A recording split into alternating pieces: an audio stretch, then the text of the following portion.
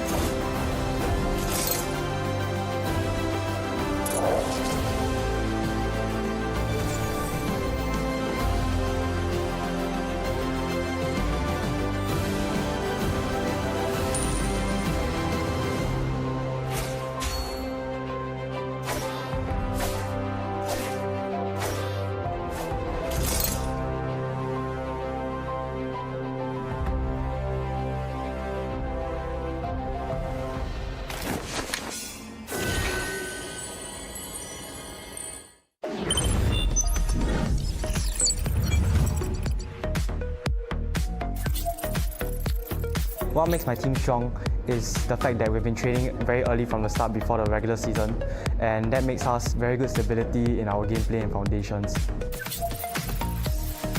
We adapt fast. I usually adjust my headrest so that my neck doesn't get soiled throughout the game. I believe that consistency is the most important in our team, and that will be the main factor to winning MPL SG 11. 5 of us will gather together at a place, and that's how we prepare for our upcoming games. To be a champion.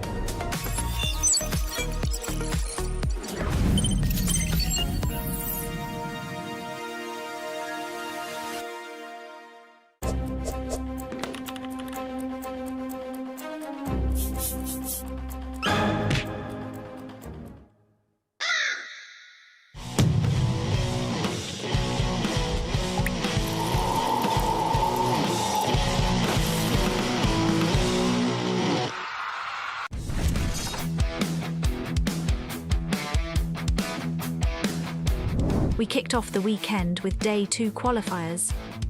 People came in droves. There were activities and prizes for everyone. The place was filled with hungry players, all vying for their spot in the challenger bracket. After a grueling day, these are your winners.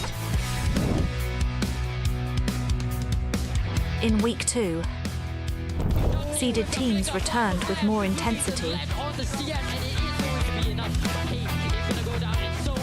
Some teams continued their rise. from the flank. Others fought back stronger.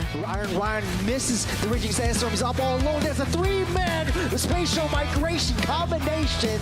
But Clarity Gaming just taking down one. There's a lot of damage. Renta free hitting from the backside. There's a blazing duet. 2 falls make it 4. The standings are starting to take shape.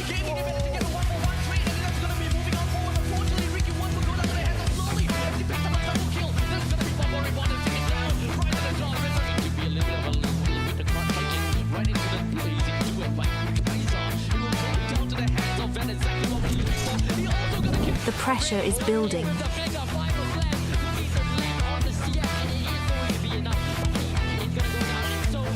And he locks down 4, but no follow-up. He gets locked down, but going out himself. As Hayes comes in from the flank, he finds the position, he takes down Roy. And every match matters more than ever.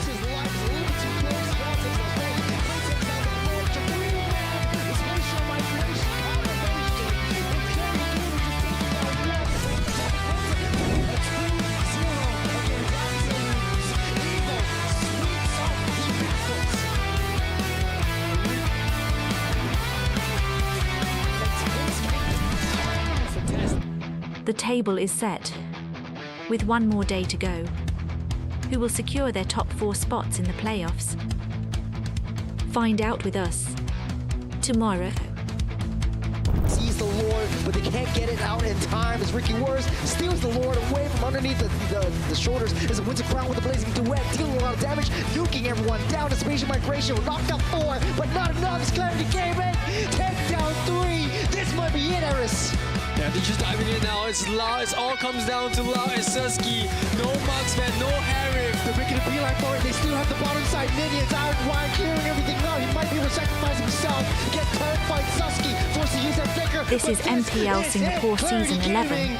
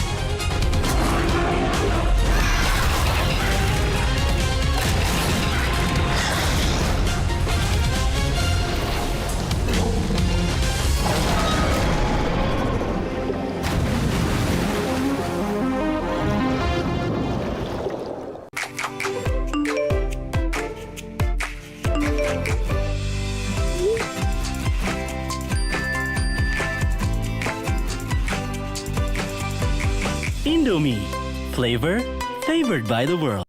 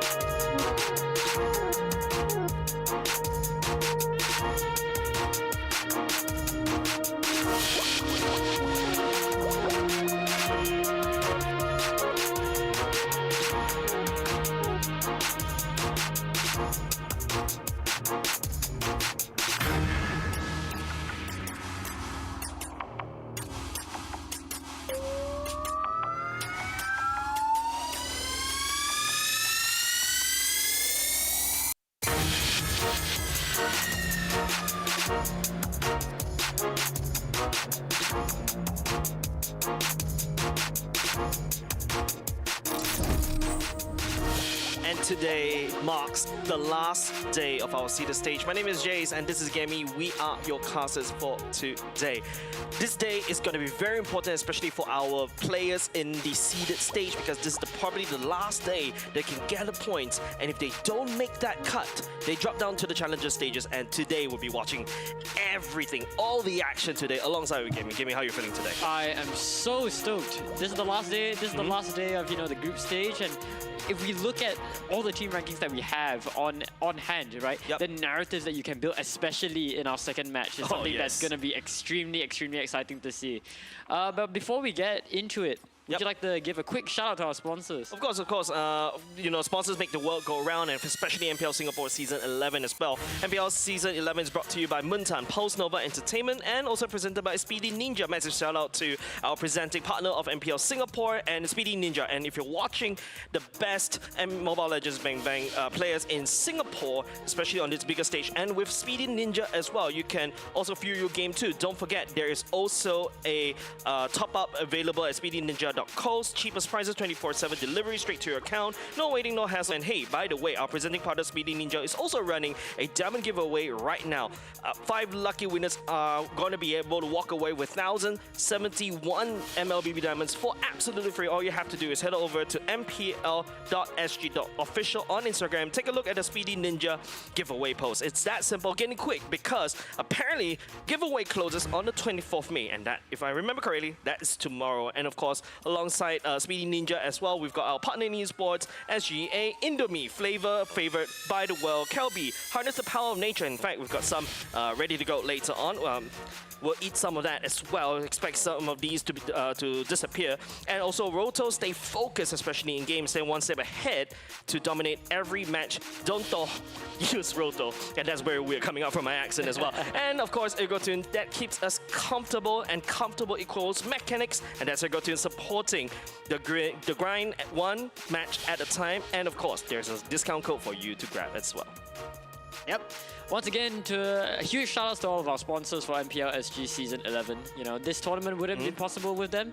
And with that said, I think, let's talk a little bit about the games that we have today. Definitely, there's a lot of things that we can definitely talk about, because, these are the top 6 seeded team that will be going into a very precarious moment. There's a lot of things that we could talk about later on, but of course, there's a lot of things that we can talk about. But before that, let's take a look at a bit of a nostalgia trip, right? Take a trip down nostalgia, take a look at the past few weeks. What exactly happened?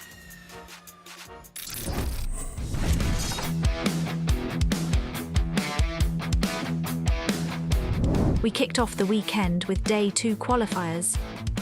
People came in droves. There were activities and prizes for everyone. The place was filled with hungry players, all vying for their spot in the challenger bracket. After a grueling day, these are your winners. In Week 2, seeded teams returned with more intensity. Some teams continued their rise. Others fought back stronger. Ryan misses the Raging Sandstorms up all alone. There's a three-man spatial migration combination, but Clarity Gaming just taking down one. There's a lot of damage. Renza free hitting from the backside. There's a blazing duet. 2 balls make it 4. The standings are starting to take shape.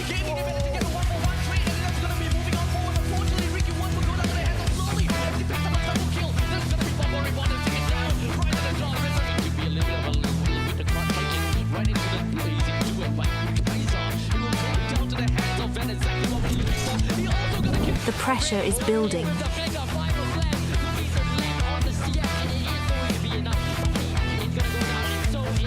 he locks down 4, but no follow-up. He gets locked down with Golden Hour himself. As Ace comes in from the flank, he finds the position, he takes down Roy. And every match matters more than ever.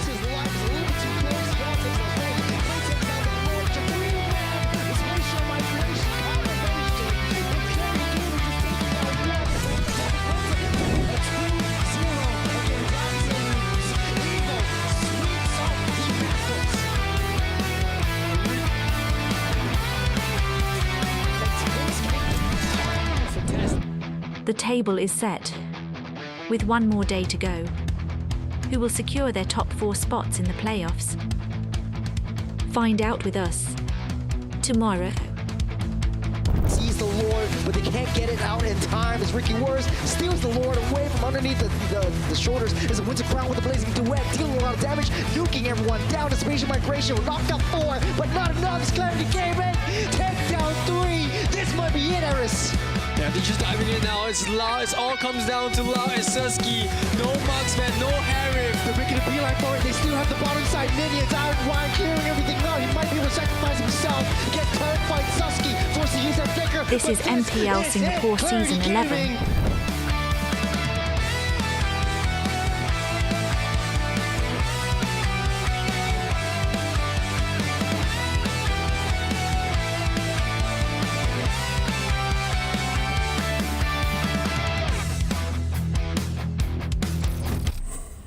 Amazing stuff. Like, that video can literally summarizes everything, right? The action that's happening, you know, in the studio as well. You've got to see the stage that's fighting. There's also the community stage qualifiers happening as well in Kaki Bukit Community Center. So thank you very much for those who actually participated on site as well. Gimme, what is the best moment you had in week 2? Oh my goodness, it had to be the game against, what was it, Clarity versus Evil, where they went all the way to game 3. And, you know, Evil being, you know, the reigning champions, yada yada yada. The fact that Clarity, you know, coming in as sort of an underdog to MPL SG, and the fact that they were able to make it so close to the end, it was absolute cinema when we got to game 3. And then the game 3 itself saw Clarity Gaming come back, saw Evil come back against what seemed like utter defeat against Clarity. That had to be my highlight. But yeah, with that said, let's get into our tournament format, Jace. Yep, of course, this is the tournament format on the screen right now. As I mentioned earlier just now, the Challenger qualifiers 1 and 2 is already long gone and dusted. We've already got your top 4 already, and now we've got to focus on the middle portion. In fact, this is like what I mentioned earlier, the last day that our 6 seeded teams, if they make any mistakes as of now, 5th and 6th, they'll drop down to the 5th and 6th spot, and that's where they'll drop down to the Challenger brackets, where they'll fight against our Challenger qualifiers. Yeah, and I mean, some teams that came in from the Challenger qualifiers are pretty scary. So I think definitely for this last day of the bracket stage, I definitely think that, you know, the teams that can still make it onto that free-ish playoff spot will most definitely try very, very hard to maintain their spot in. So with that said, let's get into the team standings, and I think it's going to be very clear to see what the narrative for today is. Of course, you know, on the top 3, you have 3 teams that stand tall above all other. You have Evo, Ignite, and Clarity Gaming. I think the top 3, Jays, is out of the question here. The big question atop all of our heads is who between Kingdom Esports and Absolute Zero will be able to join the top 3 in their free playoffs qualification. Yeah, funnily you mentioned that you are looking at the Kingdom Esports and Absolute Zero seed, right? Because actually later on in the schedule, which we'll show you later, these 2 teams will battling out as well. So later on, these 2 teams is where it gets really shaky, right? But one thing that we can actually just kind of mention that, you know, Team Evo and Ignite Gaming, and I would say Clarity Gaming to a certain extent, has already cemented their spot unless something weird happens later on. I mean, it has to be extremely unlikely, right? I mean, I think we were discussing it, like, what is this weird scenario that could cause a weird shift in the lineup? Yeah. So the weird thing I would say is, there is a. You know, I'm a nerd, so I read a lot about parallel universes. I feel like there's one universe out there, right? When Syndicate get a 2-0 out of IG, and then you've got CG getting a 2-0 out of Evo, and that's where it potential shake things up. But of course, you know, these are the 2 matches I feel personally kind of already cemented in stone, right? We do know the power rankings as you can saw earlier just now, but I want to focus on the Kingdom Esports and the Absolute Zero match. This match 14, will be the particular match that we all need to look out for, because they are literally sitting on thin ice. This is a very, very tenuous match with these 2 teams. But, you know, aside from that, of course, we have Ignite Esports and Syndicate as our first match, and Evo versus CG as our last match of the weekend. I think in particular, I mean, in addition to the Kingdom Esports versus Absolute Zero rivalry is concerned, I think other than that, of course, we have Evo and Clarity, who are both in that sort of top 3 bracket. That's going to be very interesting to look at. But as you were mentioning, thin ice is going to be Absolute Zero and Syndicate Esports. Both of these teams are currently at risk of relegation right now, and you know, this is their last day to prove themselves worthy of playoffs qualification. Yeah, and I always say, like, a corner animal is where they're most ferocious, right? Syndicate Esports has showed fangs as well, especially to another team in the past, and it shows that they do have some moments of brilliance, right? And also at the same time, Absolute Zero, they can bear fangs at the same time. And another team that I also like to include in that thin ice moment is definitely Kingdom Esports. These 3 teams, there is a risk of relegation down to the challenger brackets, and once you're down there, Gimme, right, there is a potential for you to meet up, you know, these 4 challenger qualifiers, right? You're not sure what they have in store as well, because we don't have a place that we can watch the games. We don't really have anything, any information, so it's really, really scary for them. And here you go, the map stats for week 2, day 2. Let's get into the map stats. You know, it's weird. It's weird. I feel as though every single MLBB tournament that we've seen in recent times, since the introduction of these different maps, by the way, love this. Best change the MLBB that we've seen in a while. It feels like we've always been seeing an abundance of expanding rivers. 24 whole games played in expanding rivers. And remind everybody, all of these maps are randomly rolled. So Moontorm seems to just really like expanding rivers. And on the flip side, Flying Cloud is always the map with the least amount of plays.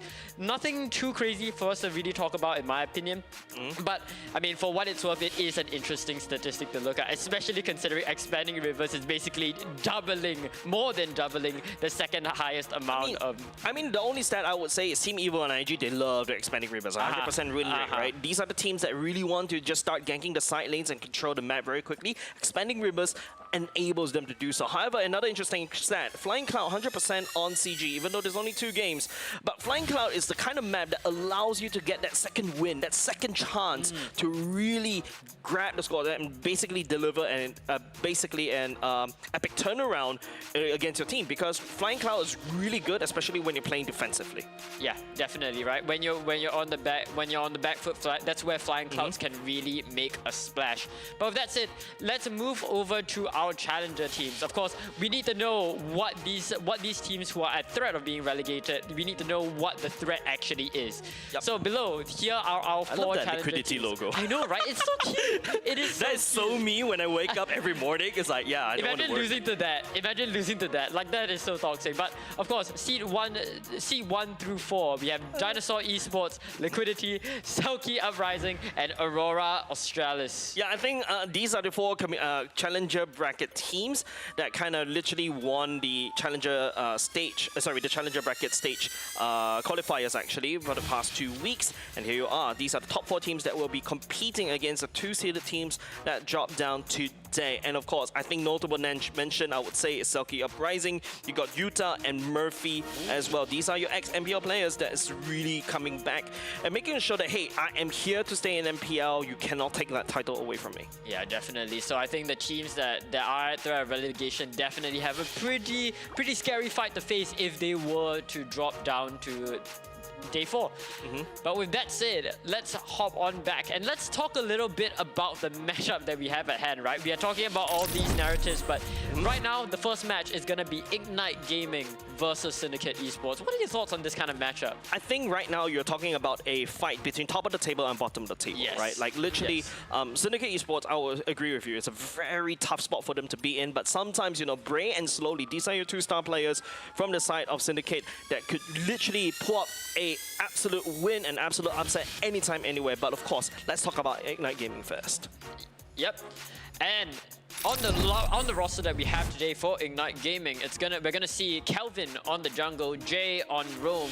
Mid lane sees Roy, CS is gonna be on gold, and of course Jin Sanity is gonna be wrapping up this roster on the EXP lane. This roster has been absolutely on fire. I've seen them play all 3 days that we've seen thus far in the bracket stage, and they are electric. They are so incredibly coordinated with each other, and in particular, I'm very much looking forward to see Jay and Roy synergy. I think, in my opinion, they're one of the most coordinated, and they're the mid duo with one of the best synergies that we've seen this season in MPL SG. And also, apart from that, I personally love Kelvin's gameplay. So aggressive. So crazy in week 1. Week 2, albeit, I feel like some of the teams have started to really figure out the MO of Ignite Gaming, right? It feels like, you know, it's a bit scary position when, you know, you are playing into week 3 of the regular season and then Team Evil last week literally found the MO. In fact, if you trace back to the games, they banned the exact same way, they picked the exact same way against Ignite Gaming. Hopefully they're able to tweak the gameplay against Syndicate, because mind you, I believe you've got Bray, you've got Slowly. These are a very experienced player in the MPL scene. They may have figured out the secret sauce of Ignite Gaming. Yep, that's right. And with that, let's move on to the other side of the bracket. We have Syndicate Gaming. Syndicate Esports will see Bray on the jungle. Rome will see QZAS. Mid will see Hawks. Gold lane, we have Gira, and of course EXP, the aforementioned Slowly. This roster, as you mentioned before, brings a lot of experience to the table. Yes, they might be at the bottom right now, but I think they really just need more time to build that sort of synergy with each other and get back into the game. Definitely, even if they were to drop to day 4, they're gonna be they're gonna be a menace in the challenger bracket. Yep, you remember the term that we coined Bray, right? The child prodigy, and now he is literally the captain. I feel like, you know, Syndicate in week 1, it feels like, you know, they're a very brand new fresh team. They're unable to put in, especially with the trouble of slotting Slowly. Where do we put him? Because Slowly is a very strong assassin jungler player in the past, and now if you want to pair him alongside with Bray, and that's a very big question in week 1, day 1. And you can evidently tell that, you know, Syndicate did not have a good week 1. But in week 2, the Bray effect, I'm going to coin this term, the Bray effect came into play. Slowly has found a way to deal with how he plays as well, modify his play style. He starts to play a lot more tanks. He plays a very strong glue. You start to see him playing, you know, the Sora, which is like a massive hybrid between a fighter and also assassin as well. And you can see a bit of a change in Syndicate's identity in week 2, and hopefully that could bring some form of results against Ignite. Yeah, at the end of the day, the Syndicate's success in going into this game is all going to be contingent on their ability to adapt. As you mentioned before, Slowly is, you know, put in a weird place. You know, he's known for assassin junglers, yet he's forced to play all these tanky EXP laners, really battery for his team, contributing in a way that he might not be too familiar with. So I think a lot of this game is going to be based off how well Syndicate Esports can adapt to their conditions. And of course, the first step of that adaptation is going to come in play when we get into the draft. I think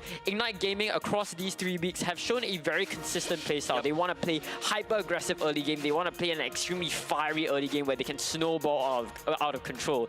And I think, as you mentioned before, EVO seem to have nailed this strategy down. They seem to nail the strategy down in their matchup against Ignite Gaming in week 2, day 2. So I will be interested to see how Syndicate use the information that EVO has already generated towards them in their their 2 very clear victories against Ignite Gaming last week. Yep, we're just moments away to the drafting phase of the very first game. I'm starting to see Roy also pulling out a book as well. Usually we joke about the book alongside with Powerful, the anchor of Team EVO.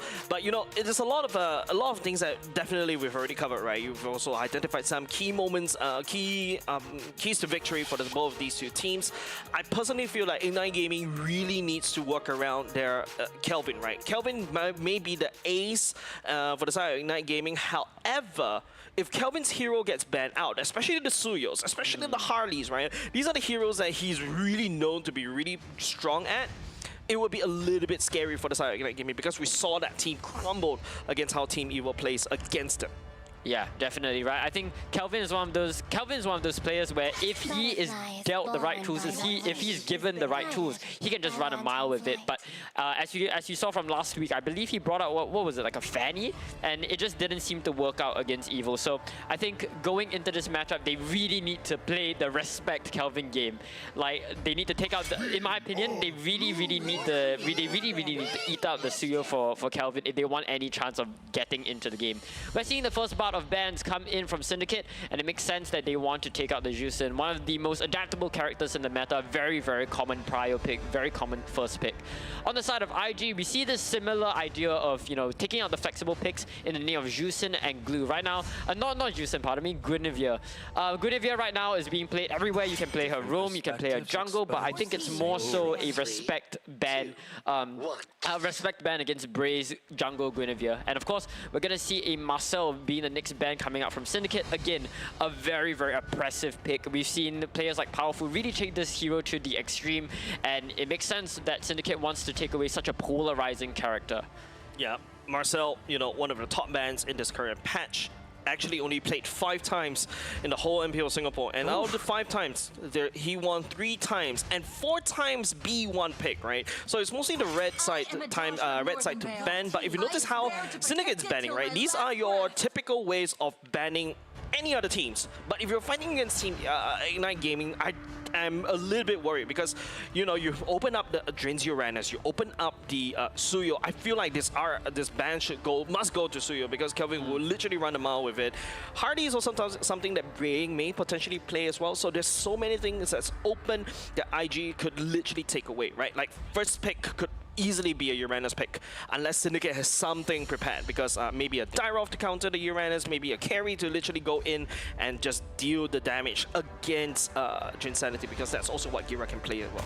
Yeah, that's right. If we look at the bans, or we compare the bans coming in from both of these teams, it's clear to see that Syndicate want to play away from this sort of team fighty angle. They're taking away team fight heroes like Marcel, Jusin, and now Fulvius as well. So these heroes are very strong, and they're very strong in early, and they benefit heavily from the snowball. But of course, as we see, the first pick from IG is going to be Kelvin's Suyo. As you mentioned it before, it had to be a prior ban from Syndicate, but it just seems as though they were probably more afraid of the Fulvius on their angle. And on the flip side, you see IG taking out all of these pick-off heroes, Guinevere, take out the Freya, all of these heroes very good at chopping up the team fights. So it looks like, if all goes well, IG would likely want to go into something that's more, you know, team fight focused. They want to play a more conventional front to back, as far as it seems to me right now.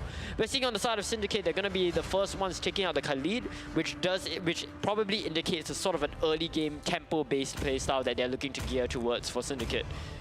Yeah, Khalid is definitely a way to deal with the Suyo. You have early game dueling right off the bat, and there's also Qza's comfort heroes, right? He's played this literally 4 times all throughout this season, and now they're also going to prioritize Gira's Moskov. If I remember correctly, Gira's Moskov is also something that he plays as well. 4 plays as well, but I feel like this Moskov is also a very good counter against what Uranus wants to do. It's a late game insurance, and that's something what CS likes to play, especially when we talk about late game insurance, right? Now you got a Harry being selected. For the side of IG, Roy goes for the Valentina as well to basically try to counteract and take away the Raging Sandstorm.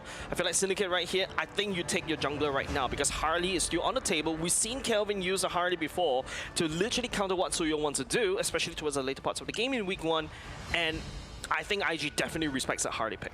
Yeah, most definitely, right? You don't wanna leave this Harley to the second ban phase and you know allow IG to take it out of your reach.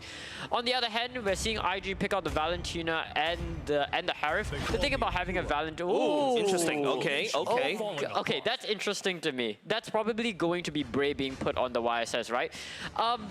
Yeah, I'm not sure about this, Jays, because you know we literally saw Suyu come back into the meta first to act as a YSS counter. So the fact that YSS is being picked into Suyu, there's two ways that you can see it, right? Either this is a very big comfort pick for Bray, or that Syndicate is looking or trying to power farm against the Suyu, trying to match the Suyu in terms of that raw farm in order to continue to pace against IG.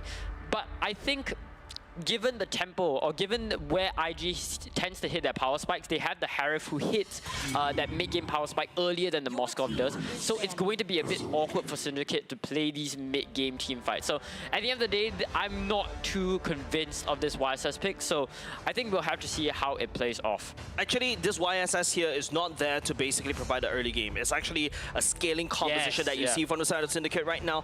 YSS need time to farm, same with side to Moskov as well.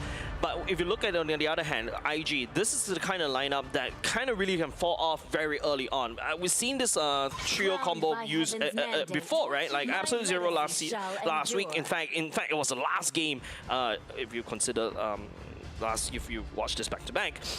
The Harif and the Valentina one more combo really runs out the power very quickly. Once the Zawan Force runs out, once Valentina's skills goes into cooldown, there's not a lot of damage coming out from there, right? So that's something that, you know, IG really need to look out for because Syndicate, they're more than ready to fight. There's a lot of DPS coming out from Moskov late game. There's also DPS coming out from the Yushin, albeit it's a glass cannon as well. So yeah, Syndicate, I would say this Yushin Shin. Also another thing to take note is the Mountain Shocker coming out from it. It pairs very well if Gira decides to go on the off tangent right there, split pushing and then join the fight with the Spear of Misery easily. Yeah. Destruction easily. Yeah, I think right now it's very clear to see what these two teams are going for. Real quick, let's take a look at the bans. I think the two bans coming in from Syndicate is just one that comes from respect, right? We see a Uranus and a Hilda, two heroes that Drinsanity is incredibly scary on. So probably, likely a respect ban coming in from Syndicate. And on the side of IG, we see them respecting Hawk's mid laners. We see them taking out the Zetian and the Odette. The Odette, I think this comes from past match statistics, right? If I'm not mistaken, Odette is one of those pocket picks that Hawks brings up. Is it not? Is it not? No, is it not? He has never played an Odette before. He has never played an Odette, so why an Odette? The Odette is there is because if you want to play around the Harif, right, you need to focus on the Zaman Force, and Zone Denial is one of the biggest threats against Harif, right? For example, the Akai is also one of the big threats against Harif. Odette is also one of them. You go into your Swan Song and immediately, right, the Zaman Force is like practically usable, right, because you're going to get busted down by the Odette. Another way of countering the Harif would be, of course, the Zetian as well. This is literally when you land down your first skill over and over again. Your second skill also do a lot of damage. It kind of messes up the Zaman Force, so I respect that. And of course, you don't want to give another global ultimate over the side of Syndicate, right? And you've got the Mountain Shocker already. You don't want to give the ultimate of Zetian over to the side of Syndicate as well. So yeah, IG on the other hand, they're gonna have to find a way to control the zone, allowing the Zaman Force to shine. On that note, you've got your Alice coming in for the side of Insanity, the TOR coming in, and then with Jay in the pick-off, this is very solid composition, especially mid-game. But now Syndicate is on a very scaling composition, so they need a lot more early game mid. I was thinking like even the Lilia to a certain extent that works against a Harif, early game wave clear, a second chance just in case, but instead Syndicate goes for the Valier instead. Yeah, we've been seeing a lot of Valier being picked up here and there, and I think it definitely comes from a position of that counter engage or disengage, right? I think the game plan for both of these teams is very clear. both of them hit their power spikes at different points in time. IG hits it very early. You have the Suyu, you have the Harif who start being very big threats in the mid game. But if Syndicate Esports is able to survive the early game from IG, they will definitely, they will reap a lot of rewards, right? You have the Moskov who can put a lot of side lane pressure. You have the YSS who is an enabler to play for that late game. And then you of course have heroes like Valir, like Lapu who scale very well no matter what stage of the game that you're at. But I worry that Syndicate Esports is going to struggle getting to that position, right? This is a game plan that Ignite Gaming has tried, has tested, and they're incredibly consistent at this game plan. Meanwhile, Syndicate Esports, they really only have one hero who can compete in the early game, and that's going to be the Khalid. So a lot of pressure is going to be put onto that Khalid in trying to escort Syndicate Esports through the mid to the late game. But with that said, welcome to the Land of Dawn. Welcome to the first match of Week 3, Day 1 of MPL SG Season 11. Let's get into it. Yeah, definitely right. I think good analysis right there in terms of, you know, power scaling, Ignite Gaming versus Syndicate Esports. Going to go into the slight pause right here, but this also gives you a bit of a bit of a time to basically kind of look through the drafts earlier just now, right? We mentioned that early game, you know, you got a Khalid that's really so strong. You're paired out with a Valir. Valir could just constantly, I feel like, pause meta, of course, take the redeem code. I mean, we got to give back to the audience sometimes, but yeah, the Khalid also pairs very well with the Valir. The Valir can constantly spam the fireballs and then after that stun and do a lot of tick damage over and over again. And especially when, you know, the early game IG with the rotations coming off the Kalia and also the Valentina versus the Khalid and the Valir as well. I will feel that definitely Syndicate will take the cake for this one, right? This is the time where it really makes the Khalid shine very well. Yeah, most definitely, right? A lot of pressure is going to be put onto the Khalid in trying to move Syndicate Esports through the mid game and into the late game. But of course, Ignite Gaming, I'm interested to see how they can play through the late game, because Ignite Gaming is definitely not weak at late game by any standards, right? At the end of the day, you still have the Valentina who scales well into any sort of comp. You can pick up you can definitely do a lot of work with the Raging Sandstorm. You have, of course, the Mountain Shocker to provide that vision for you going into the late game. And of course, Harif, although not known for his late game, is still pretty solid when it comes to putting damage numbers on the board. But of course, the main question is going to be who has that early game battery? Can IG ensure that tempo? And can they end it before the 15-minute mark? Yep.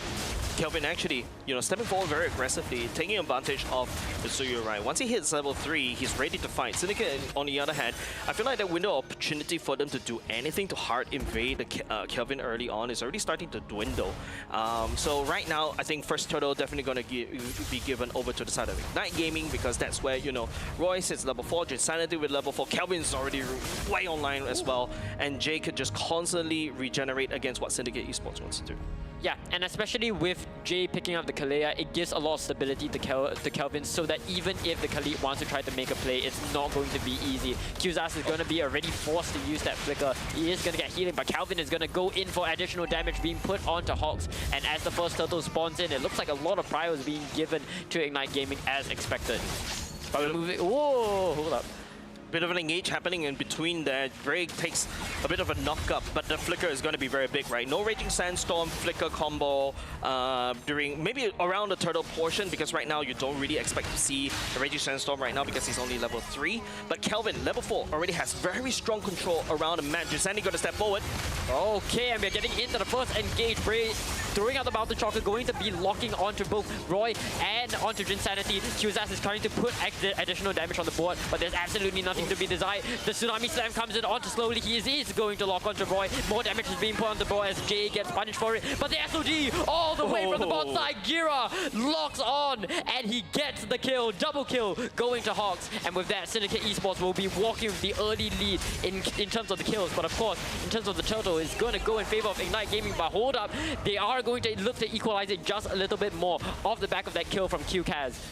Yep, I mean, Kelvin, that was a bit of a misplay coming out from side of Ignite Gaming, right? I would say that Syndicate, the Ignite Gaming pushed the advantage a little bit too far. Slowly coming in the way, that's the one that was really strong in the early game to be able to fight. But hold on, Kelvin finding Qzas right there. Oh, Qzas being put in a very awkward position, trying to save the blue buff, but it is not going to be enough. Bray taking a lot of damage from Roy as well, and once again, they're forced onto the back pedal. Yeah, even though Syndicate was able to get more kills, and also, you know, they did not secure the turtle for themselves, that play coming out from Kelvin actually equalizes it, right?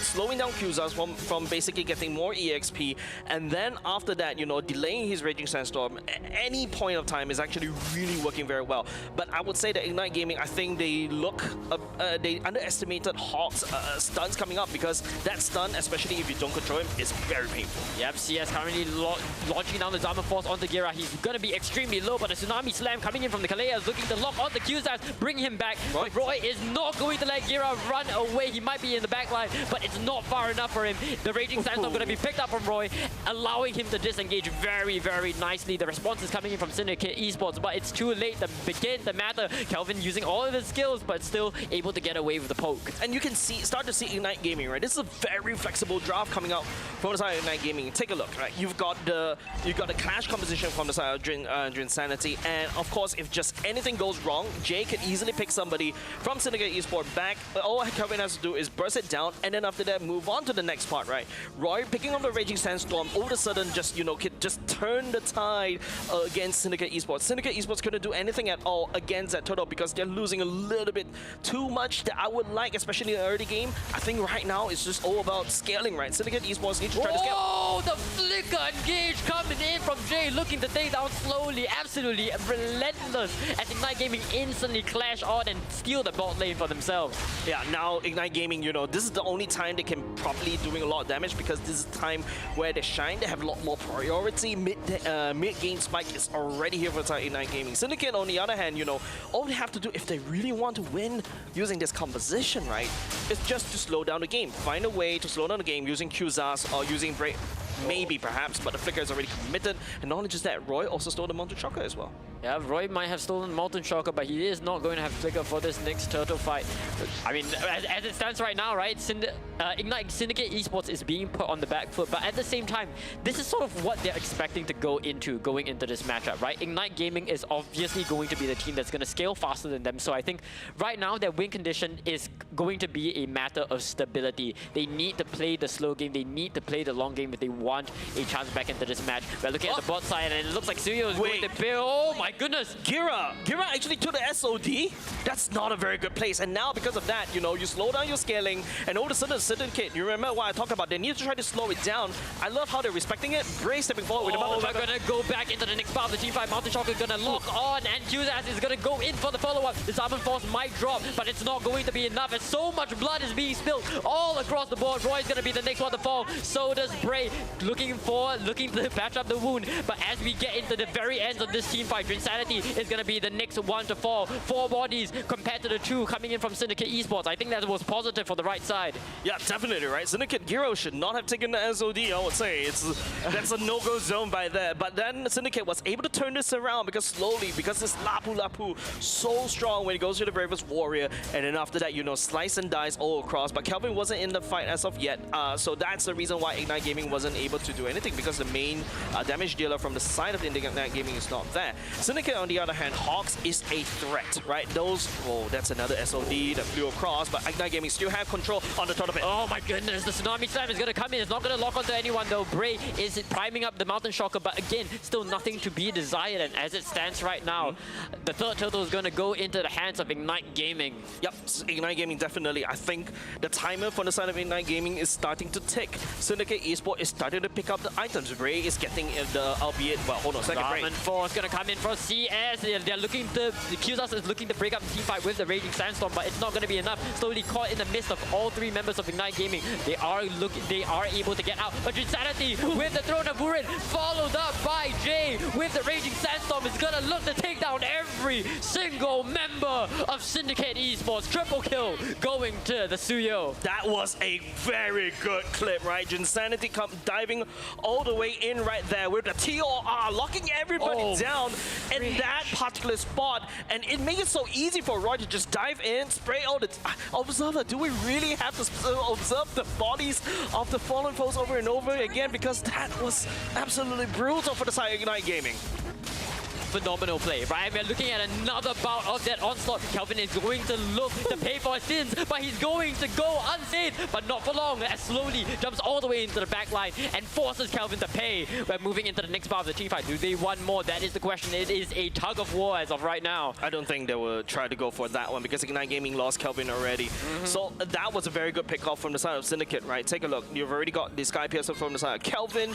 I think there's probably like, what, 3-4 kill stacks already on him, and slowly burning the Flicker was able to, shut it down and, don't allow Kelvin to really escalate out of control. A bit of a supportal combat happening between Jay and Qzas. Oh my goodness, yet another skirmish happening on the top side. CS drops down the Zarman Force, but it's not going to be enough to take down slowly. Oh my goodness, the Nick Thoroguri is going to come in on the Drinsanity. He thought he was going to lock on the slowly, but no, it was onto Gira, and that's going to be a kill on Syndicate Esports' gold laner. I feel like that's a strike two of Gira, just like, pathing a little bit too aggressively, right? Like, if you notice, because you're a Moskov, I think this is a very scary moment, right? Like, Drinsanity could just literally jump onto you, activate a TOR, and then just allow Ignite Gaming slowly right there. I think he was trying to peel for Gira, but because Ignite Gaming is so mobile with their hero pick, right, make it so easy for them to catch onto the gold lane. And now your scaling is gonna have to be postponed, I would say, another 5 more minutes. Yeah, and this lore engagement is going to be very, very messy as slowly gets picked up by the Tsunami Slam.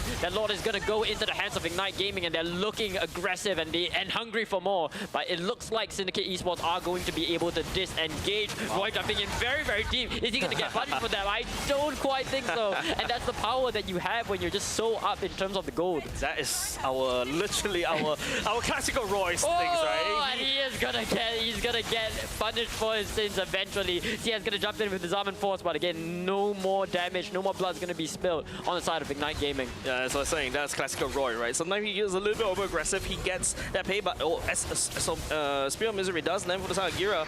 But I think right now, as long as Ignite Gaming was able to play this pick-off game, I think they've identified that they really cannot clash against Syndicate Esports because of Hawks with that Searing Torrent, and also Fireball is constantly messing up the combos because you basically just push away what Kelvin wants to do. You have to go through that wall, you're literally slowed down. So I think Ignite Gaming is starting to kind of respect that, and they're switching their strategy back into more of a pick-off comp. Yeah, I really like how Syndicate Esports is playing this disadvantaged position, right? Because they know that Ignite Gaming has a very firm grasp of the scoreline. But as we say that, yet another engage to come. The Purify is going to come out from Gira, going to shield them from that Tsunami Slam. But Roy is going to be taken out after dropping that Raging Sandstorm. It's a complete mayhem, and slowly but surely getting devoured by the likes of Ignite Gaming. Drinsanity coming in, soaking up a lot of damage and able to get up very, very cleanly. Roy going to be the only body dropped in that exchange. That was a very good engage coming off of Syndicate Esports, by the way. They basically counter-engage against Ignite Gaming, right? So very good pick-off coming out from the side of Slowly to basically try to slow down, separate the fight so that Ignite Gaming is unable to draw. But if you start to realize, right, it means like Syndicate's starting to gain a bit more speed because they're finally able to out-damage Ignite Gaming. Yeah, that's right. We're moving into the next part of the team fight. They're still hungry for battle. Brave dropping that Mountain Shocker onto CS, but not quite able to get anything. Kelvin diving into the backline, but again, no progress is going to be made for Ignite Gaming at this juncture. Yep, literally, right? Ignite Gaming is running out of damage. That's the risk of running this kind of composition. You've got so much burst. I think they really have to start using Jay to basically engage. But the problem is that there's 2 Purifiers, technically speaking, right? Hawks and also Gira, and those 2 are the key targets from the side of Jay. Maybe they could also switch up to target Slowly as well, but, once Slowly gets picked up, Bravest Warrior goes in, and all of a sudden, he's just having the damage reduction. They are looking for more and more blood to spill. The Zarman Force gets lower, but he's not going to be able to capitalize. The Throne of Ruin comes in, and look at the bot side. QCAS is going to be caught on his lonesome and get devoured by Kelvin, as Slowly is going to be the next one to succumb. Jay is not out of the fight right now. He's looking for Bray, looking for more damage to be put onto the board, and the Raging Sandstorm comes in from Roy, locks onto Bray, takes him out, as Gira's forced to watch as his mid lane, or as his jungler succumbs. Yeah, literally classical Roy, right? Overextends just just a little bit, and now just Sindicate Esports, just Gira against the wall against Ignite Gaming. And we see the final engage come in as the Zaman Force lowers onto Gira. The game ends. First game going to Ignite Gaming. Yep, GG well played for the side Ignite Gaming. They're identifying halfway. They notice that Syndicate is on the scaling composition. They shut it down over and over again. They switch into a pickoff composition. They try to fight using Insanity Alice to no avail because Hawk is right there just throwing fireballs after fireballs. There's no way that Ignite Gaming was able to reinforce.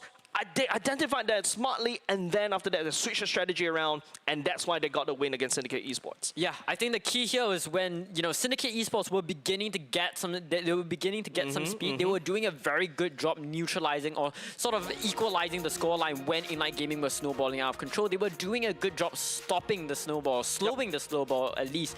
But one engage was just a bit too risky. I think it was Bray onto Roy.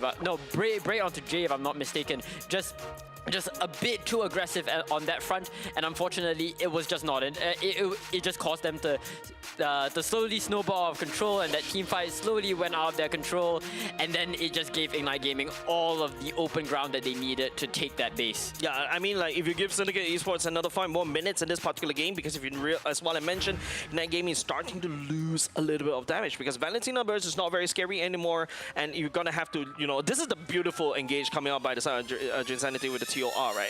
It's just basically allowing everybody to just pour all their damage, all their burst damage into that one particular focal point and then burst Syndicate Esports down. That was a very good play coming out from the side of Insanity. Yeah, and they didn't even have they didn't even have a chance to respond to it, right? Phenomenal engage from them. And this as well, look at Roy just playing so incredibly aggressively, playing so deep, understanding how to use his flicker as well. Phenomenal stuff. Yeah, and it's just the fact that there's a lot more pressure for the side of Ignite Gaming, right? Like they really have to end the game right here, right now before, sub 10 minutes, 11 minutes-ish. If not, they're going to go run the mile. Okay, we're going to have to give Kelvin I've MVP seen this once so again. many times. Yeah, I've seen Kelvin MVP Suyo so many times. This guy is like... I feel like we never changed the graphic. Yeah, it's like synonymous with this character. Kelvin just has such a mastery over the Suyo. You don't need to change the graphic. I've seen this so many times. Like, Kelvin is a whole different beast on the Suyo, man. I like the fact that production is telling me, yes, we actually did change this so that we'd actually do some work. But what I'm trying to say is, Kelvin makes our lives easier, I would say, because he's on MVP on Suyo. He's really the star player for the side Ignite Gaming, and his team knows how to play around him, right? Like, Insanity provides a cover with a TOR, Jay provides a pickoff, just let Kelvin do Kelvin things, and literally Ignite Gaming will win. Syndicate Esports, on the other hand, I would say that was a very good attempt. So, like, Valera pick, I was kind of doubting it earlier just now, but it came in really clutch, especially for the team fight moments. And all of a sudden, Ignite Gaming couldn't, handshake big team fights anymore. Another honorable mention, definitely slowly, right? Slowly tried to slow down the pacing for the side of Ignite Gaming, trying to allow the gold laner to really farm as much as possible. But Gira, taking L's, taking depths after depths, Ignite Gaming starts to focus on, hyper-focus on Gira. You saw that sequence with the side of Insanity, right? Just literally blood all the way to the other side, ignoring slowly, went for the chink in the armor, which is Gira, which is the late game insurance for side in Syndicate Esports. Take him down, and then after that, rotate back to slowly. Yeah, I think there's a difference between comfort and mastery, and I think what Kelvin has exemplified here with his Suyo, or hell, what Ignite Gaming has exemplified with how they played around the Suyo is complete and utter mastery of this style of team fight, this style of composition, and this style of gameplay, right? Ignite Gaming are just so clear in their ability to execute this early game snowball, extremely fast-paced tempo-based game that it just looked like a cakewalk for them. In the early game, they had the composition advantage, and in the mid game, they took one team fight, and that one team fight is all they needed to snowball and end the game extremely early. And you were looking at the gold difference between Kelvin and Bray.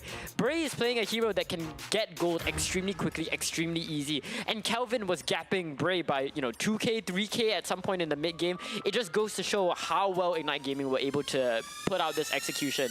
Try as they may Syndicate Esports, they took good fights. They were able to neutralize at times they were able to slow bleeding, but at the end of the day, it was just one mistake that caused them to lose the game, and that is the sort of feast or famine game that Ignite Gaming want to play. Yeah, also Roy, you know, like what I mentioned earlier just now, you know, using his flickers, his cooldown of the flickers very aggressively, trying to basically pick off anybody from the side of Syndicate Esports because they know they are on a timer, right? And there was a few moments where I feel like, hey, I think Syndicate Esports might have it because Hawks is just outputting so much CC, and Bray is also outputting so much damage. Slowly was able to zone away CS from the fight as well, but Kelvin, you know, coming in also in very creative angles right there, basically was able to tip that scale of balance over to the favor of the side of Ignite Gaming.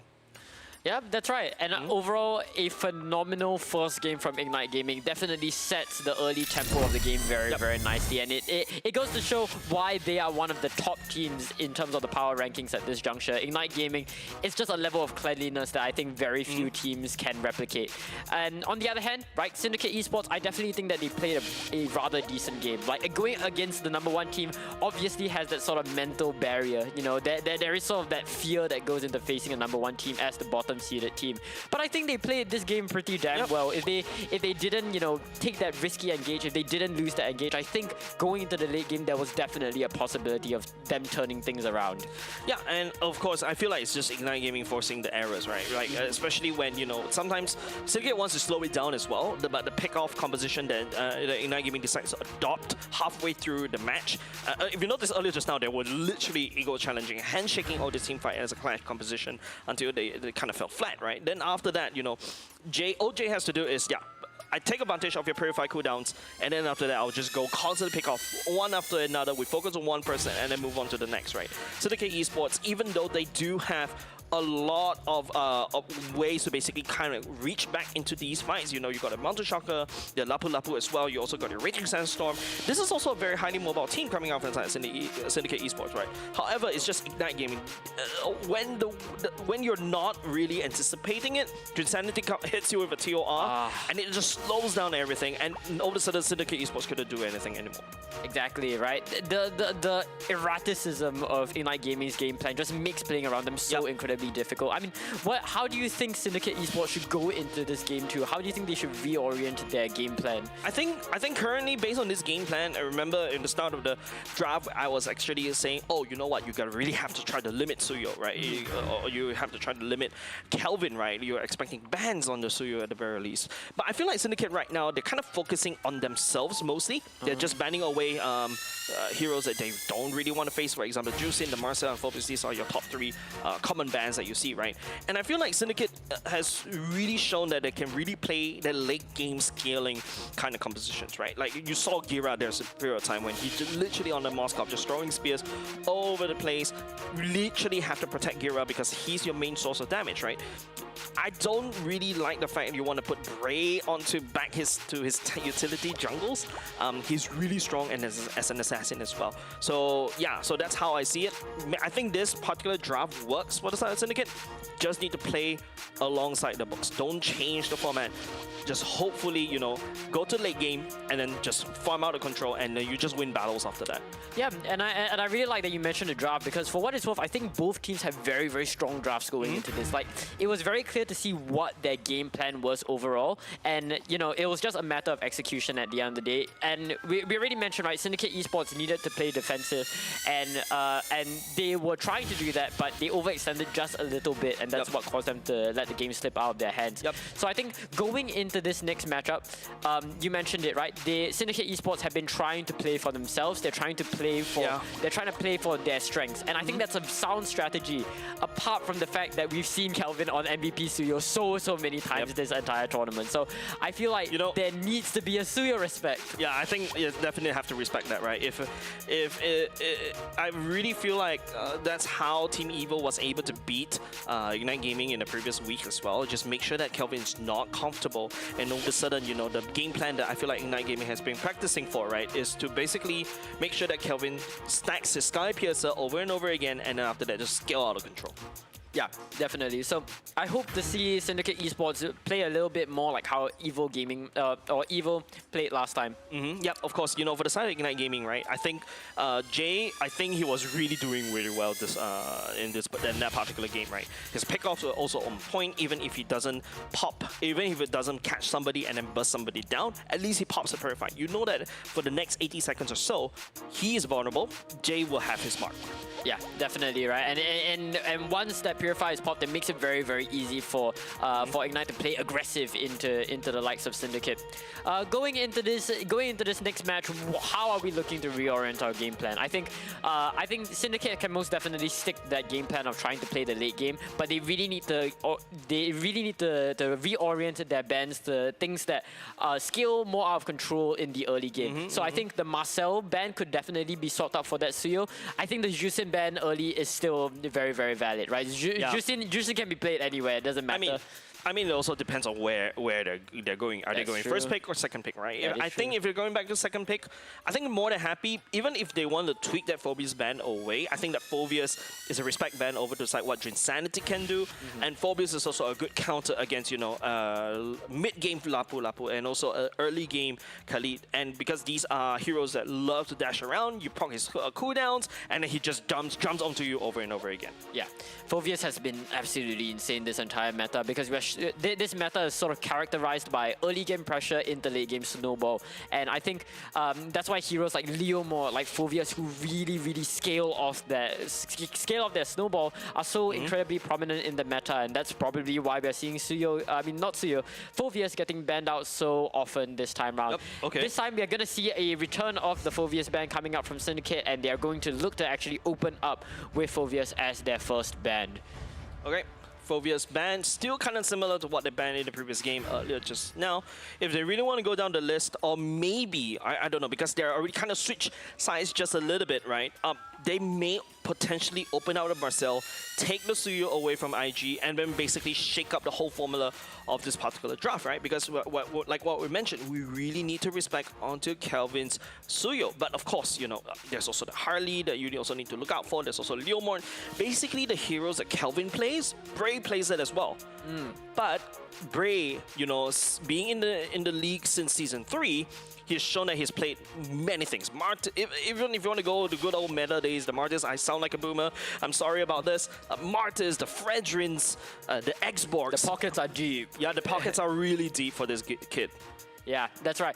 And I think that's something that Syndicate Esports should take advantage of. Call it like a scorched earth style of game where you just take out all of the comfort coming in from Kelvin, and you know you allow Bray to really flex his hero pool over to the side of Ignite Gaming. But of course, I would say kudos over to the side slowly, right? I remember week 1 as we enter, I don't really see him as a utility jungler last time, and now, you know, in the span of 1 week, it seems like, you know that if you watch the first Avenger, you know, the Bruce Banner went up and asked Tony Stark, since when you're when you're expert in radioactivity, and he's like, just last night. That was exactly what happened for the side of Slowly, right? In the span of 1 week, he's shown that he can actually play a lot more utility, tank fighters, but of course, you know, with the comfort of I just want to go all the way back, focus on someone and kill. Yeah, that's right. And I think the sort of narrative that we've been getting at here is that Syndicate really wants to play to their overall diversity, their overall hero pool, right? Slowly, of course, being one of those players. Honestly, I look at the side of Syndicate Esports, and it's difficult to see why they're on the bottom end of the spectrum or the bottom end of the rankings, because I think their individual players are extremely strong. Slowly has, like, even in that Lapu game, you would think that a Lapu that's behind in a lot of gold would struggle going into damage Harris or Harris damage or a very fed Harris, you know? You would think that they would struggle, but you know, Slowly was standing in the face of them and he was still able to throw hands, he was still able to slice dice, claim up so much space. You can say the same about You can say the same about Bray, of course, being on that wires, constantly being proactive despite being on the back foot. And I think at the end of the day, it's just probably a layer of synergy that just isn't really being demanded by Syndicate. I mean, what do you think about that? I think it's just, you know, Syndicate being a kind of like a brand new team, I would say, right? You know, with the introduction of Hawks, his debut in MPL Singapore, QZAS as well. This is kind of like almost like a brand new team, albeit, you know, Bray and slowly they've got experience all the way since, I would say, season 3, slowly season 6. Gira, I would say around season 6 or 7 as well, but he took a bit of a hiatus as well. So technically speaking, Syndicate, I would say, is kind of fresh off the boat, right? But if you look at Ignite Gaming, these are players that have been constantly playing all this while. Roy, CS, Drinsanity, even Jay as well from Team Flash, right, last time. And Kelvin being the newcomer right there, they've got this ace in the hole right there. And all of a sudden, right, Ignite Gaming can easily move into more of like, I'm going to make Kelvin fed, basically just pour all our eggs into Kelvin basket and then hopefully win. But that's also something that, you know, I think some of the teams are starting to identify, right? You gotta have to try to limit Kelvin. Yeah, that's right. Kelvin. I think that's the main story, but we're going to have to see if that comes to fruition. IG is going to look to take out Freya as the next ban. I think this is pretty similar to what we saw from last game, if I'm not mistaken. The Freya, very good at chopping out the team fights, yada, yada, yada. I am interested to know why exactly IG is very inclined to ban out the Freya, especially because I think Freya works very well with their hyper-aggressive playstyle. But alas, you know, they are looking to take her out here. We're going to see a Marcel ban coming out from Syndicate next. And, you know, Jace, do you think we're going to see the Juicin as their last ban? Well, to answer that question about Freya, Freya's really strong. You asked a question. Yeah. Right. Freya's really strong, especially in a flex pick. You could go into gold, you could go to EXP. You put him in gold, go up against CS. CS wants to scale all the way to the later parts of the game. That's why you ban away the Freya first, right? And now, you know, in terms of the strategy, that Syndicate is ongoing right here. Like, once again, focusing on themselves, right? Making sure that they ban away the heroes that they don't want to see. Hardy is also one of the one that I think that kind of breaks away that mode for the side of Syndicate to kind of, they're starting to respect Kelvin just a little bit, but this also sets up a Suyo first pick for them as well. Yeah, I think the Suyo first pick is definitely what Syndicate is trying to go towards. As you were talking about, as you were mentioning, right? What Bray can play, Kelvin is probably just equally as good. So if Bray is able to take away the prior picks from Kelvin early on and limit Kelvin, that's definitely going to be a benefit for them. But they aren't going to do that because the Juicin is still left open, and leaving Juicin open on first pick is a death sentence. Yeah, literally, right? Juicin is one of the most B1 pick, right? Like, this is the hero that you really want to secure for yourself because of the amount of CCs that you can literally anti-dive. You've got some survivability. You're also a mage tank. You also do a lot of damage to other tanks as well. So yeah, definitely have to live out. But this also means IG could also go ahead and pick up the Suyo for themselves, right? And if IG wants to go back to what Drinsanity wants to play, I feel like he's also really frequently picked right here. Let's talk about it. I was setting it up. Uranus going to be selected by the side of IG. Usually I'd be critical of a Uranus being picked out this early, but I think when it's Drinsanity in particular, right? This guy is so incredibly strong on the Uranus. It makes sense that he wants to play for their ego. And besides, you know, pick it early so that Syndicate can't necessarily ban it going into the second ban phase later on. There's a lot of ways that Syndicate can play this composition moving forward, right? That's the power of Juicin. You really aren't sure until you see the rest of the team comms. I can definitely see Bray going for something like a Guinevere, and I think the Guinevere is very valid, trying to counteract Kelvin in this case. And I think putting Gira on Harif is also another good idea because it takes away that mid-game pressure that CS or, you know, Ignite Gaming has been looking to exploit time and time again. Going to the tail end of this first picking phase, we're going to see Claude being picked up for CS, which perhaps suggests a more balanced sort of game plan that they're going for this time round from Ignite Gaming. I mean, if you want to talk about the picks coming out in Ignite Gaming, yep, a lot more balance. Suyo in the early game, Uranus also pops off in level 4 as well. Laughs in Consecration, laughs in green HP, ha ha ha. You do all the damage you do, it's literally thrown away. But Syndicate right here, remember in between game 1 and game 2, we're discussing, okay, I think Syndicate is good on this current thing, just needs some more time. Feels like they're going to flip the script just a little bit. This is a very early game centric kind of job. Harry pops off in the early game, should be able to have a lot more gold lane priority down in the gold lane against Claude as well. But when it comes to the later part of the game, we talk about how Harif is very susceptible to zone denial, right? the Claude with the Blazing Duet does that as well, right? You saw the Zaman Force going down, all you have to do is run all the way to back. You have your Fighter Emblem as well, you just equal challenge against a Harif, just Blazing Duet, you just heal back up everything in this current patch. Uranus on a certain extent also kind of helps with the Ionic Blade slow down the Harif so that he doesn't pop off the Wait, is that Paquito ban? Okay. Oh. Okay. I've been hearing whispers of the fabled gold lane Paquito being something in this current meta. I've mostly heard this Paquito being brought in as sort of a replacement for the Freya, because Freya's just banned everywhere. And I find it very interesting that IG is looking to play for this respect ban, but I think if you look at it another way, it's IG going for this Paquito is definitely playing for Roy. They want to make sure that Roy has no challenges when it comes to the fighter. And not only just that, I feel like also the Paquito is also a very good fit for the Syndicate, right? I feel right now is still also mainly lacking in terms of the damage as well, so that's why I think they're a little bit concerned, so that's why they want to focus on making sure that the damage, they're trying to limit the amount of damage going in. Yeah, into this pipe. Yeah, definitely, right? And on the other side of Syndicate, you see them take out the Gatot and you see them take out the Cho. The Gatot is probably in there so that they can deny the counter set that Bray can put on show with the Guinevere. And on the other hand, right, this Cho is definitely coming from a place where they don't want their carries to get taken out. And also another point of respect, of course, for the roamer of Ignite. The Cho has been a very, very frequent pick for Ignite, and it's good to see that they just want to respect it. They don't want to get into it. We're seeing the next pick coming out from Ignite, and it's going to be the Lilia. Oh man, the Lilia is scary from Ignite. Lilia coming in for the side of Ignite, that's also something that Roy could do. Roy is also very aggressive as a mid laner, and you give him a second chance of life, right? Basically like a second card, right? It actually really helps him a lot at the same time. So I think right now it's just really good picks coming out for the side of Ignite Gaming. Syndicate on the other hand bans away the Cho. That's also a bit of a respect over to J Cho at the same time. You know, don't allow Ignite to pick off. I feel like personally, right now for the side of Ignite Gaming, they are really lacking in terms of the CC department, right? Because take a look, there's a lot of soft CCs all across the board.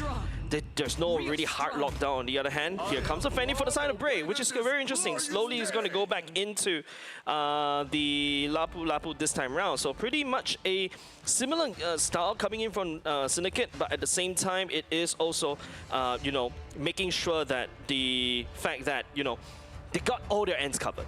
Yeah, and at the same time, you know, with the Fanny being picked up for Bray, it does mean that Guinevere is going to go into the hands of Qzaz.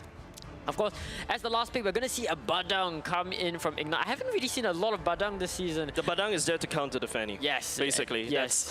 That's literally what a lot of teams are going on. If you noticed, I think one of the games against Team Evil as well, the Fanny was also picked up. All they have to do is pick up Badang. All of a sudden, everything. And remember, we talked about the Badang. We talked about the lack of hard lockdowns for the side of IG. All of a sudden, with that one pick of the Badang, now they have hard lockdowns. Well, yeah.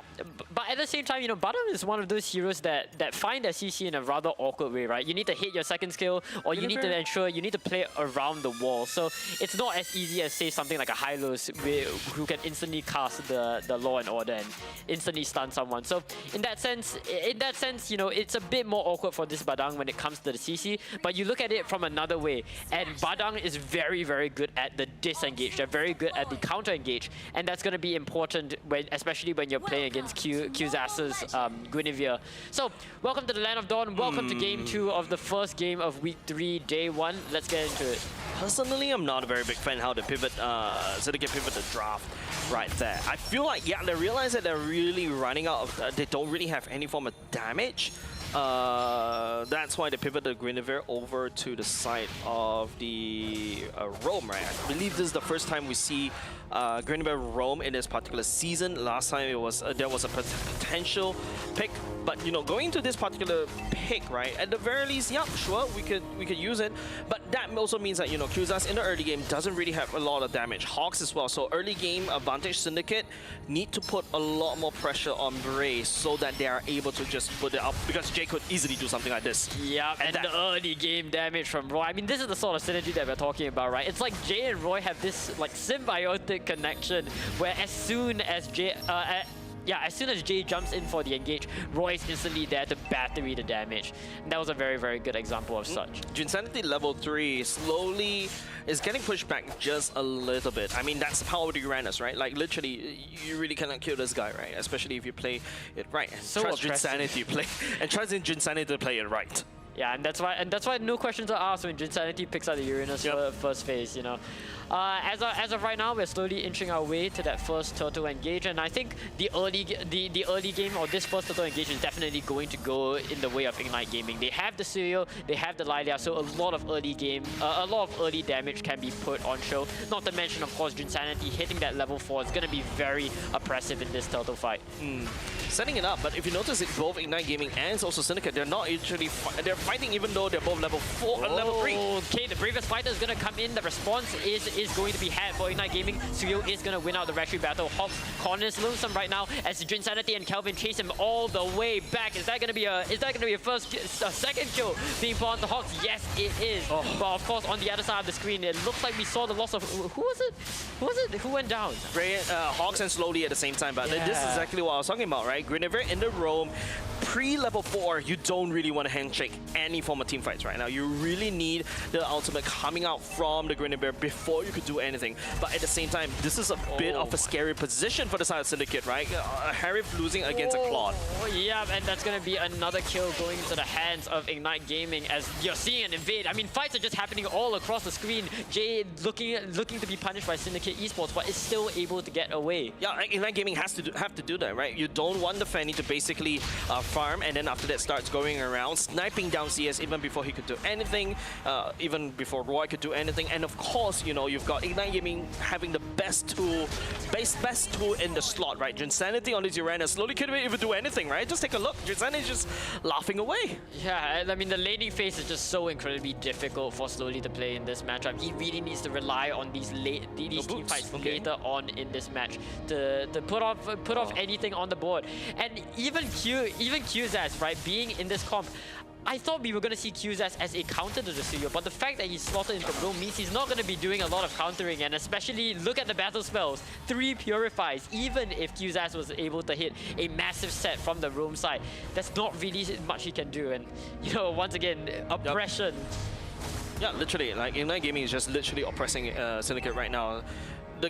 This is only second turtle, right? And now Syndicate Esports is already like 3k gold lead behind. And not only just the fact, the Fanny is not going to have a good time here. Oh my goodness, yeah, another team fight is going to happen, and it's going to be around the blue buff this time. Jinsanity taking a lot of damage from the likes of Syndicate Esports. Are they finally able to take him out?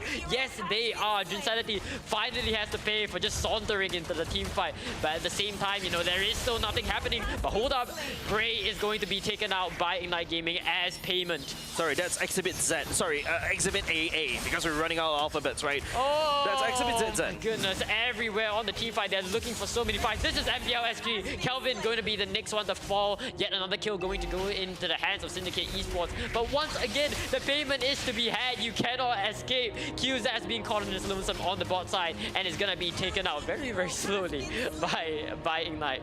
Yeah, as I was saying, right, it's just literally fights all over the place. QZAS, I feel like he's not following the script already. It's very deep for the Guinevere, but it's a good engage. Try to find Kelvin taking down. Kelvin is basically good. You're literally trading a lot, right? Oh my goodness, on the top side, another engage happening, and Jay just takes out Gira like that, willy-nilly. The roamer taking out the gold lane, that's definitely not something you want to see. Yep, definitely. That's a little bit concerning for the side of Syndicate Esports. Gira has no reason to be there. I mean, Gira has no choice, but he has to really kind of farm up. But if you notice the positioning for the Ignite Gaming, right? Jay's positioning is so deep. Syndicate Esports, QZAS trying to replicate it. They still managed to take down Kelvin earlier just now.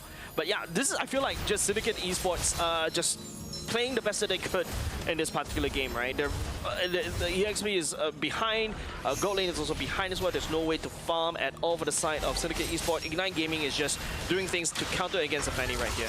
Yeah, that's right. And I mean, that's the power of being 3k go out over your adversary and having an early game scaling early game scaling Suyo and Uranus. You can just walk into the blue buff and there's absolutely no response for Syndicate Esports to be had, right? There is no counter play here as they slowly but surely move through the mid mid lane. Qzas being thrown caught extremely low. Jay flickering into the mid lane tower. You might think that they're safe, but absolutely not. Hawks being dropped extremely low. That tier 2 is going to be taken out for Ignite Gaming, and more map control is going to be given over to the right side. Ignite Gaming is so far ahead. They're not respecting Syndicate Esports turrets at all. The only thing that Syndicate Esports could do literally right now is send a Fanny off the other side, and yeah, just literally push the other side, right? Because Syndicate Esports is running out of damage. I mean, just look at Drinsanity. Violet Requiem be damned. He's just chilling. He's just chilling. Yeah, Drinsanity just didn't even pop Consecration at all. He's just absorbing all that damage. And this is the kind of composition, right, for the side of Syndicate Esports. If they really want to play this,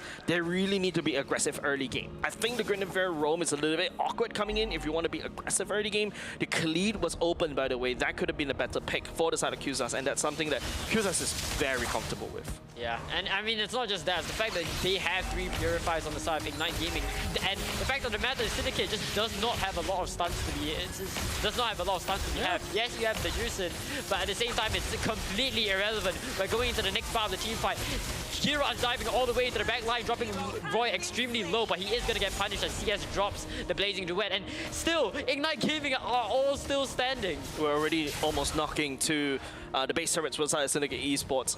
Mind you, mid lane and bottom lane, only half HP. Drinsanity just being a nuisance over the side of Syndicate Esports. Yet it's only the 7-minute mark. There's also the third turtle still up. Jay's positioning is very scary because he will do exactly this. Okay, yep. Alright.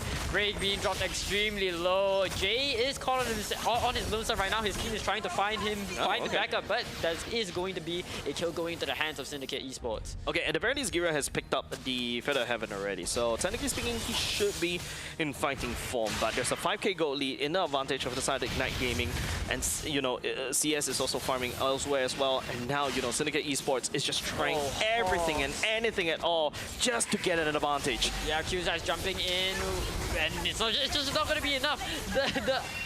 That's just nothing. I have no words. I have no words. Flicker already burned for the side of Qzas as well. Bray was kind of in the vicinity, but you're not going to retreat battle against Kelvin, especially when a 2-level deficit. Slowly locks onto 2 members of Ignite Gaming, but again, it is futile. There is absolutely no response to be had. And Kelvin jumps in for more as Hawks being dropped extremely low in a matter of seconds. That's just the power of your Suyo being 5 levels ahead of your mid. Yeah, and not only just that, right? Jay, I think, you know, this Badang pick, just to counter against Bray, was absolute chef kiss. Qzas knocks up Drinsanity though, but still, no follow-up coming up from the side of Syndicate as well. Roy is just playing super aggressively, knowing that he has his safety of his ultimate. I mean, it's to the point where even if Qzas were to drop in and get a pick off, it would be a negative position for Syndicate Esports, because Qzas is just going to be overloaded with damage in a matter of seconds, and his team is not going to be able to put enough damage onto the board. And speaking of not enough damage, Drinsanity so incredibly deep in that position, and yet the counter attack is going to come in from Ignite Gaming, taking out the 2 members of Syndicate Esports in the exchange, make it 3 as Hawks goes down as well, and yet Ignite Gaming now 10k ahead. 9-minute mark, we're already knocking on the base turrets off the side of Syndicate Esports. Bray is just using, you know, the typical Fanny spin to win right there. Oh my goodness, Bray trying to make a play, Qzas as well trying to make a play, but it is futile in the hands of the most consistent team of Ignite Gaming. The Wildfire blazes through and they recall spam in front of the base, but they aren't able to end it just yet. The minions are slowly but surely funneling in for the attack. They're not respecting it at all, you know, they're playing this so chill. Observer also think that, okay, I think that's kind of already over right there, but they're starting to run out of the minions though. And Ignite, you know, being super confident right there, they're more than happy to take handshake a fight because they don't get goal lead in 10 minutes. Oh man, it is just heartbreaking, and Jay just does that, locks onto 2 members of Syndicate Esports. Looks that he does get taken out, but not without taking Bray down with him. We move into the last sections of this team fight, and now it is still a 4v4. The minions are coming in. The turrets have a quarter HP left. Qzas jumps all the way back in for the Suyo. He looks for the peel. He looks for the damage. But at the end of the day, Gira and Qzas gets taken out. 4 bodies gonna be dropped in favor of Ignite Gaming. CS throws slowly all the way to the back, and they stare as slowly is forced to watch his base get taken out by the Blaze. They had to do 2 takes of that ending sequence right there for the side of Ignite Gaming. They're 12k gold lead ahead. If Ignite Gaming maneuver something weird in between those 2 takes, all that shutdown gold maybe, just maybe, could have given Syndicate a bit of a favor as well. But unfortunately, Ignite Gaming so far ahead. 12k gold lead in a scaling composition with a Claude, with a Lilia as well. It is just, you're not only just miles, you're literally light years away in terms of your itemization. It's like we saw how Ignite Gaming played in that first game of the series, and then, you know, they multiplied it, they magnified it tenfold. You know, last time, the goal, Syndicate Esports was doing a good job controlling the goal lead. They never let it spiral out of that 5k range until the very end. This time, it just snowballed and then became an avalanche, right? It was 12k. Definitely, right? Ignite Gaming is literally playing a scaling composition, right? 12k gold lead in the favor of Ignite Gaming 2 Syndicate, based on their current roster, which is basically like, I want to win early game and I will get to mid game power spike quickly. To a Syndicate, that 12k gold lead is not 12k gold lead. I would say it's 20k gold lead, because CS is so far ahead. You could just literally, you know, survive assassinations from the side of Bray. As long as it goes into Bracing Duet, he's just gonna absorb all that HP back. And Ignite Gaming, yeah, you're literally feeding Sky Piercer stacks over the side of Kelvin, and you don't need to farm minions anymore. You just go ahead and farm Syndicate Esports. I mean, yeah, you know things are bad when, you know, Jay is out here gapping Kira in lane. Like, when your roamer can just take down your gold lane willy-nilly as a solo kill, that's how you know that, you know, perhaps your game has snowballed to an uncontrollable level. Finally, for the first time, we're not going to see Kelvin Suyo as the MVP of the game. This time, we're going to see Roy on the Lilia. But, you know, different player, completely same story. At the end of the day, it was all about that early game pressure. It was all about that early tempo that, you know, that Kelvin was able to generate in the first game, and now Roy is able to generate with the Lilia here. Phenomenal plays from Lilia. It's just so much damage being put onto the board, and once that Lilia was out of control, there was nowhere for Syndicate Esports to go. Actually, another honorable mention always to Jay as well, right? Badang, this game made he made Badang look so easy in this particular game, right? Oh, yes. He just stands in a bush, and then after that just start playing bushwhack. If you notice, Jay also went on full damage item. This is a roamer that went in full damage item, knowing that, you know, Ignite Gaming, knowing that nobody from the side of Syndicate Esports will be able to do the damage against the Uranus. You don't really have the DPS. Agira, well, technically speaking, a Harry should be able to do that certain thing, damage against the Uranus. But if your Uranus is so far ahead in the EXP lane, slowly is being pushed back by Society of Jinsanity. And of course, you know, Jinsanity going, slowly going for ignoring the boots in the early game, and now because causing him to go back to lane very slowly, and then Jinsanity is just farming out of control. Nobody from the side of Syndicate Esports controlling the Uranus. Everything is just gonna implode in the face. Yeah. And once again, we go back to the story of comfort from Ignite Gaming. We go back to the story of mastery from Ignite Gaming. It seemed as though every single one of their players understood fully how to execute and how to utilize their heroes to their fullest extent. We've seen Roy play these crazy tempo-based games on Lilia. We know how good Kelvin is on Suyo. We know how good Jinsanity, how oppressive Jinsanity is on the Uranus.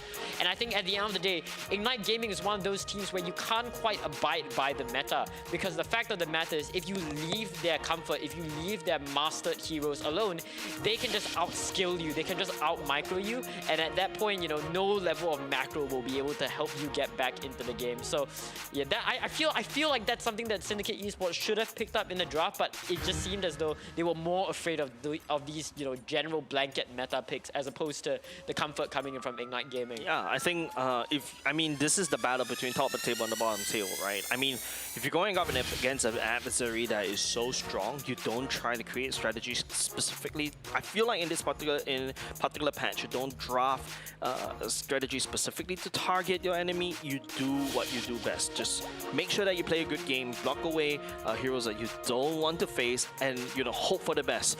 Usually, I will actually I actually prefer the draft on the side of Syndicate Esports in game number 1 because there was almost a chance for the Moskov to pop off over and over again. But I mean, in this particular draft on the side of Syndicate Esports that is relying a lot on early game tempo, you don't want to match that micro early game tempo against the top of the table of the team, such as Ignite Gaming.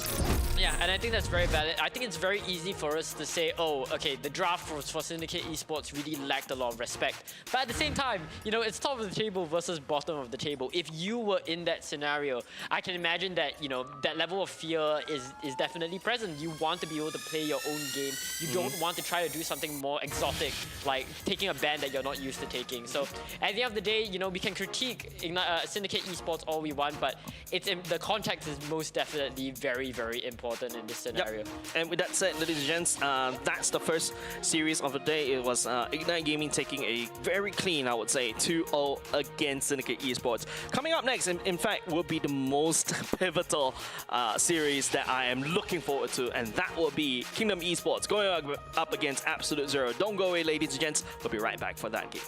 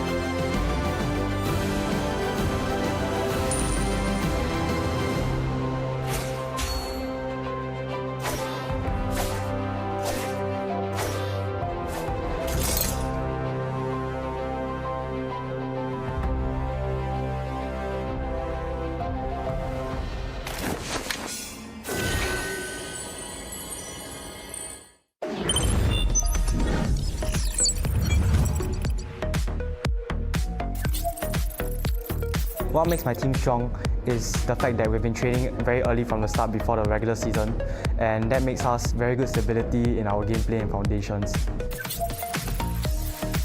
We adapt fast. I usually adjust my headrest so that my neck doesn't get soiled throughout the game. I believe that consistency is the most important in our team, and that will be the main factor to winning MPL SG 11. 5 of us will gather together at a place, and that's how we prepare for our upcoming games. To be a champion.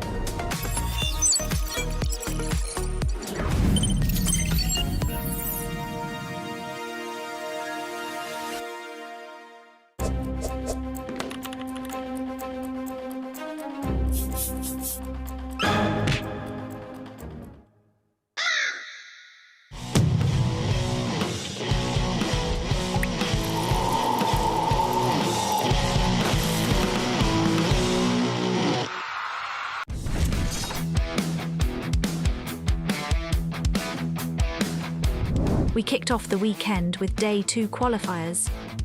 People came in droves. There were activities and prizes for everyone. The place was filled with hungry players, all vying for their spot in the challenger bracket. After a grueling day, these are your winners. In Week 2, seeded teams returned with more intensity. Some teams continued their rise. to the high Others fought back stronger. Iron Ryan misses the Raging Sandstorms up all alone. There's a three-man spatial migration combination, but Clarity Gaming just taking down one. There's a lot of damage. Renza free hitting from the backside. There's a blazing duet. Two balls make it four. The standings are starting to take shape.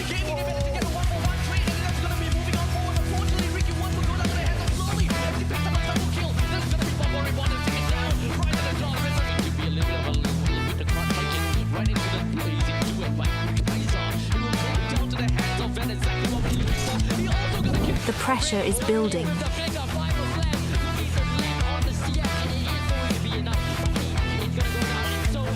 And he locks down four, but no follow-up. He gets locked down, but golden hour himself. As Ace comes in from the flank, he finds the position, he takes down Roy. And every match matters more than ever.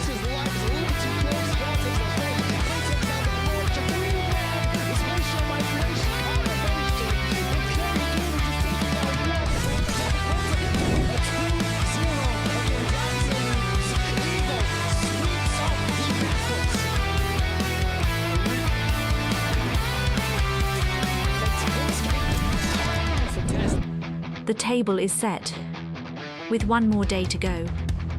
Who will secure their top 4 spots in the playoffs? Find out with us tomorrow.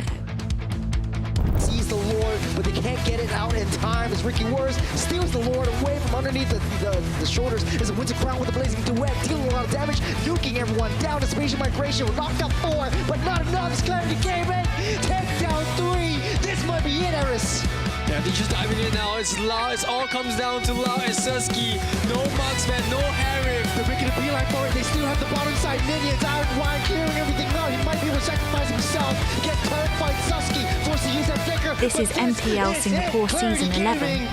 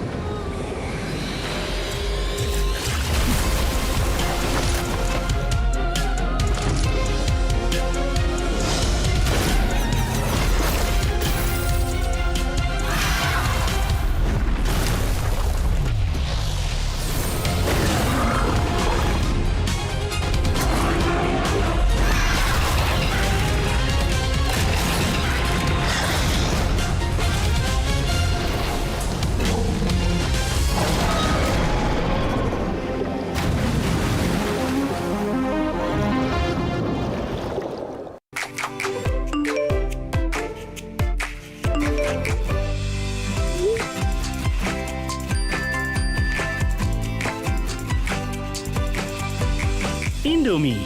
Flavor favored by the world.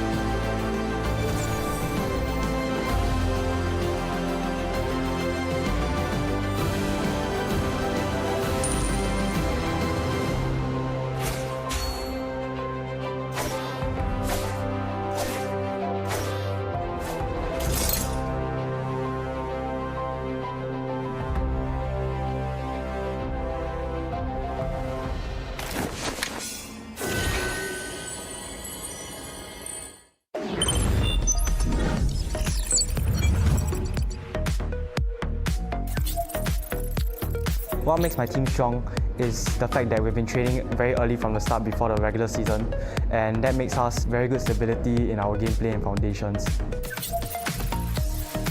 We adapt fast. I usually adjust my headrest so that my neck doesn't get soiled throughout the game. I believe that consistency is the most important in our team, and that will be the main factor to winning MPL SG 11. 5 of us will gather together at a place, and that's how we prepare for our upcoming games. To be a champion.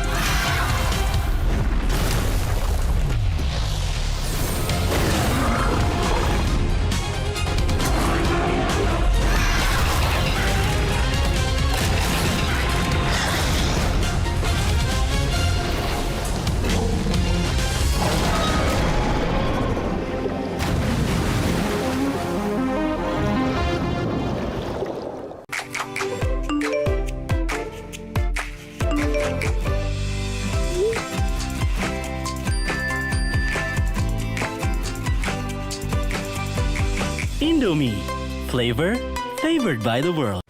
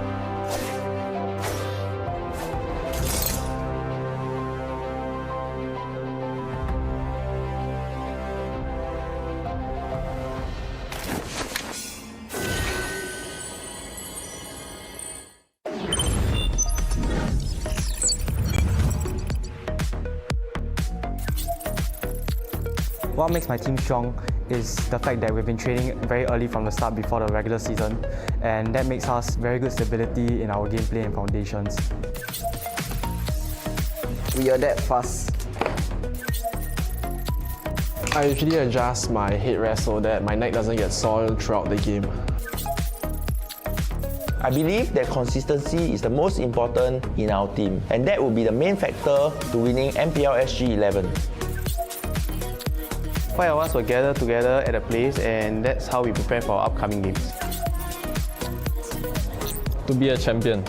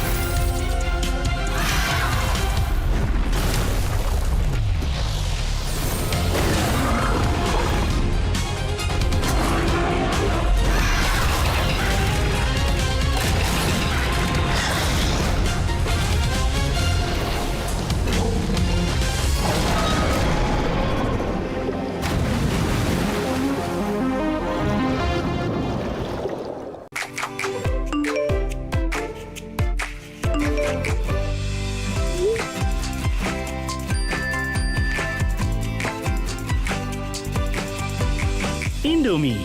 Flavor favored by the world.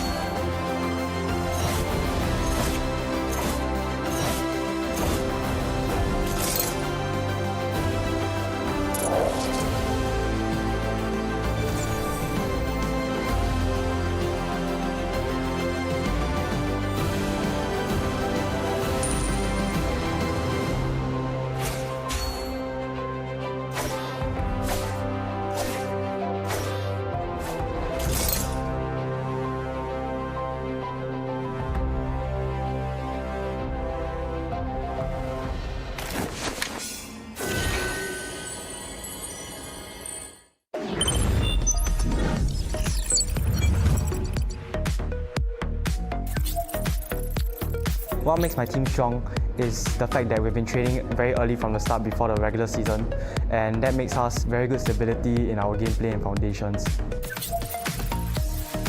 We adapt fast. I usually adjust my headrest so that my neck doesn't get soiled throughout the game. I believe that consistency is the most important in our team, and that will be the main factor to winning MPL SG 11. 5 of us will gather together at a place, and that's how we prepare for our upcoming games. To be a champion.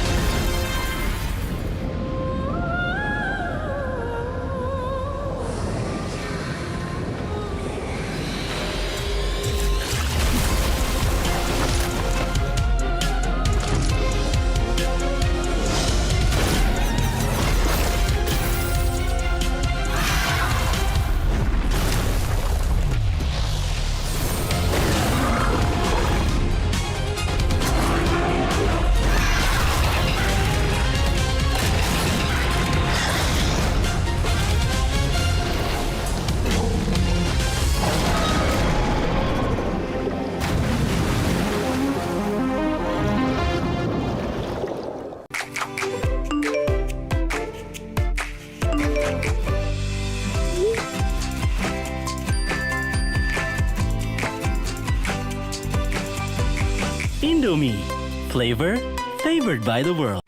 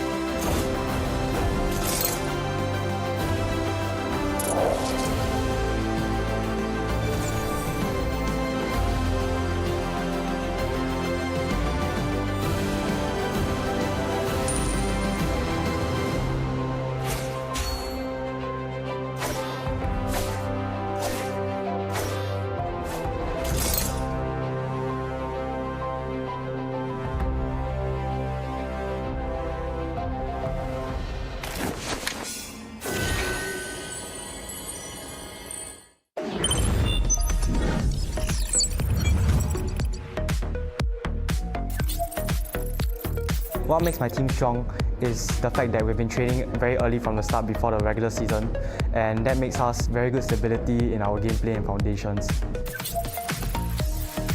We adapt fast. I usually adjust my headrest so that my neck doesn't get soiled throughout the game. I believe that consistency is the most important in our team, and that will be the main factor to winning MPL SG 11. 5 of us will gather together at a place, and that's how we prepare for our upcoming games. To be a champion.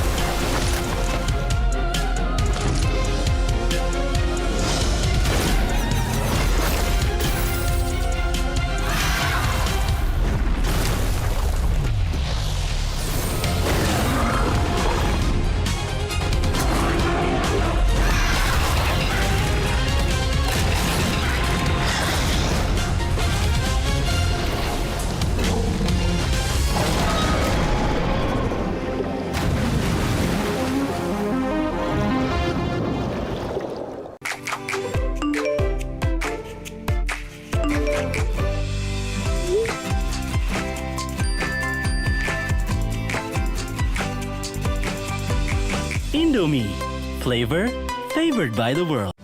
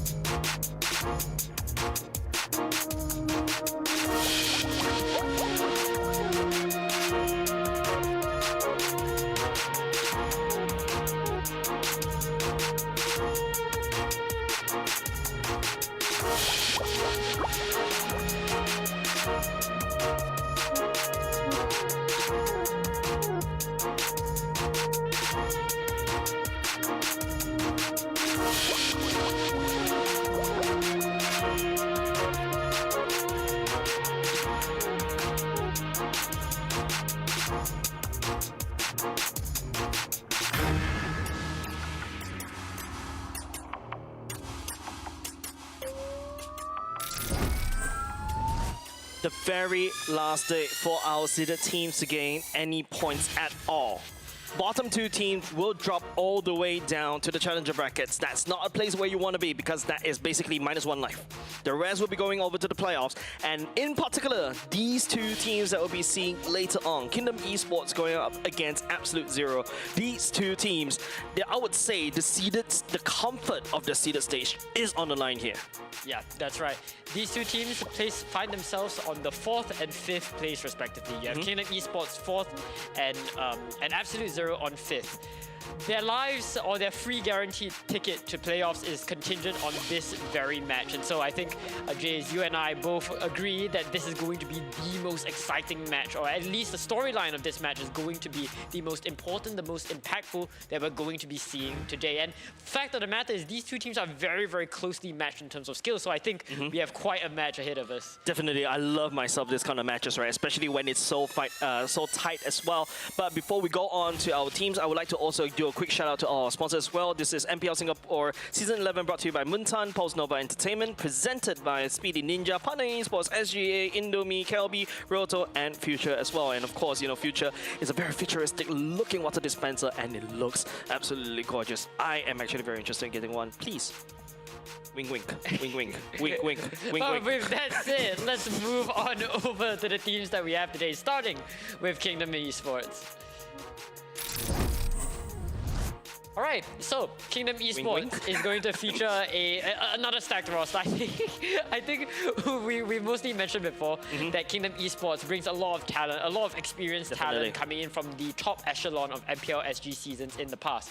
But to highlight the roster that we have for us today, we have Yon being on the jungle, we have the Roam being Lolzy, mid lane being Hate, the gold lane being Vanix, and the EXP being Ari. Just a very, very stacked roster on paper, but to be honest, they really haven't seemed to be able to, you know, put off the performances that we have expected them to. So I'm definitely hoping that they get back into that stride. I mean, something is telling me that they are going to be able to do a big performance because we're going to have to rely on a birthday buff coming out from Lolzy. So happy birthday, Lolzy.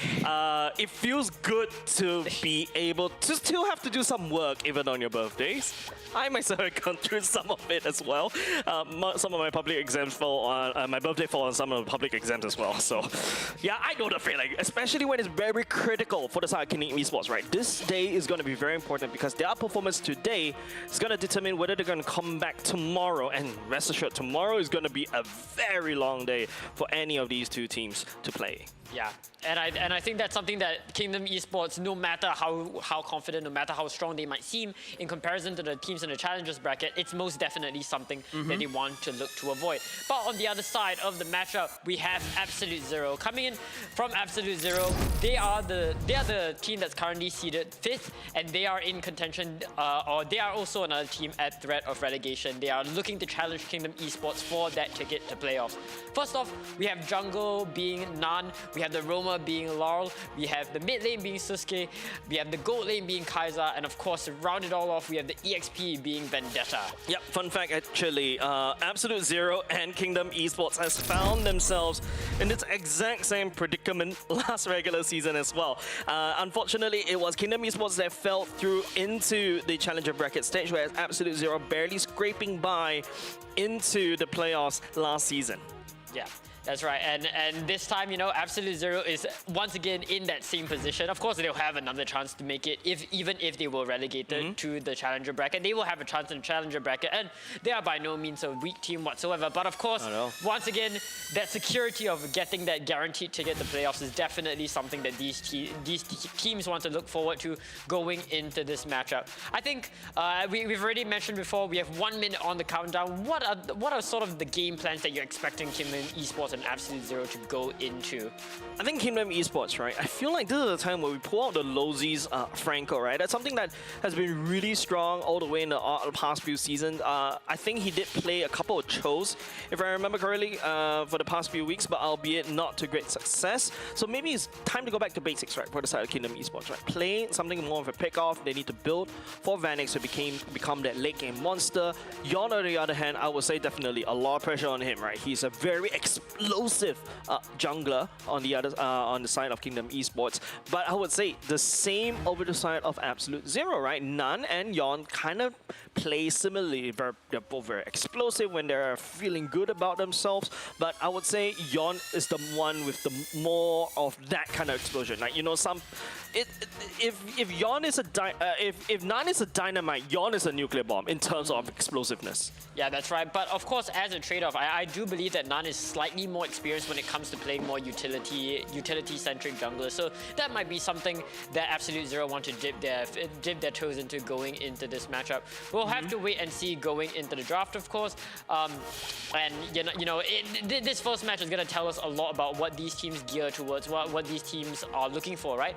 We've already mentioned before that Kingdom Esports really like playing off Vanix. Vanix is one of their star players. Back when he was in Team Flash, he was also an extremely capable talent. One of the big reasons for their success, and I think going into this matchup, Kingdom Esports want to once again play off Vanix, really enable him to do the carrying that he is so well known for. But with that said, we're moving into the first ban stage of this match, and we already see a first ban Suyo coming out from Kingdom Esports. Yep, once again, a bit of a response over to the side of Nan, but I think Absolute Zero, I think I would say two of the main key players you have to look out for, Slough and also Vendetta. Honorable mention over to Sasuke, right? This player coming into Absolute Zero, I think he's also done phenomenally, right? Especially as a mid laner, he is also able to work together with Lao, basically output the damage, and then Nan coming in, swooping in the right timing for any kind of turtle takedown. Vendetta, on the other hand, you know, has been a staple for the past for MPL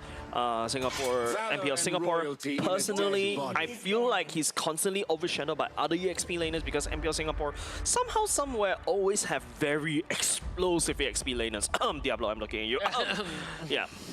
Yeah, no. I just have to slot in Diablo, right? Yeah, Diablo Glaze, it's MPL SG, you know, it just has to be there. But we're going to see the first two bans coming in from Kingdom Esports, and it's going to be a double jungler ban, both on the Suyo and the Leomord, two of the front runners when it comes to the junglers in this current meta. Both of these heroes are very strong at gaining tempo, and they heavily benefit, they heavily scale off the snowball. So it looks like Kingdom Esports wants to disable, they want to disable Nan's ability to really steamroll with the lead. On the other hand, we are going to see AZ taking out the Freya and the Guinevere. Both of these heroes are very good at breaking down the team fights, very good at isolating members of the team. So it looks like AZ might gear towards playing a more conventional front to back. But of course, Kingdom Esports is going to wrap up their ban phase with the Jusin ban.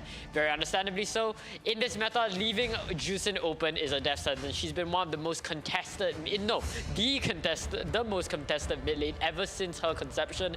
And I think it's clear that Kingdom Esports does not want to give it up in this first match. Yep, definitely, you're right? Jusin is 30 pick bans, picked 12 times, banned 18 times. He's actually, I would say, one of the highest hero in terms of pick bans. And I was also concerned about this one, right? Now, I was actually thinking that Kingdom Esports may ban away the Marcel from the Jusin spot, because Absolute Zero would loves to play his Marcel, right? Now, Kingdom Esports, on the other hand, this is the first time that we'll be seeing Lozy playing on this brand new hero, right? Because he's been playing MLBB for so long. So this is also, I would say, very interesting.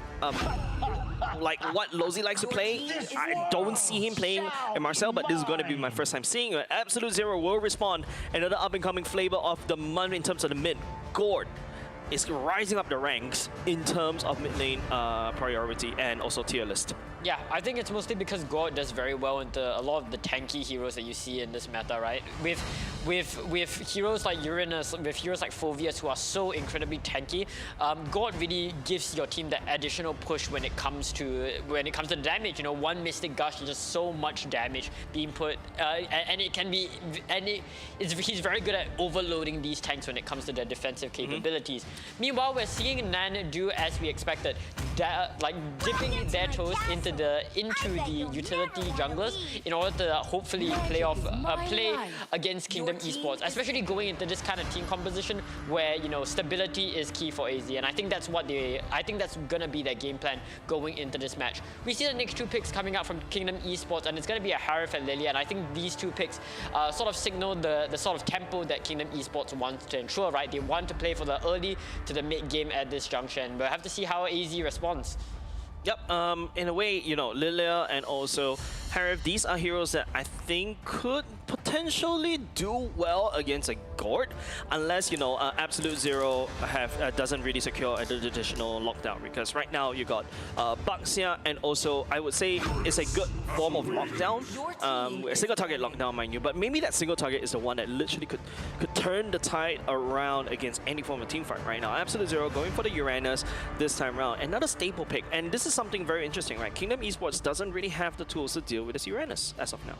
I mean, Kingdom Esports is holding the Lilia in their hands, but for what it's worth, where their main damage dealer in Harif is concerned, right, Uranus has a very, very oppressive matchup against the Harif, because he's very capable of just outliving the Zamen's force during team fights. And I think that's the key behind this Uranus pick. We're gonna see a Lancelot ban coming in from AZ. Is this respect? Is this respect? Yes, it's a respect ban over the side of what Yon likes to play. I'm expecting Absolute Zero to start locking down in more assassins, right? Even though there's a small little slim chance I'm holding on to it. Okay, Fredrin's gonna be removed. Maybe a Hayabusa may appear. I got a bit of a sensing coming off from Kingdom Esports. Albeit a bit nerfed already in this particular patch. It does well against what Gord wants to do, right? Mystic Gush, but I'm like, haha, in shadow, haha. Yeah, but at the same time, it's so difficult to pick a Hayabusa and a Baxia and a Uranus who can just basically stand in front of you. Kingdom Esports are going to look to ban out the Khalid and Hilda, so they are going to take away early game tempo from AZ. But yeah, I wanted to mention the Kadra is a very interesting pick for AZ, and I think this Kadra pick cements the fact that AZ really want to play for the pickoff. Yep, right? Definitely, right? Yeah, definitely, right? Absolute Zero goes for the Kadra pick. It literally screams pick off, right? The Baxia is a single target knockdown. You pick off with Kai'Sa, you pick off with the Kaja, and then after that, all you have to do is Mystic Gush, right? You pick off somebody and then you move on. And this is exactly what Lau loves to do in terms of, I can imagine him using the same play style from the side of the Marcel onto this Kaja. Yeah, but I am interested why AZ decided to go for Kaja instead of something like a Kalea, right? Because the Kalea is still open, and Kalea has been the most commonly used pick-off roamer.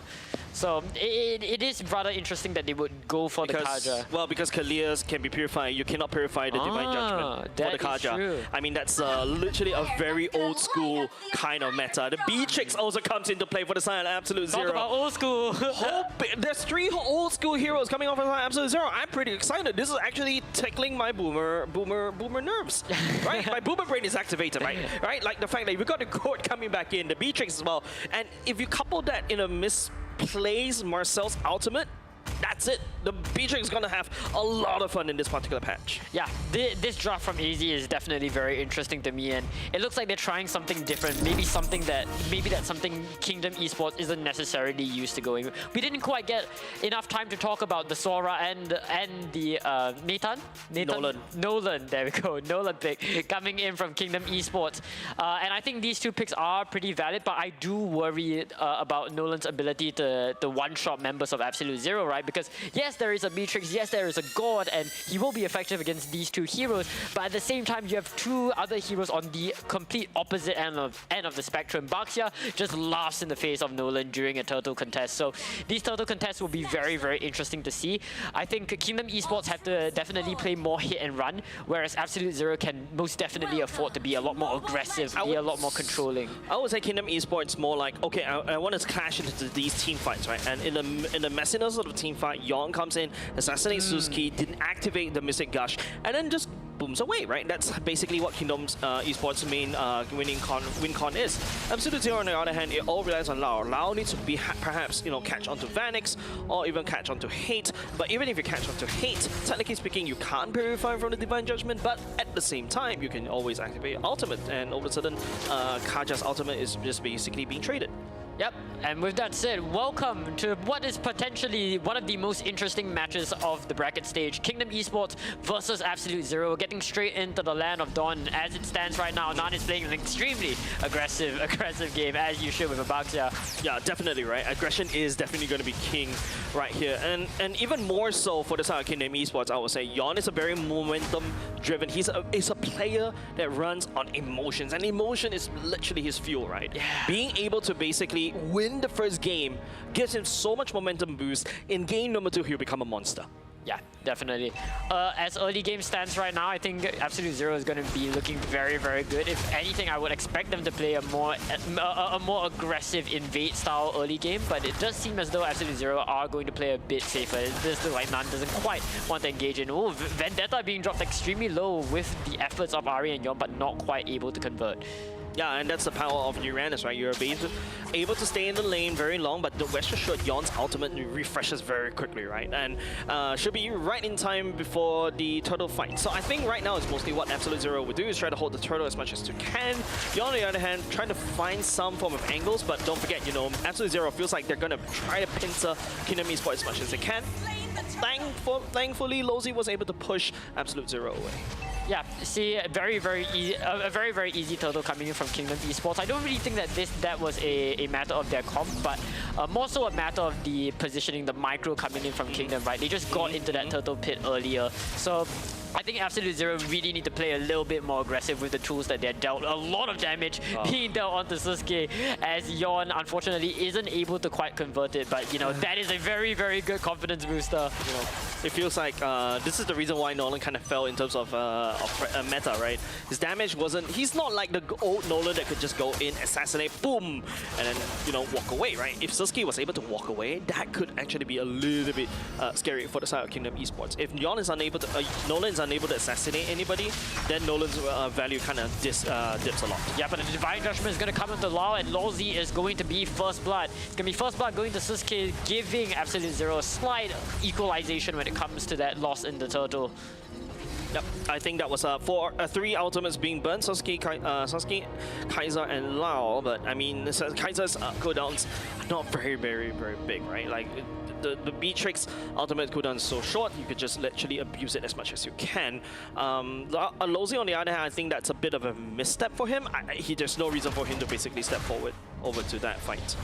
Yeah, as it stands right now, I think both teams are playing very, very patiently with each other, and I think that is based on that is because of the fact that, you know, in general, Kingdom Esports and Absolute Zero want to play slightly more defensive. It takes a little bit of time for the Beatrix to get online. It takes a little bit of time for the God to get online. So until their damage carries can get on, you know, they're really just expecting Vendetta and Nan to, you know, not necessarily do a lot of damage onto the board, but just harass the likes of Kingdom Esports. A bit of a touch and go in around the midpoints of the game. Both of these two teams should be setting up for the turtle very, very soon. Kaiser is behind level as compared to Vanix earlier just now. Vanix should be the one that has more prio here. Kingdom Esports right now, based on this, both have equal time. Yeah, and the Divine Judgment is going to lock onto Lawsy. Lawsy going down instantaneously. The Zaman Force coming in from Vanix, trying to put some damage onto the board.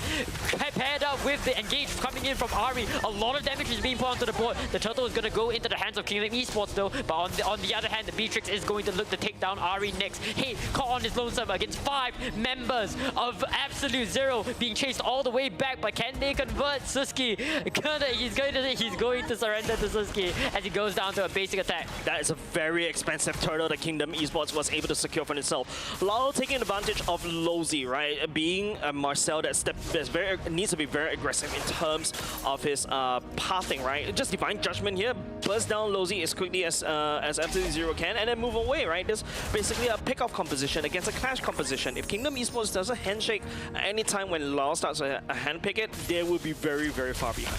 Yeah, and I think that team fight was very, very dicey for Kingdom Esports to take as soon as Lawsy died. I think it sort of does speak to, perhaps, it sort of does explain why we haven't really seen Lawsy play a lot of Marcel. Perhaps he's just out of shape, but it's clear to see that, you know, Lawsy really needs to play a little bit more safer with the Marcel. It's not like he's playing a face tank. But at the same time, JZ, you need Marcel to be a face tank. You need, in this comp specifically, you don't have the luxury of a Uranus or Fredrin. Like, Marcel is the only one who can do it. Yep. So it's difficult. It is. So right now, because of that, you know, Absolute Zero takes a 4-kill lead, and you know, you give more kills, you give the kills to the people that, you know, Absolute Zero absolutely needs, right? Lao going to do it again. Oh, yet another engage coming on the hate this time round. And the Mystic Dash comes in, so much damage being dealt. Kaiser's going to be taken out, and down goes Ari as well. In that exchange, it looks as though Kingdom Esports did win. Wait, no, not Kingdom Esports. Absolute Zero winning out by just that little bit. But 2 players, a mid and also an EXP, traded for a gold laner. Okay, it's not too bad. At the very least, Kaiser was able to pick up a kill. But Absolute Zero, if you start to see, the gameplay is very simple, right? It's very straightforward. Uga Buga, just all you have to do, Lao just goes in, flicker Divine Judgment 1 person, Absolute Zero just throw all their ultimates and 1 person dies. Basically, that's how they want to play. Now we have to see how Kingdom Esports react to this kind of playstyle. Yep, react they must. The third turtle has come up, and if Absolute Zero wants to continue to perpetuate their lead, they need to take this down. But again, the clear speed coming in from Kingdom Esports is so incredibly fast. Absolute Zero might be primed and ready for an engage, and it looks like they're going to get into it right now. As long as he gets the Zaman Force dropped onto him, the golden hour comes in, freezes so many members of Absolute Zero, but at the end of the day, it is going to be enough to give them at least 1 kill to Nan, but not quite enough to give them the turtle. Yeah, but finally, right, Lozy was allowed to play the game, right? Lao wasn't able to catch onto Lozy, allowing the golden hour to pop off, buy some time for his whole team to reposition, and then Kingdom Esports, I feel like right there, they definitely deserve the turtle, because Absolute Zero Nan was very passive regarding this turtle takedown earlier just now.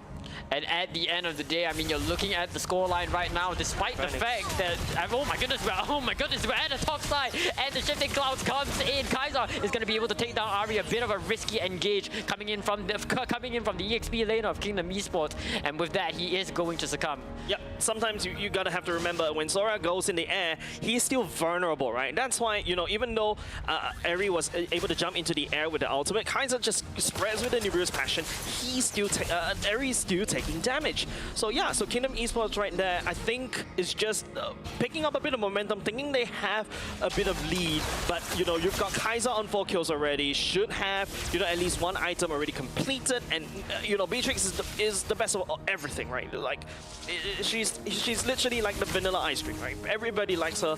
She has a range, she has wave wave clear, she has burst, she has everything. Thank you. Oh, in fact, no, she's actually leagues ahead. Look at that. BOD and also Malefic Gun. That's exactly what a Beatrix that you need. She's already online.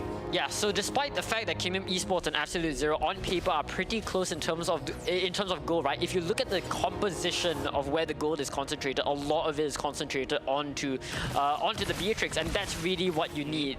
Having your marksman take all the gold is going to give you such a good time going into team fights. But at the same time, right, it does make your team fight composition a lot more dicey, because as soon as that Beatrix goes down, it becomes a lot more difficult for you to output damage. And speaking of which, Yon sees the angle and he instantly eliminates one of those damage profiles. Oh, I think that was just Kingdom Esports identifying the place out. You see Lau, you definitely see Kaisar and Suski, right? And you know, Yon being an assassin, especially when Suski and Kaisar just stuck together most of the time, you can find an opportunity, and Kingdom Esports does, and then they win a Lord for themselves. Yeah, that's right. And again, Kingdom Esports are so good at securing these objectives, despite the fact that they might be 4 kills down. It doesn't matter when you have every single turtle and the first Lord as well. And it allows you to play so aggressive going into the late game of this match. And, you know, where scaling is concerned, of course, Suski and Kaisar are very scary, but it doesn't matter when you have Hate and Vanix, who are currently thriving at this mid-stage of the game. And it's just going to continue to oppress Absolute Zero unless they can survive. Yeah. If you notice, Kingdom Esports have been sending Vanix all the way to the side lanes, shoving on the top and on the bottom as well. Eri is actually providing vision for that, whereas, you know, the rest of the team for the side of Kingdom Esports is focusing on the mid. Yon Wings got clipped right there, a bit of a misstep right there, but, you know, it's still Absolute Zero facing the pressure from the side of Kingdom Esports, especially with this Lord. Yep, this Lord is going to crash on the broad side, and it's going to be a question of defense for Absolute Zero going into this Lord fight. But it does look like Kingdom Esports are going to concede this Lord and give it up. I think Lau was just questioning, right? Am I able to burst down Eri? But he doesn't really have his ultimate up as of yet, so he's not going to be able to pull that trigger. So just providing some vision over there at that bottom bush. But Absolute Zero, right now, even though they're leading in terms of the kills, but in terms of map pressure, Kingdom Esports is the one that's dictating the pace of the game. Yep, and as it stands now, just a quick look at the gold lead, and already you see that lead that the Beatrix have about 300 gold over the Harif, and it has completely deteriorated here. Now the Harif is basically matching up to the Beatrix, and he's going to become very scary, especially after buying the Holy Crystal here. Not to mention, of course, Lilia is obviously going to be a very big threat because we are in prime Lilia conditions. The Sora as well, you know, completing all of his items is similarly going to push the damage count of Kingdom Esports all the way up. And, you know, if Absolute Zero continue to be placed on the back foot, there's a good chance that the defensive tanks won't be able to compete, won't be able to tank.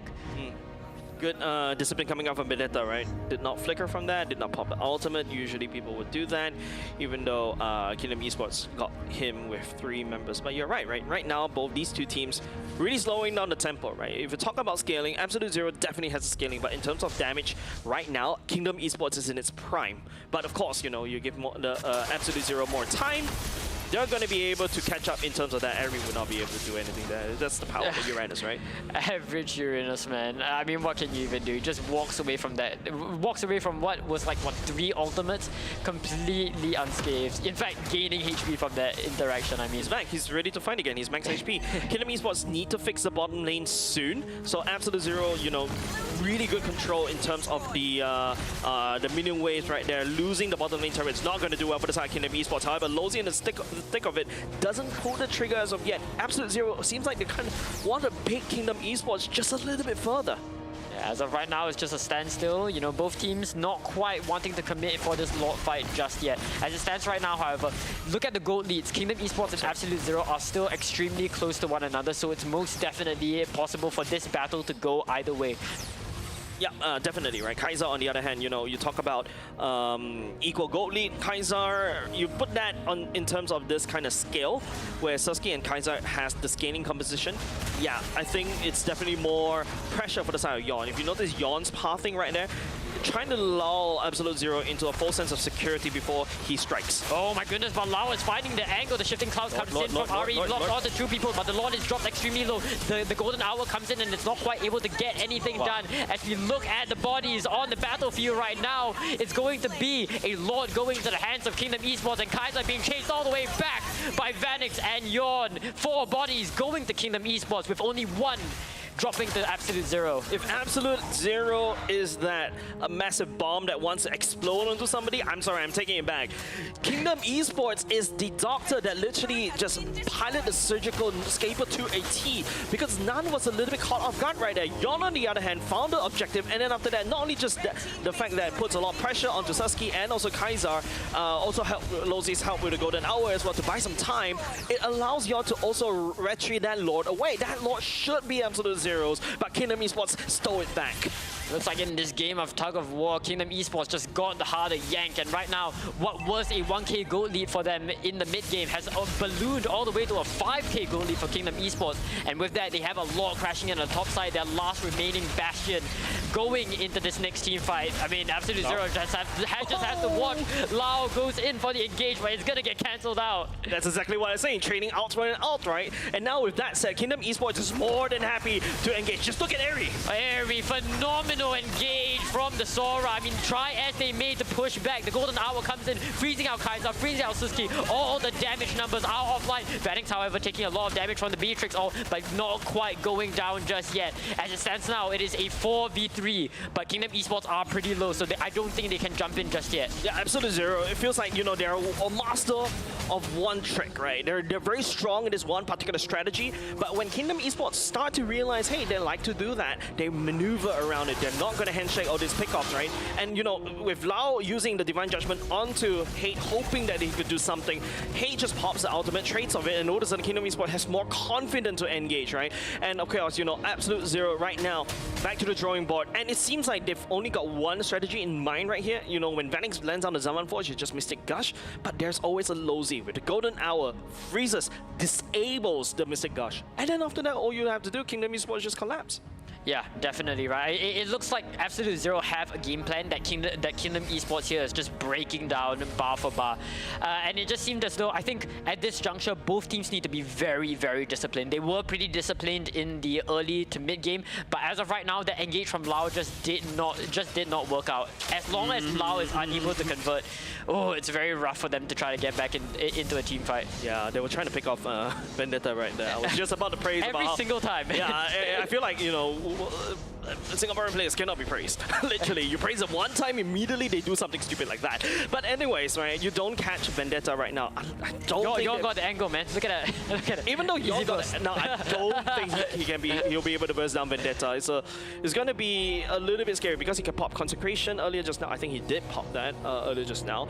He also got Immortality. That's not someone you want to burst. But that also means that when Kingdom Esports focusing on Vendetta, Absolute Zero was able to do this. Oh, Kaiser being dropped all the way down, and that's gonna be a big kill for Kingdom Esports going into the deeper end of the fight. Vanix is chasing Vendetta, jumping all the way into the backline, lowers the Zaman Force with the flicker as well. Lau on his last knees forced to run away, but Lozi isn't gonna let him get away so easily. Unfortunately, Lau is going to be able to get away. But as we move into the tail end of this fight, 5 members of Kingdom Esports are closing in on the 3 remains of Absolute Zero, and now the question becomes, are they able to convert? Down goes the God. Vendetta trying to buy as much time as he can, trying to bring the minions away, but it is futile when there are 5 members of the kingdom still standing and 2 waves crashing into the base of Absolute Zero.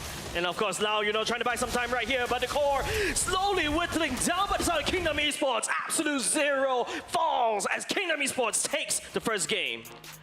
Phenomenal gameplay from Kingdom Esports. I mean, it was a tug of war through the early to mid game, but once that single team fight went over to the hands of Kingdom Esports, they just continued to snowball and snowball and snowball, and it was to the point where that nerf on Nolan, or we saw glimpses of that old Nolan who was just able to walk in, one shot someone, get out. Phenomenal. Yeah, and literally, right, and it just feels like Absolute Zero, they're literally one trick, right, and it's very scary to basically fight against somebody who practiced one kick over and over again, right? But at this particular stage, it feels like Kingdom Esports has found out, hey, if you can kick, I'll just, you know, run around you and find a bit of these weakness. They outflank Absolute Zero, and then all of a sudden, Lau cannot cover all this any more angles anymore. And once Kaiser went down because of the of Yon's assassination, that's it. I think the turning point for the side of Kingdom Esports was when Yon was able to assassinate Kaiser and Sasuke. And Eri, man, his Cloud ultimate is just phenomenal. He sets the stage. He knows that he's able to tank and face tank the Mystic Gush coming out of Sasuke, sets it up for the side of Kingdom Esports, and then everybody from the side of Kingdom Esports, Hate, Vanix, and Yon just collapse onto Absolute Zero, and the rest is history, right? So it's just Kingdom Esports has the better adaptability as compared to Absolute Zero, and Absolute Zero got caught off guard because they've probably practiced this one strategy over and over. It was great until your team, your enemy knows how to work around it. And I mean, talking about the discipline from Kingdom Esports and Absolute Zero, right? Of course, you know, that Uranus happened, but throughout the entirety of that early game, Absolute Zero were always winning these fights, but yet Kingdom Esports set their mind on the objectives, and that's what allowed them to constantly equalize with Absolute Zero until, you know, that very pivotal team fight came out. And I think that's really the key for this match. Let's move on to the MVP of this match, and it's most definitely going to be Yon, making Nolan look meta. Yeah, it feels like, you know, the fact that he was also able to assassinate, find the creative angles, to find Kaiser, to find Sasuke as well. And then after that, you know, Eri just sets up the fight. Now, do you, as Lau, do you even dare to Divine Judgment in Sora when he's in that form? He doesn't really need to activate the second stage of the ultimate. He just used the first stage only. That's all he needs, because that thing, it acts like a mini implosion that kind of messes up the strategy from the side of Absolute Zero, and then after that, you know, the rest of members of Kingdom Esports just do damage, right? And trust in Vanix to do damage. And also another thing I would like to also point out, Kingdom Esports in the early parts of the game, Vanix is just mostly focusing on pushing the side lanes, right? And all of a sudden, Absolute Zero, because this whole strategy relies on Lau, Kaiser, and Sasuke, nobody's controlling the sideways. That's why they hope the Baxia can come in for this. But Vanix, I think, and also the rest of Kingdom Esports was able to maneuver around it. And it's just because of the fact that, you know, I like to give a shout out to Hate. A lot of the capabilities of your tanky front lines from coming in from Absolute Zero, such as your Vendetta and Nan on the Baxia and Uranus, was just cancelled out by Hate. They were just taking so much damage from this Lilia, and it just completely crushed their ability to play. Not just that, right? The Kaja going into the Lilia was extremely difficult as well, because the Kaja would try to Divine Judgment, and then he would just cancel it out. I mean, across all fronts, this Lilia pick was extremely strong on all fronts from Kingdom Esports, and I think their draft was very strong compared to Absolute Zero. They really knew how to play into this composition. Yeah, definitely, right? Like, I feel like Hate, I agree. He baited out a lot of ultimates from the side of Absolute Zero, right? You saw that sequence when Lau caught onto Hate. Maybe that's not probably the first instance. I probably feel like there's a lot more instances before that. Mystic Gush appeared, you know, you got the bombs going in, Hate just taps one button, now all of a sudden you're out of position, you use the ultimate, you run out of resources, that's why Yon strikes, right? And of course, Eri also, I would say another honorable mention for Eri. Lozi, on the other hand, I feel like he has one goal in mind. Take a photo of that god, right? Just disable the Mystic Gush. Absolute Zero, in the end of the day, doesn't really have damage. And I like the Gord pick into the Harif, right? Zaman Force goes down, you just land down your Mystic Gush, right? But there's also another problem. Hate on the Lilia also just drops down the bombs over and over again. And if you're solid, if you're stationary, like what a Gord likes to do when he goes in ultimate, he's just gonna get bursted down. Yeah, exactly. I think a lot of the success from Absolute Zero can be attributed to this Gord, but similarly to that, a lot of the failures of Absolute Zero in this match is also because of the God, right? Or maybe not because of the God. Maybe it's probably due to good drafting from Kingdom Esports. The fact of the matter is, Kingdom Esports had so many damage profiles going into this match. You had Ari, you had Hate, and you had Vanix putting out the damage numbers, that Yon could really be enabled to just be a cleanup or find weird angles, right? You would have Ari distract or draw most of the team fight together. You would have Lawsy making sure that your flanks are clear, and it just lets Yon come in, instantly one-shot at least one of the damage numbers, and once the damage profiles of Absolute Zero have been cancelled, the team fight becomes trivial to them. Okay. Yeah, but it feels like, you know, like for the side of Absolute Zero, I think it's just like this strategy worked for the first 2 minutes, 3 minutes. Then once Kingdom Esports has more ways of engage, right? You can engage with Marcel, you can also engage with the Sora at the same time. So yeah, that's definitely it, right? Like it's just very risky whenever you run a single style of strategy as much as you can, right? Like after a while, you also need to adapt along the way. But the problem is, if you notice how Absolute Zero has drafted this particular roster, right? There's no way out, right? You really cannot engage. The only way you engage from Absolute Zero is either the Kaja Flicker ultimate, and that takes a long time. That cooldown is probably 100 seconds already. But for the side of Kingdom Esports, they can do this all day, right? Sora's ultimate is just cooldown almost all the time. Off cooldown almost all the time. Yeah, and I think the frequency of the fights is definitely a very good thing to pick off, or to pick out, right? Absolute Zero were thriving when they could rely on Lau to get these early picks on the Marcel.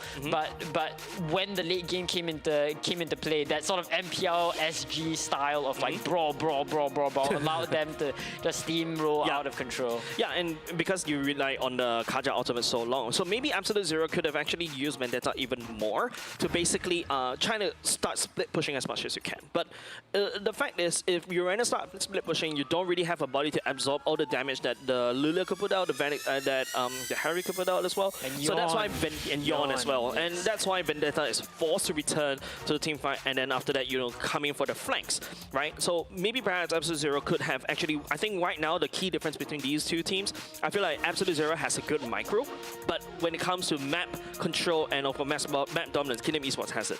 Yeah, and it's quite ironic to think, right, because Kingdom Esports were actually the one playing with more damage profiles. They were playing with a Lilia, they were playing with a Nolan, but at the end of the day, their understanding of a team comp, their understanding that, okay, we can take these fights, but here's how we will structure and set up the fights, is definitely what propelled them over the edge. And after a while, I mean, Absolute Zero's strategy is just so predictable. You see Lau, and Yawn just immediately just said, okay, you know, I see Lau, I will definitely going to be seeing Sasuke, I'm definitely going to be seeing Kai'Sa.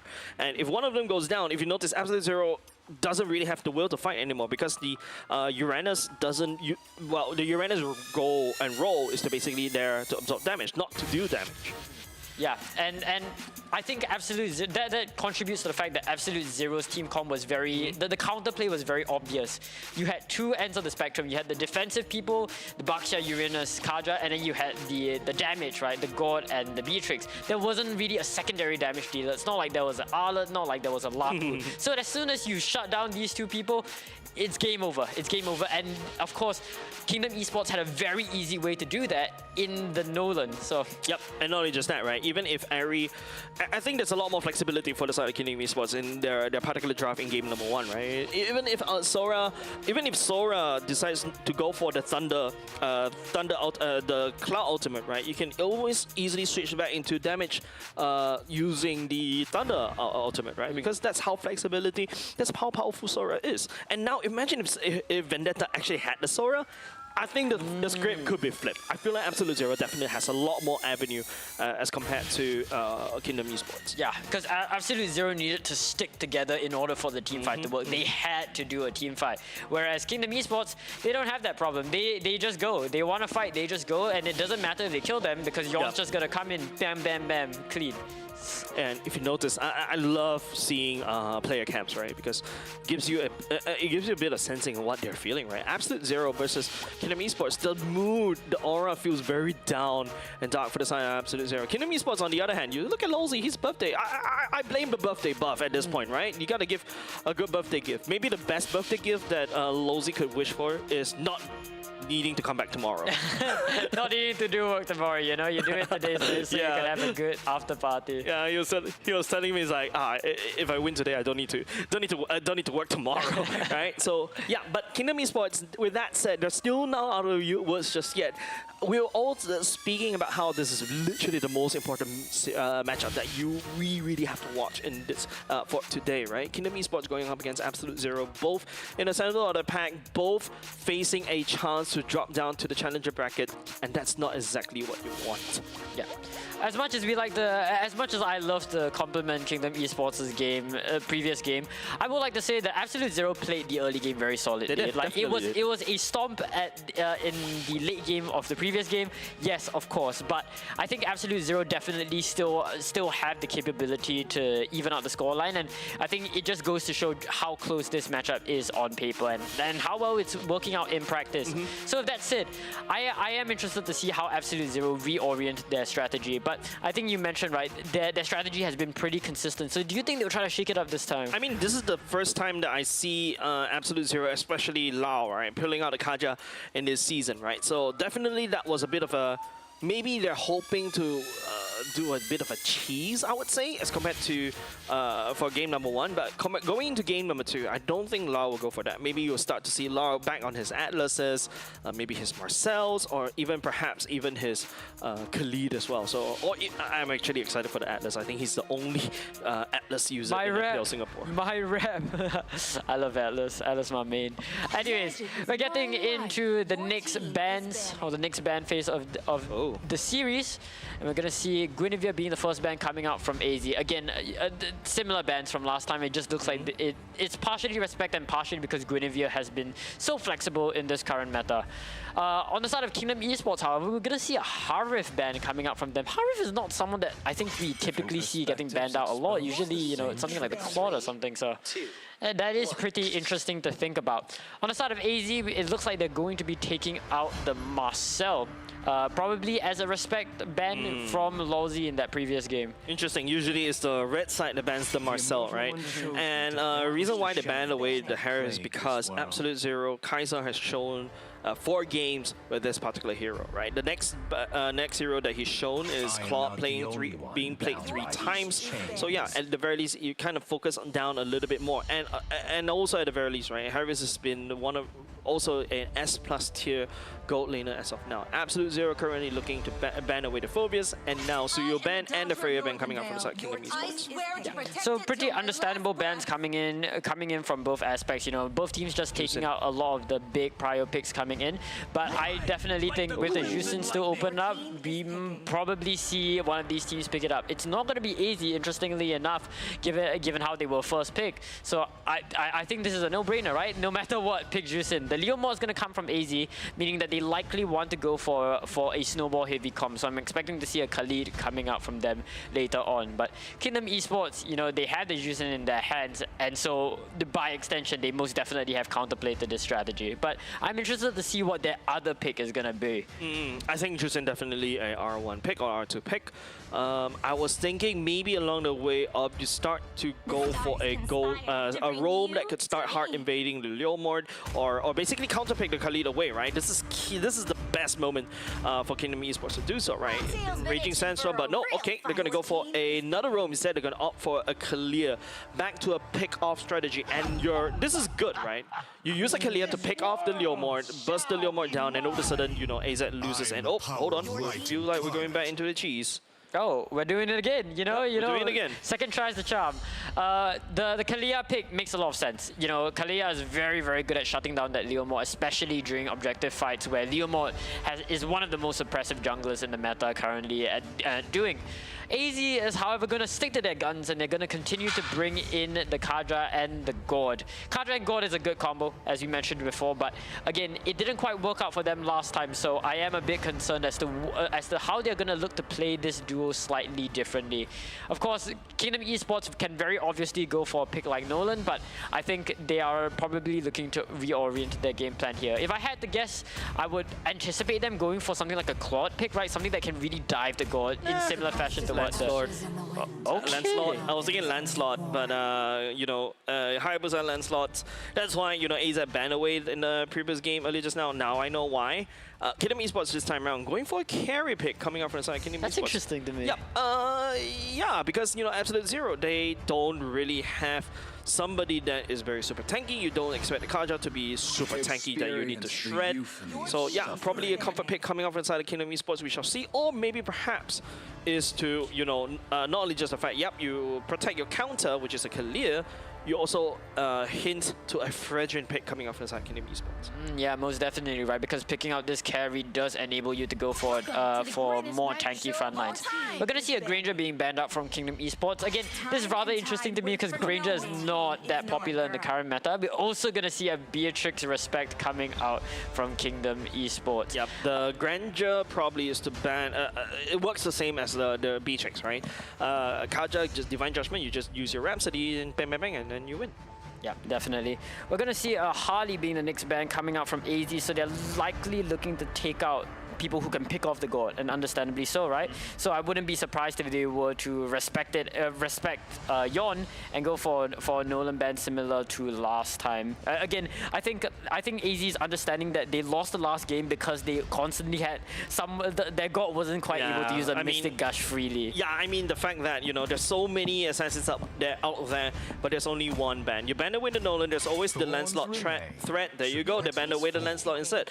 Technically speaking, Nolan is, I would say, is not as a good version as compared to Lancelot. Lancelot has more iframes as compared to a Nolan. True. But Nolan has a lot of burst. Yes, where like when you talk about the damage type, especially Nolan is just run and go. You know, Lancelot has to stay and has to do a bit of dancing before he can get the kill. But I think, okay, no, we're instantly gonna see a Baxia come out, and you know we were sort of alluding to a utility roamer coming out from Kingdom Esports just off the fact that, you know, we're gonna see Vanix taking up the carry. But on the AZ side, we're gonna see a Claude and a Terizla. This Terizla is interesting, I think. Yeah, definitely, right? The combo coming off from the Terizla, you combine that with the Mystic Gush, and also the Claw Blazing Duet, right? And don't forget, Blazing Duet, especially when you go for a Fighter Emblem, you're basically also absorbing HP, right?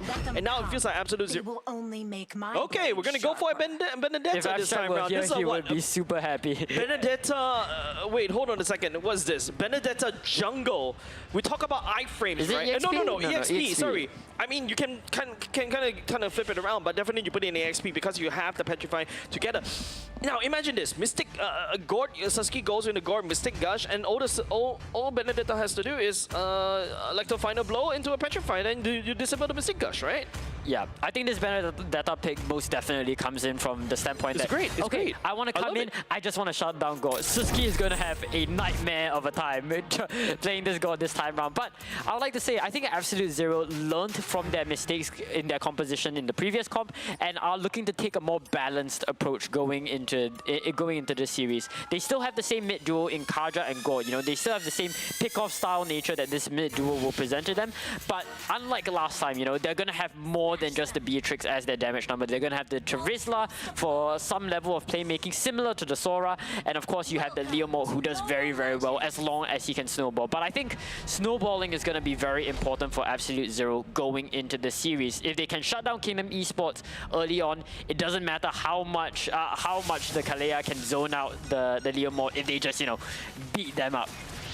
Early game, in terms of gameplay-wise, especially early game, I'm expecting a lot more pathing from the side of Airy, right? Airy, interestingly, goes for the Lethal Ignition. Of course, definitely you want to burst it down, but you can Airy and versus Vendetta, right? Vendetta forced to burn the Flicker already. You don't 1v1 a Vendetta in the early game. Yeah, that's right. Early onset of this match, really nothing to be desired. I mean, Jace, what are your thoughts on the first turtle? I think Absolute Zero definitely have the advantage going to first turtle off the back of that Leomord. Definitely, right? Like Kingdom Esports. Oh, hold on a second. There's so many fights happening all across the board. Average MPL SG game. Vendetta is going to be the first one to go down to Benedetta. Are we going to be taking first blood for the side of Kingdom Esports? I would say first turtle, Kingdom Esports should have it, right? Like I'm leaning on the fact that Airy does have the Electro Final Blow and the Petrify Warmer combo, but I think it will be there, I think, if Kingdom Esports delay the first turtle take just a little bit. But Lozy, okay, an early pre-level 4 Lozy, and also if you compare that pre-level 4 Lao, I prefer Kalia, right? That region is, and also knockup is definitely going to be helpful. Whereas Lao, as a Kaja, you're only just doing soft CCs as compared to hard CCs coming out from Lozy. Yeah, but of course Lau still does have the Divine Judgment, and that's something that he will not get Divine Judgment. Yeah, first that's turtle, right. He's not gonna get it. So and as far as first turtle is concerned, it's definitely going to be looking good for Kingdom Esports. The Phantom Steed comes in, the team fight is coming in as well, and down goes Vendetta, down goes Yon, and down goes Lawsy. In this exchange, one more down to go. Nan is going to be the next one to fall, as it's complete pandemonium on the top side. So many bodies are dropping it, but as the dust settles, it's gonna be 3-3 on the kill counter. Okay, that's a sneak peek on how I expect the turtle will go, but it did not go in the way of Kingdom Esports, right? I think Absolute Zero was the one that got away with a lot more as compared to Kingdom Esports, because, you know, in terms of the timing-wise, Hate wasn't there, and now, you know, both these two teams are going to enter this a little bit awkwardly, especially Lau right now. Yeah, the Phantom Steed are going to come in, all of them just dogpiling onto Lawsy, and that's going to be a dead Kalea. But moving into the next bout of the team fight, Yon is going to lock on to Vendetta, and he is going to take him out. So now it is 3 versus 3. The HPs are going in favor of Absolute Zero, but for some reason, Lal is able to win the turtle for his team. What a weird sequence of events, right? Number one, Kingdom Esports handshake fight with Absolute Zero all the way up top, took it as a turtle fight, right? Then after that, Absolute Zero handshake another team fight alongside Kingdom Esports to take the turtle. Absolute Zero took the turtle using the house somewhere or somehow. Someone misread it right there. But you get to start to see, right? Like Absolute Zero, the longer the fight goes on, it should be in the favor of Absolute Zero, right? Especially when Nan is also outputting some damage. Vendetta is also slice and dicing. Kingdom Esports, on the other hand, they need to look to burst at least, I would say, Nan, Susky, or even Kaiser down. But Lau is the biggest threat for the side of Kingdom Esports. As of now, I don't see a way for the side of Kingdom Esports to deal with it. And it's similar to the previous game, right, where we saw Lau on this Kaja. Lau was just constantly kidnapping members of Kingdom Esports, and it gave them so much early game tempo, especially given the contest. However, dissimilar to the previous game that we saw, Kingdom Esports aren't winning the turtle contest here. It is in fact going to be Absolute Zero winning the turtle fight. So as far as the slight lead is concerned, it's going to slightly lean towards Absolute Zero. But of course, I think as of right now, we're seeing the same tug of war that we saw in Game 1. Well, we're focusing on the bottom screen, right? I'm actually paying attention to the top lane earlier just now. Ari and also Vendetta kind of went for a trade.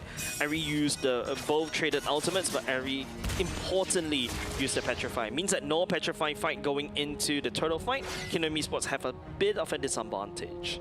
Yeah, that's right. With the turtle coming in about 15 seconds, it's going to be rather rough not having that Petrify, but of course we'll have to wait and see as to how that will play out. Currently, both teams are gearing up. It looks like it's going to be a full fight, especially given how the turtle is spawning in on the bot side. So we'll have to see how this plays out. Yon going to be the first one to go down. The Phantom Steed comes in, and oh my goodness, so much is happening on screen. The Tsunami Slam comes in, locks onto Vendetta. Ari being caught extremely low. Susuke able to stun him, but he is able to get away. Lawsy as well, the next one on the chopping block. Lau is chasing him, but it's still not gonna be enough, and both gold laners aren't even in the fight just yet, so it's gonna be round 2 very, very soon. Yep, definitely round 2 inking up. They're knowing that Lau doesn't really have the ultimate. Kingdom Esports has to handshake this one. Yep, that's right. Vanix is going to take yet another... Oh no, Vanix is not just a bit shy of taking another body, but for what it's worth, that turtle is once again gonna go back into the hands of Absolute Zero, and not to mention, they're finally getting one up on Kingdom Esports on kill counter. Once again, you don't handshake micro fights against Absolute Zero. Seems like they do have the better thumbs and also the better brains when it comes to micro. But in terms of macro, you see Ari knocking down top lane already as well. Kingdom Esports is slowly going on this slow bombardment creep, I would say, in terms of map control. But it also relies heavily on Yon, right? Yon on this Baxia, I think his main role is to really soak up the damage coming up from Susky, deactivating the Mystic Gush. Yeah, that's right. As it stands right now, you said it very well. Kingdom Esports are slowly but surely inching their way when it comes to map dominance, and they're looking to take yet another tower onto the board. Yon drives in with the wheel. Lawsy going extremely deep, being picked up by the Divine Judgment. Vendetta is going to try to defend his teammate. The Mystic Gush comes in, takes down Lawsy, and now it's a 4v4 clash. Back into the action. Vendetta is going to be caught extremely low.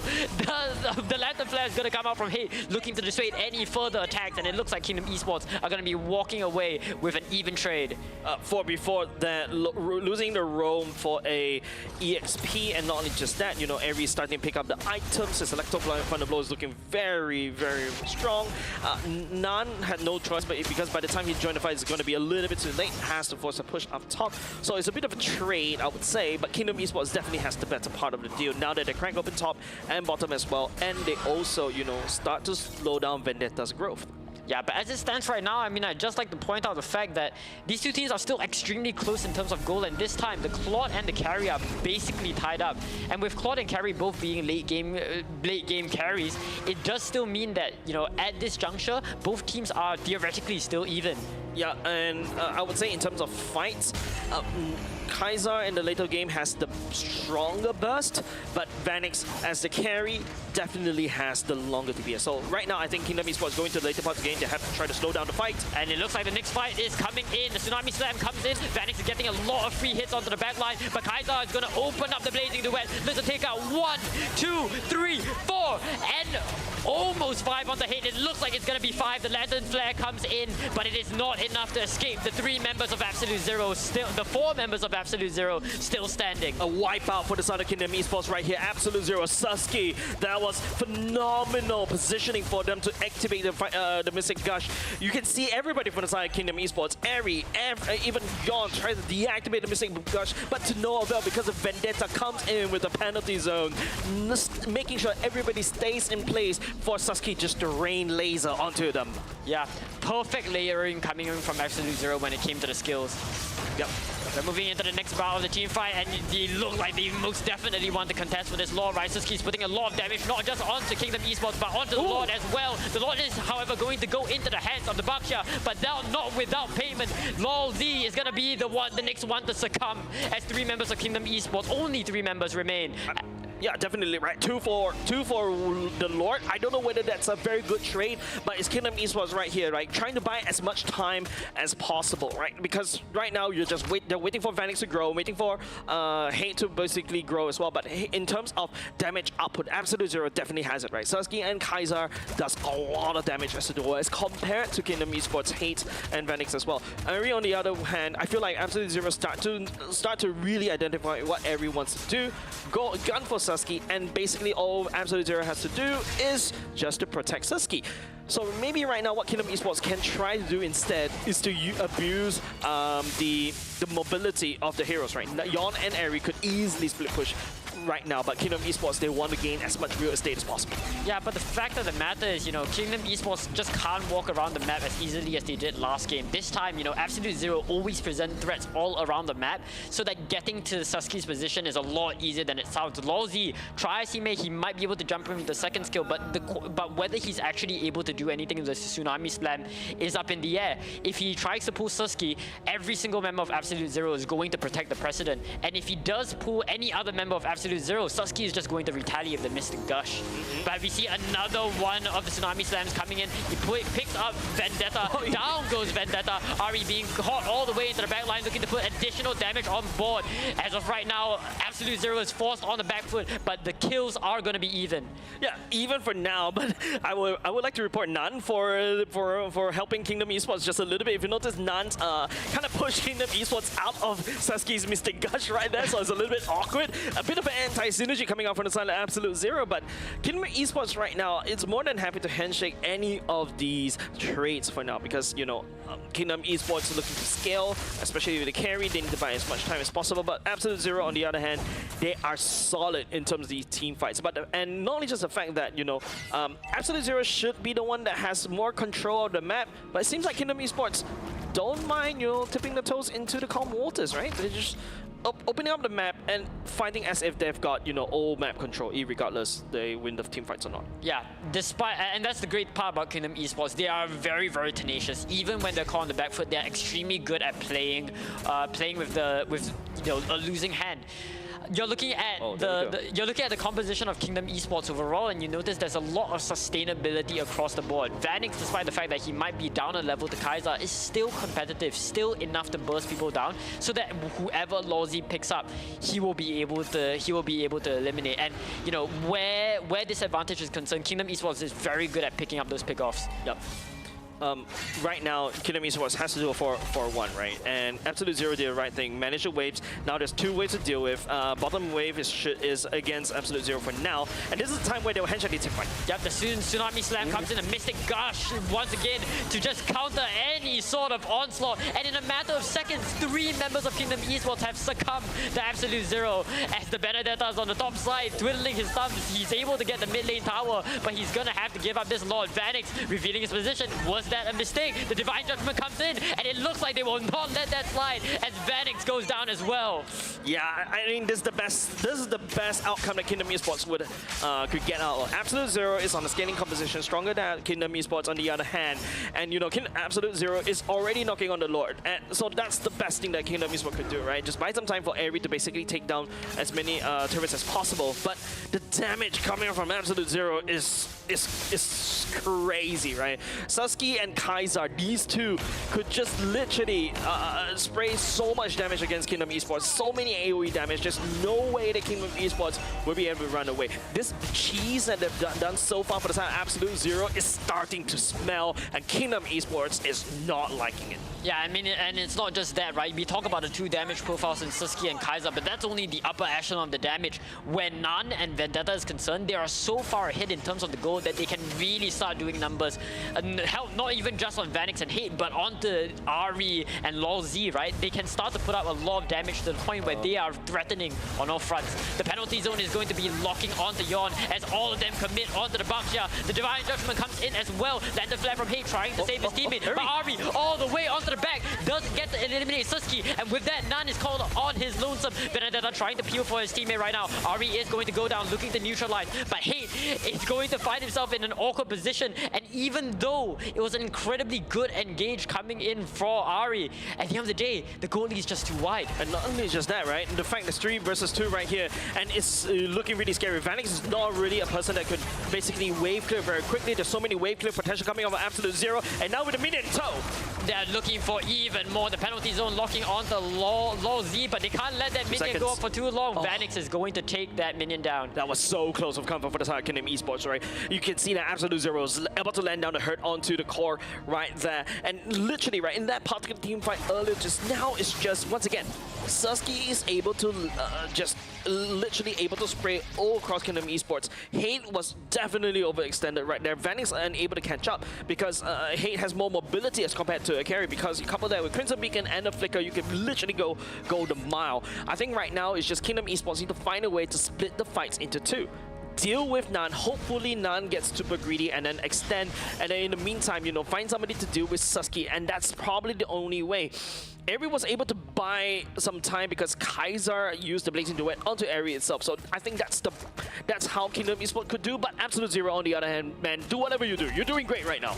Yeah, precisely, right? I think we saw glimpses of that sort of strategy in that previous team fight. But at the end of the oh my goodness, Kaiser, in a matter of seconds, the Blazing Duet opens up. The Winter Crown is going to prevent any sort of counter-attack. And we're into the next team fight. He's going to be the first one to go down. The Tsunami Slam is going to lock onto Law. Lon is just caught extremely low. He's unrelenting, but he just can't hold on. And down goes Ari, following his 2 teammates into the grave. 3 member down for the side of Kingdom Esports. The Lord is up. Kingdom Esports has the hands full, putting on the defense. Absolute Zero has money bags against Kingdom Esports. There's so much damage in Susky and Kaiser's kit, and especially popping the Winter Crown. He's more than happy to handshake these team fights. And yet another engage, right? The Phantom Steed going to be committed on by Nan. Lolzy is going to be the first one to go down, and down goes Vanix as well, as there's no one alive to watch the fall of the kingdom. We're going to a game 3. Man, I was telling you guys that this is definitely going to go for the mile. I agree. Great start for the side of Kingdom Esports in game number 1, but game number 2, Absolute Zero using the same exact strategy, playing around Laos, Kaja. They snap back against Kingdom Esports. I love this. I love what Absolute Zero did here. And this is the adaptability that we needed to see from them.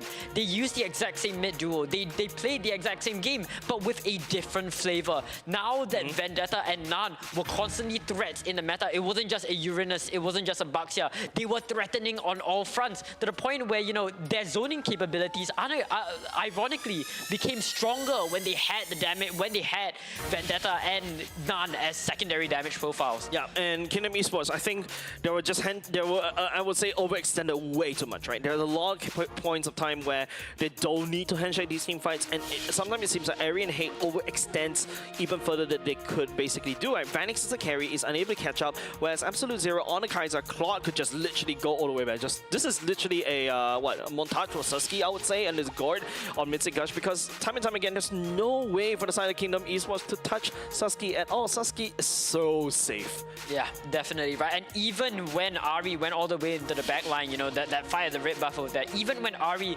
managed to take out Susky by the red buff to isolate him from the rest of his team, the fact of the matter is, at that point, Absolute Zero was snowballing so out of control that Nan could really just hold his own against 3 members of Kingdom Esports, and he bought enough time for Absolute Zero to generate that counter attack. Yeah, this is the sus Nan play, right? Oh, I would say, yeah, gotta push the laser away, members to the side of Kingdom Esports away. It happens, but at least you win, right? But look at that, it's just, man, Susky is just having the time of his life, man. If you're a Gord main, you were definitely feeling that. Shout out to you, Naisu. Oh man, and I mean, look at that Claude. Look at that Claude. In a matter of seconds, deleting the likes of Hate. And I think with that, we're gonna get into the MVP of the game. Any guesses here? And any guesses here? I'm giving to Susky, I would say. Yeah. But yeah, Kaja, honorable mention. Yep. He's the one that kind of protected Susky, making it so easy for Susky. Yeah, so I definitely agree with this this evaluation. No deaths as well. And Kaja is not known to be super tanky as well, easily busted down. But the main key point of a Kaja is the ability for you to isolate a single target right into the laser of the Gord. Yeah, definitely, right? The success of the God was in no short due to just how good Kaja was when it came to making the plays for the God. You know, the God just handing all these kills to Susky on a silver platter. And as you can see, I mean, phenomenal game from Absolute Zero. 27-11, a lot more aggressive, a lot more violent than the game we saw before, and understandably so, just given all the damage that Absolute Zero could put out on every single one of their heroes, with the exception of maybe the Kaja. Yeah, I think right now it's just in the previous game, right? Like, it feels like Kingdom Esports decided that no, maybe the Gord wasn't a problem. They decided to just let the Gord go in the hands of Absolute Zero, thinking that the duration should be more than enough to deal with the Gord, right? Because all you have to do is just land down the passive, and then all of a sudden Gord flies, and then no more laser, right? Because if you notice Kingdom Esports, there's so many ways for them to deactivate that laser, right? Eri, Yon, Hate, and Lozy. But you got Vendetta on the penalty zone. You also got Nan that can easily shove everybody away, allow to slow everybody down. And don't forget, when Susky, I think, goes ahead and secures himself he didn't even secure the ice cream one. Wait, no ice cream one? No, not required.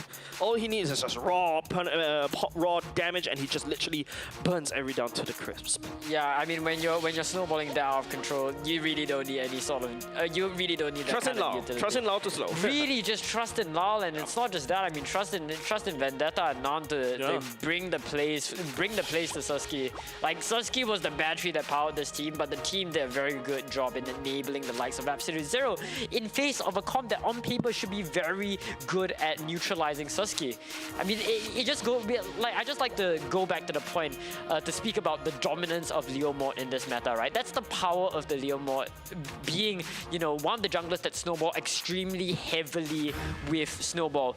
Tharista sort of is in that same genre, but I think, you know, he's more comparable to something like a Fulvius, who's very good at chopping up team fights, very good at disrupting, and I think disrupting is definitely the name of the game for Absolute Zero. Yep, definitely. Kingdom Esports, I think this is definitely a interesting match, right? Both these two teams experimented. You can see, you know, Absolute Zero walked away with this Kaja pick twice in a row. Yes, first game was a little bit iffy for them, but game number 2, they realize that, hey, this is the secret sauce, right? Once they are able to protect Susky, this Kaja and Gord combo needs to be stopped by Kingdom Esports, and they have a bit of time for them, because we're going to go on a short break. Don't go away, ladies and gents. Game number 3 will be up next. One of these two teams will drop down to the challenger bracket and come back tomorrow. Which team it is, we'll find out next after a break.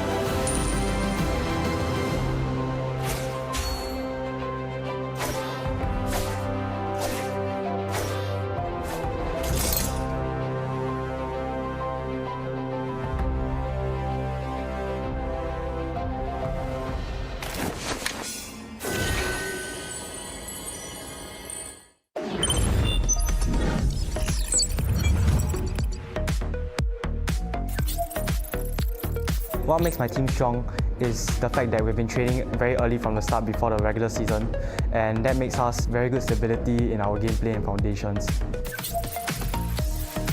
We adapt fast. I usually adjust my headrest so that my neck doesn't get soiled throughout the game. I believe that consistency is the most important in our team, and that will be the main factor to winning MPL SG 11.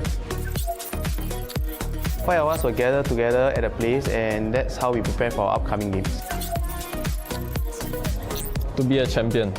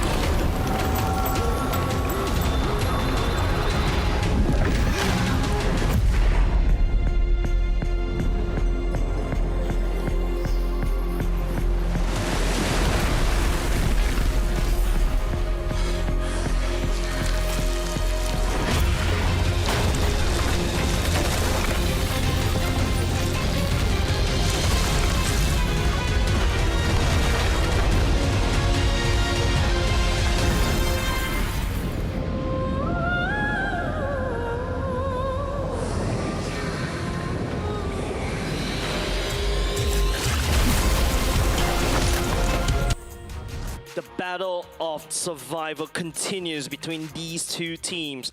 One more game will decide their fate, whether they get a holiday tomorrow or will they need to run that marathon down at the challenger brackets. My name is Jace, this is Gammy, we are your casters for this one. This has been an absolutely phenomenal of a series, I would say, so far. Any bets? So incredibly exciting. Oh man, I can't choose. I feel as though Absolute Zero and Kingdom Esports have really been playing very good MLBB. Like, I feel like the discipline is most definitely there, to the point where, you know, I don't feel any inclination to either team. You know, I don't really care who wins as long as we get a good fight. Yeah. I'm an unbiased viewer in this standpoint.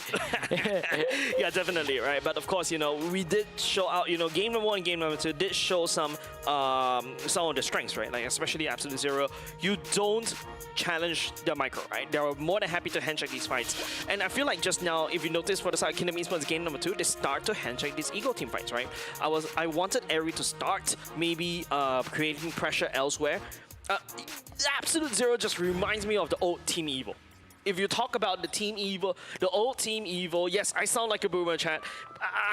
I'm like, this is the old Team Evil where they're so strong when they fight together, and then after that, you know, the only way that you deal with this kind of team is to break them apart, right? To pick them one by one, and then after that, pull them aside, right? That's how Team Evil fell off in the earliest few seasons, but you don't apply that idea over to Team Evil today.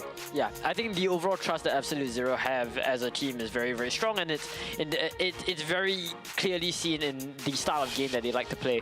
And on the other hand, I think Kingdom Esports have been doing a very, very good job. A very good job this time round as well. Especially we saw in the first round, they understood how to use their comp perfectly. They set their minds on objectives and they played a very disciplined game, which allowed them to win the war of attrition. I think a lot of these games, Jace, have been characterized by early game, stability.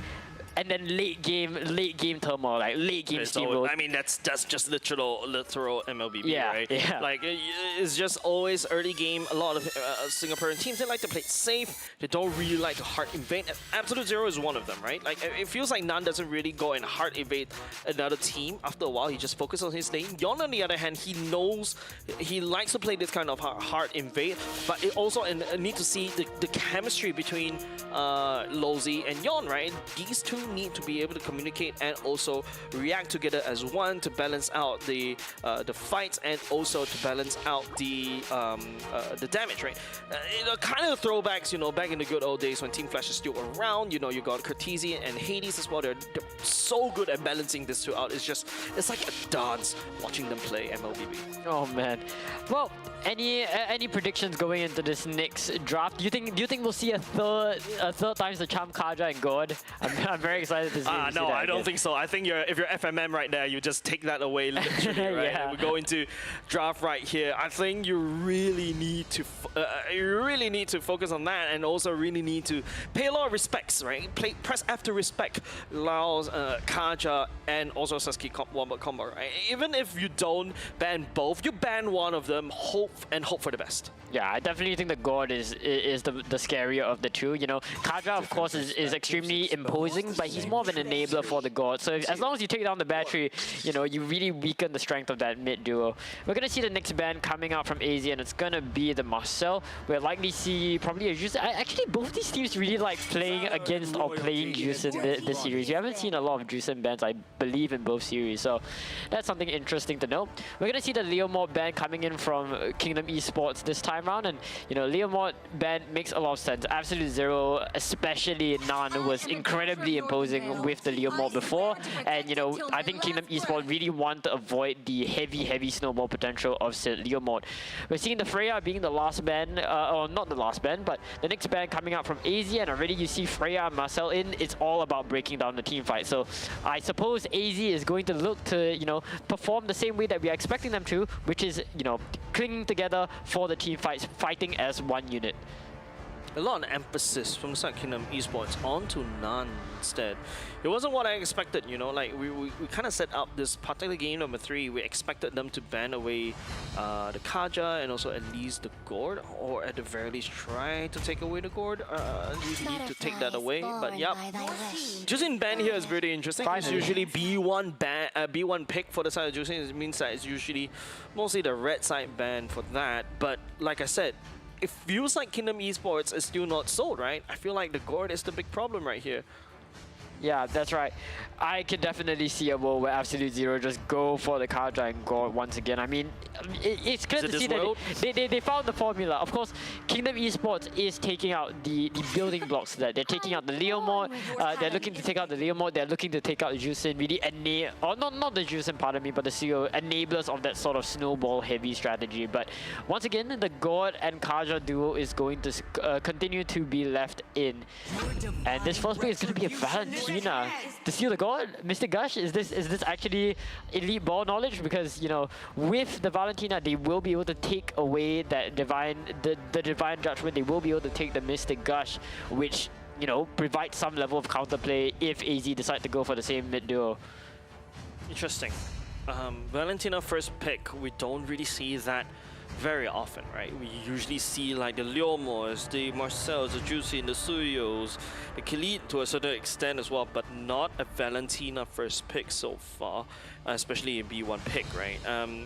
Is that the secret? Is that the secret sauce for them to basically like deal with the potential Gord and also Kaja pick? But seems like Absolute Zero. Okay, fine. I was just about to think maybe they're not going for the Kaja this time around. But no, they love the Kaja. I mean, if it ain't, they love the chicken. If it ain't broke, don't fix it. They love the chicken, Absolute Zero pulling out all the KFCs to this match. Anyways, we're going into Kingdom Esports' last two picks.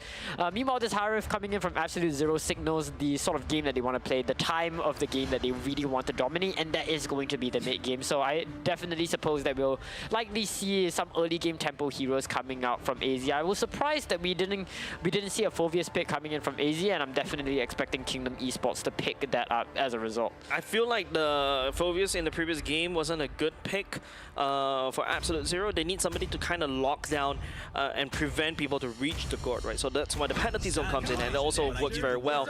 And now with Kingdom Esports, this is a good starting pick, I would say. It's not too bad. It's very safe. I'll give it B, not an A, but a B, maybe B plus, borderline. Yeah, Gord and Gaja, what are we expecting anyways? Kingdom Esports, on the other hand, you know, Raging Sandstorm is one way to basically deny that the Gord at the same time. You also have early game potential as well. And then now, you know, Raging Sandstorm alongside with Valentina, perhaps with the Gord ultimate, that would be also very interesting. And, you know, it's just, you know, you give them a taste of their own medicine, right? Maybe that's how they like to play MLBB. Yep. We're going to see the ban coming, the ban of Sora coming in from Absolute Zero, and this is very understandable. The benefit of first picking Valentina is not necessarily in Valentina's ability herself. It's more so about the restraints that it puts on the draft. When you pick the Valentina, it enables your team to pick into heroes with very strong playmaking ultimates, and it prevents AZ from similarly picking these ultimates. But of course, I say that, but then the Kaja's on the other side. Yeah, exactly, right? And the Gord as well, right? As well. So it's the way that you counter Valentina is, I think I'm starting to feel that you don't limit the amount of big ultimates. You want to try to make this kid in the candy store, right? Like he has only one small hand, and he tries to get every candy he wants, and he spills all the candy in the end. That's how I see it, right? So that's how I'm seeing how Absolute Zero is doing it. It's okay if you have Valentina, we will try to counter that, because even though Valentina actually takes a Divine Judgment away from Absolute Zero, Valentina doesn't have that tankiness to be able to, you know, front somebody and absorb that damage, because Kaja has definitely the more defensive capabilities as compared to a Valentina. Yeah, that's right. We're gonna see the Uranus being the next ban coming in from Absolute Zero, and you know, this is a very EXP centric ban. They're really looking to neutralize Ahri here.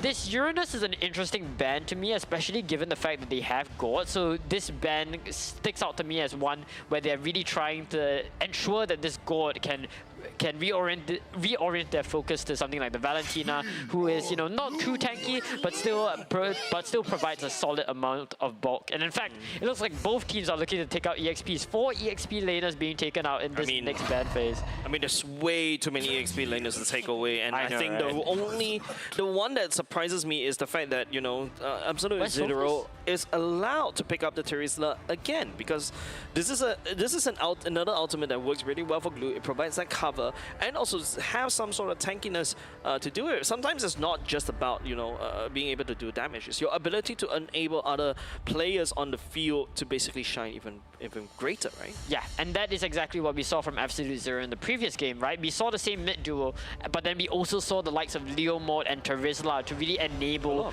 the Claude and the God in that sense. But yeah, I think we give. I think this is the time. If I were coach FMM, I'll give Yon that assassin, please. Yep, there we go. Lancelot finally leaked. For 2 games in a row, it was banned. Absolute Zero had to finally leaked it out. And now with the Arda, so there's a lot more ways for the side of Kingdom Esports to deal with the Gord, but maybe, just maybe, Absolute Zero this time around. Yeah, in 2 games in a row, we show you the Gord and Kanja Womo combo. Maybe there's another mix-up that they may throw in, especially game number 3. I could expect definitely like a Fredrin to come out here. I think a Fredrin would be a pretty sound pick, no? Nah, he's gonna get melted by the Gord laser. Oh yeah, I guess you're right. Yeah, because Gord also do true damage according to percentage HP. That and you is go true. for the glowing one, you're just gonna get shredded. Yeah, so definitely. And right now for the side Absolute Zero, I think they go for a jungler right here. A Leomord, unfortunately get banned already. I would say Nolan, well, still not too bad. Not too bad. Not too shabby either. Yeah, I'm just a little bit worried about how strong this Nolan is for Absolute Zero. I mean, I have trust in their jungler to make good use of it, but at the end of the day, KE has a lot of movement skills, right? They have the Lancelot, they have the Claw. Both of them are able to zip away at a moment's notice as soon as they see the Nolan. So Nan is definitely going to have to play a more methodical game going into this matchup. Before we get into the match, however, I really want to talk about Ahri being on this Arlet. Arlet is one of those heroes that seem very boosted by its top level, that seem very boosted by the top level talent, especially in this composition. I'm not the most convinced, especially because, you know, you're looking at the team composition and it's not like you have something like a Fredrin or a Guinevere or an Arkai who necessarily plays very well for the Arlet. So in that sense, a lot of Kingdom Esports' success in this game is going to be contingent on how good Ahri is able to execute this Arlet. Arlet in the right hands is a monster, but in the wrong hands, it can really just be dead weight. But I've seen one good Final Slash that turned the whole tide around in an epic. Yeah, I've seen that before. And Arlet is one of the kind of heroes that is just like, it's a cheap hero, right? In the sense where you don't really need a lot of items on him. He can be very squishy. He can basically go a little bit suicidal as long as he lands a good Final Slash. That's all you need, right? Yeah, most definitely. Anyways, welcome to the Land of Dawn. This is going to be the match that determines which team goes to playoffs. Kingdom Esports versus Absolute Zero, currently tied 1-1. And really, given how this series has gone thus far, you really cannot expect anything from both of these teams. That's what I like about the Khalid play against the Kaja. Kaja in the early game doesn't really do a lot of as much damage as compared to a Khalid roam, right? I think we're really spoiled by the Khalid roam these days. But right now, I think I agree with you. Like a lot of pressure onto Ahri, and I would say to a certain extent, Hate, right? Now, Hate as a magic, as a mid laner recently, I feel like Valentina is relegated to a role where it's more of a utility mage right now. All you have to do is basically take a big ultimate from the side of Absolute Zero and use it against them.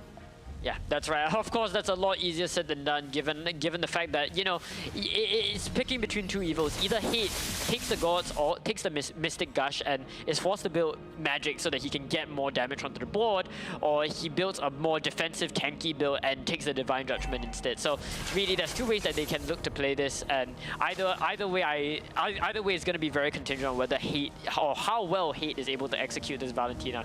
Probably the hardest mid laner in this meta. Yeah, I agree. No, one of the hardest one. Kagura coming in also honorable mention in terms of difficulty, and also to a certain extent, I would say if you play Cushion mid lane, that's actually quite hard. Yeah, definitely. The first total is going to spawn in, and both teams are gearing up for the fight slowly but surely. As it stands right now, though, it is a tug of war. Yep, Lozi is not able to open up that map. Not too sure whether he picks up the information that Vendetta is there. Dangerous Grass is a very scary map, especially when there's so many. It actually enables Ikaja and Vendetta even more, especially in this kind of map, because there's so many bush for Lozi to check. Yeah, imagine if we got Hilda, you know, Hilda is so oppressive on Dangerous Grass, but it looks like Absolute Zero is going to concede this turtle over to the hands of Kingdom Esports. Rather interesting to me, but it looks as though Absolute Zero just wanted to focus on their own farm. We're going to have to see if Kingdom Esports can find an invade here, but, you know, with Lawsy on his lonesome against 3, it's not really going to matter. I agree with the decision coming from Absolute Zero not to take the first turtle, because Lao doesn't have Divine Judgment as of yet. Lawsy, even pre-level 3, pre-level 4, he also do a lot of damage, right? So it doesn't really, it's not his Raging Sandstorm is like just nice icing on the cake, but he's also able to do a lot of damage pre-level 3, so that's why Absolute Zero is not going to handshake these fights. Yeah, that's right. I mean, pretty good discipline from Absolute Zero. You know, my biggest pet peeve, my biggest pet peeve is when teams look like they want to commit to something and yet back off at the last second. I think the fact that Absolute Zero knew that they knew that they didn't want to take this fight and then instantly left, I think that's very good discipline and macro from them. Yeah, definitely, right? Totally agree with you. I love it when teams are more decisive, right? Don't dance around. There are better time being spent elsewhere, right? Like maybe shove another wave, or maybe say hi, open up another push, say hi to people, and then after that back off.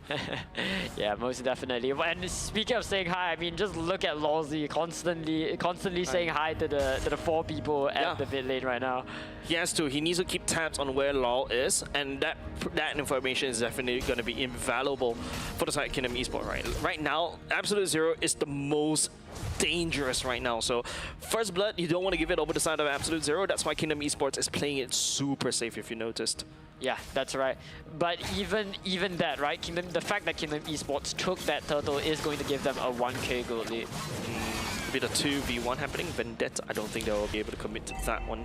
Eri does have a lot of a region and also sustainability. Oh, Flicker. Oh, but the Flicker is going to come in and the Divine Judgment is going to land on the Kaiser. But look at the top side. Lozi unfortunately whiffs a Raging Sandstorm and he's going to get countered down by Lau. And they are in fact unable to convert onto Kaiser. The first blood is going to go to Absolute Zero with no response in terms of kills. And in fact, Kate is looking for more onto Lau. Yeah. And Vanix comes in for the support, dropping him extremely down but not quite able to secure.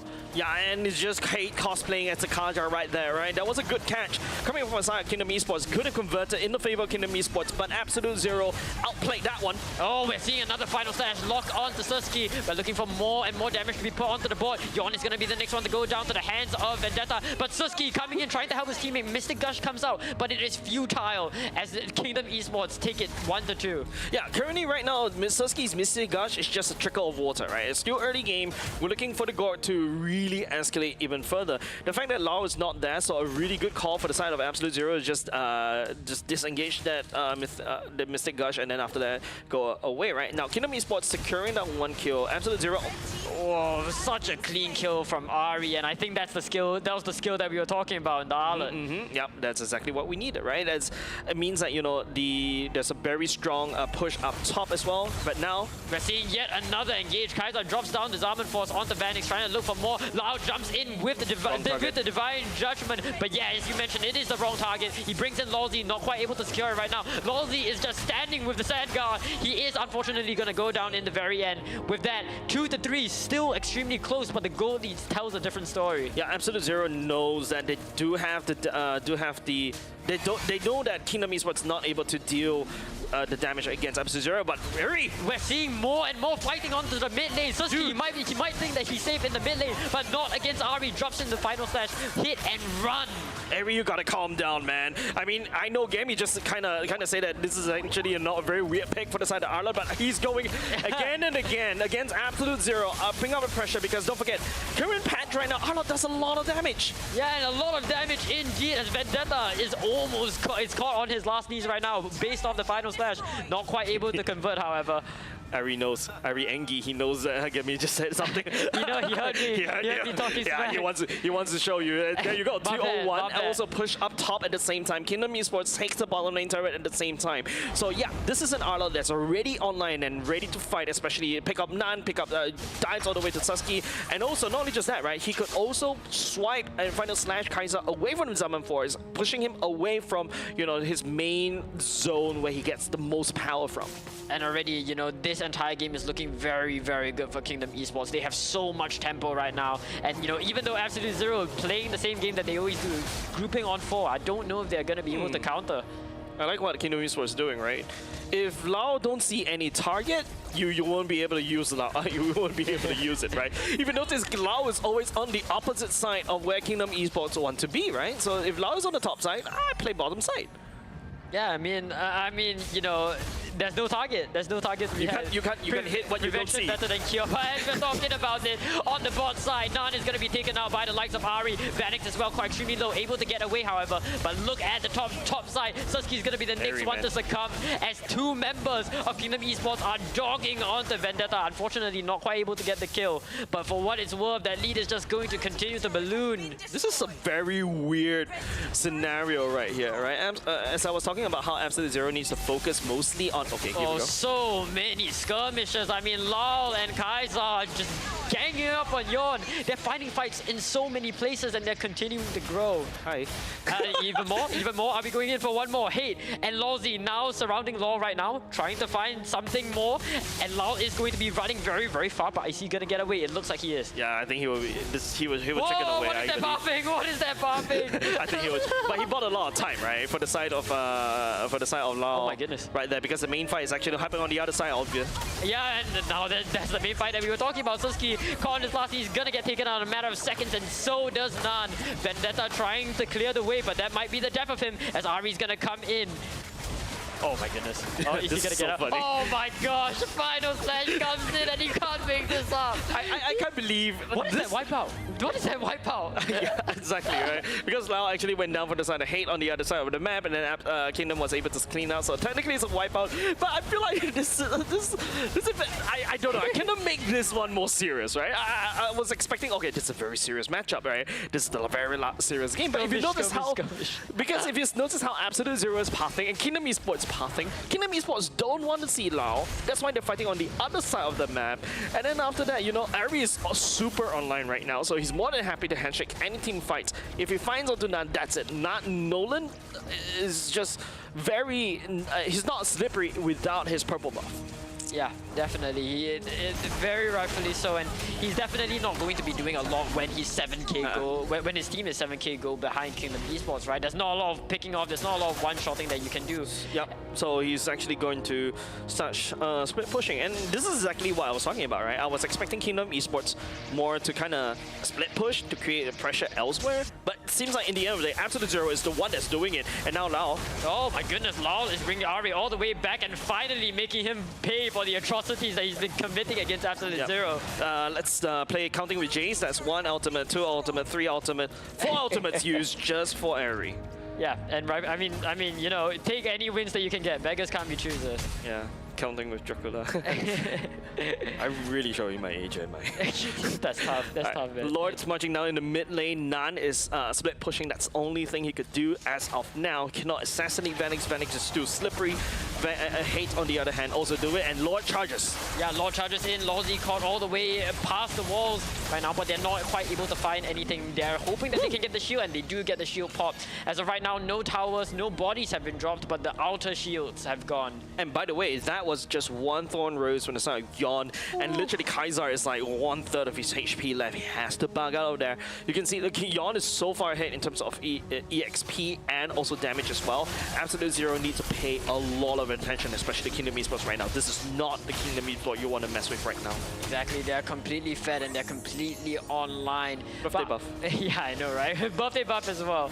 And one thing to take into account, right, is that Absolute Zero do have very good clear, but their good clear is locked behind the ultimates, having to commit ultimates. You're looking at Nan with his ultimate, you're looking at Suski with his Mystic Gush. I think both of these ultimates are very good at clearing waves, but if they spend it on clearing waves, they won't be able to fend off against an attack. Well, Gord does have the second skill, right? That's true. The Mystic Zone at the same time, and also Kaiser does have the the first skill as well, the Chrono Burst. So I think right now it's just more like, if you take a look at the items, there's Holy Crystal for the side of Kaiser, and maybe that could basically turn the tide around just a little bit. Hate, on the other hand, with the Lightning Trunkin, but like what I mentioned, I expect Hate to be the one that's, maybe Hate could be the one initiating, but Eri, you know, he's far ahead. Demon Wings are ready, you've also got your Oracle at the same time. Yeah, he's ready online, he's ready to fight. Yeah, that's right. I mean, I think at this juncture, really, the only thing that Kingdom Esports can do is try to play for a mistake coming in from KE. As it stands right now, Absolute Zero really doesn't have any sort of special late game scaling. It's not like they have the Claw. In fact, Kingdom Esports are actually the one holding that late game ability. Yep. You have the Arlet, you have Vanix on the Claw. So right now, Absolute Zero can really only play for mistakes. They need the Outlast. Outlast against 7k gold lead. I definitely agree with you. Absolute Zero, I feel like, you know, this is the roster that needs to win at the second turtle, right? Yes. What, second turtle onwards, and then after that scale. So that's why they made the great decision earlier just now to not handshake the fight in the first turtle portion. But Yon, you know, he's a Lancelot player. He plays a lot, and notice in the area on this Arlo is just poof. He's just leading the charge against Absolute Zero, and that's why, you know, Absolute Zero right now is in a bit of a pickle. Yeah.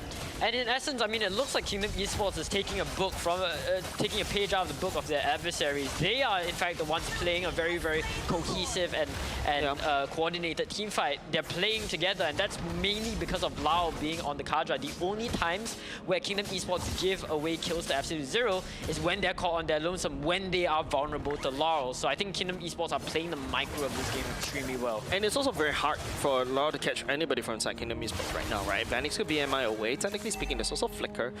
You catch onto the only target that, you know, the Absolute Zero is taking, and how Lozy likes to play is he likes to bait people out, right? So Kalal, all he has to do is just flicker. Even if you catch a Khalid, what will Khalid do? Raging Sandstorm away or Raging Sandstorm towards you, right?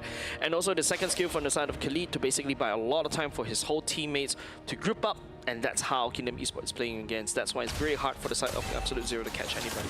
Yep, we see the next Lord crash into the base. Yon.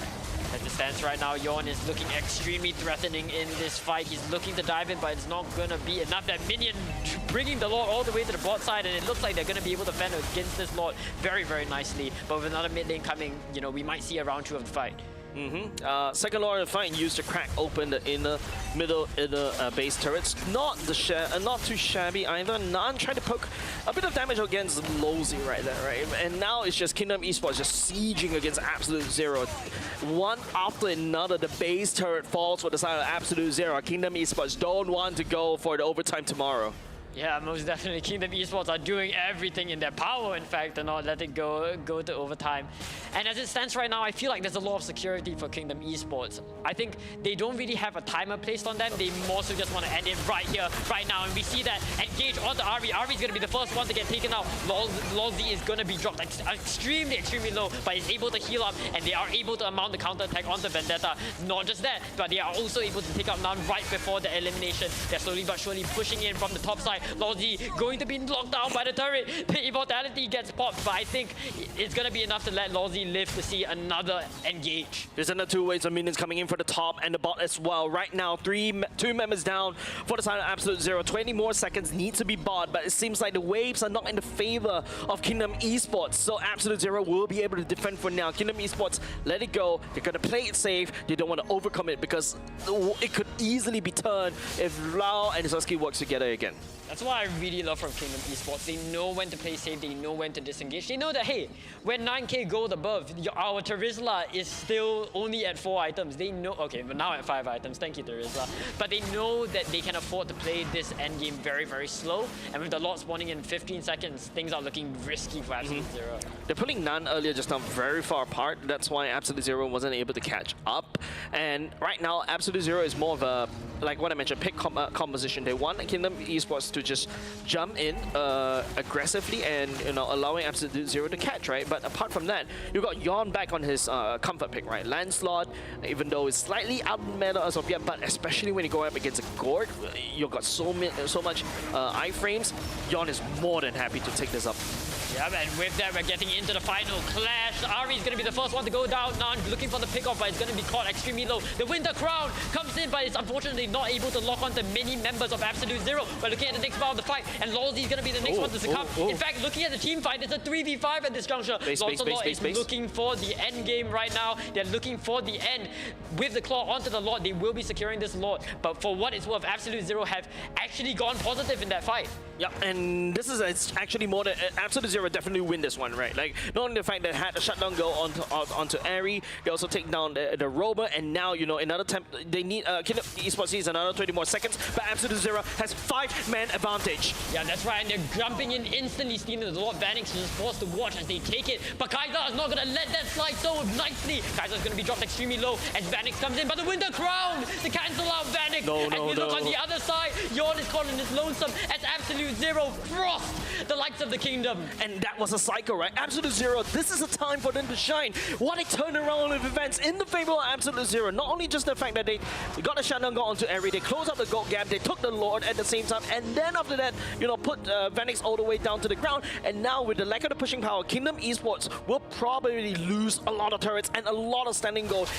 closing that gold lead even more in the favor of Absolute Zero. What happened? What happened to the lead that Kingdom Esports had? It just looked like in a matter of seconds, Absolute Zero found the right angle, Lau found the right person, and it just instantly caused that team fight to shift in tempo in the favor of Absolute Zero. Yeah, it's just the Winter Crowns, man. I would say Absolute Zero found the opportunity right there, and now with the Lord marching in, this is a very scary moment for the side of Kingdom Esports. That's right, 5 members of Absolute Zero are knocking on the doors of the kingdom. The Lord is going to come in. Lolzy is going to pull it towards the mid lane turret, and it looks like he is going to do just that. Lau is going to get final slash, and the ultimate comes up from Suski. Mystic Gush onto Lolzy, but no blood has spilled. Lau is going to be the first one to go down, and it looks like Absolute Zero will be forced onto the back foot, sent running for the hills. Yep, now look at the gold lead. 3k gold lead, and open base for the side of Kingdom Esports all the way up top. Yawn has been trying to backdoor over and over again for the past 2 team fights, and I think for the side of Kingdom Esports, Yawn's damage is is definitely required in order to equalize the scale just a little bit more, because Absolute Zero right now, they're starting to ramp up, like what I mentioned. Maybe the Holy Crystal comes in for the side of the Kaiser. Lao is starting to pick up the main targets right here, and now Kingdom Esports, if they need to make something work, they've only got, what, 10 more seconds left. Yeah, definitely. At the end of the day, it was a very, very good play from Absolute Zero, but they are still down all their towers. You know, Kingdom Esports still have the safety net of all 3 of their mid towers at play and 2 on the bot side. So for what it's worth, Absolute Zero have made their first foot on the mountain. It's just a question of whether they can survive till the summit. Yeah, but now all of a sudden Absolute Zero, yeah, there is a chance for Absolute Zero to survive this battle, right? Now Kingdom Esports, they lost all that gold lead earlier just now. What you mentioned, what, 9k gold lead earlier just now? So right now, Kingdom Esports need to stop giving a lot more of these real estate over to Sun Absolute Zero. But oh, conceal play. Hopefully we catch somebody. Conceal play comes in. The Winter Crown is going to be locked on as Lawsy looks for the counter engage. Suski's getting so much free hits, but all the Winter Crowns are being popped up all across the board. We're looking at blood spilling from both sides, but it seems as though Absolute Zero will be taking the losing end of this trade as Kaiser gets devoured, as Vendetta is forced to watch as all 4 of his teammates succumb to the grave. Kingdom Esports are going to look to take down the last Guardian, the last bastion of the kingdom, as the final wave comes in. Absolute Zero crumbles to the hands of Kingdom Esports as they punch their ticket to playoffs. Happy birthday to Lawsy, baby. Man, this is the best birthday, I would say, for the side of Lawsy, man. Like, if he basically, I probably used his birthday wish on this one, because finally, Kingdom Esports will not repeat last season. They will not go down to the challenger bracket. It is going to be, you know, Absolute Zero on the other hand that would take that L. But that was a very good fight earlier just now in, I would say, what, 10 minutes?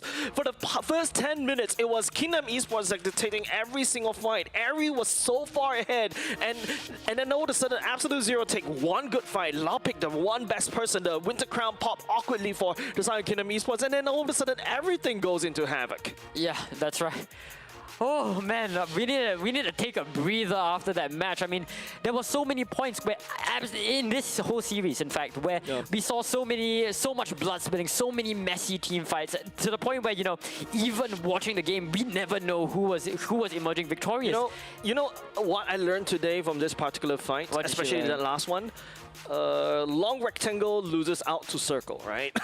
Vanix went in Blazing Duet with the Winter Crown as well, whereas for the side of Gord goes into Winter Crown with one straight line, right? That is a laser.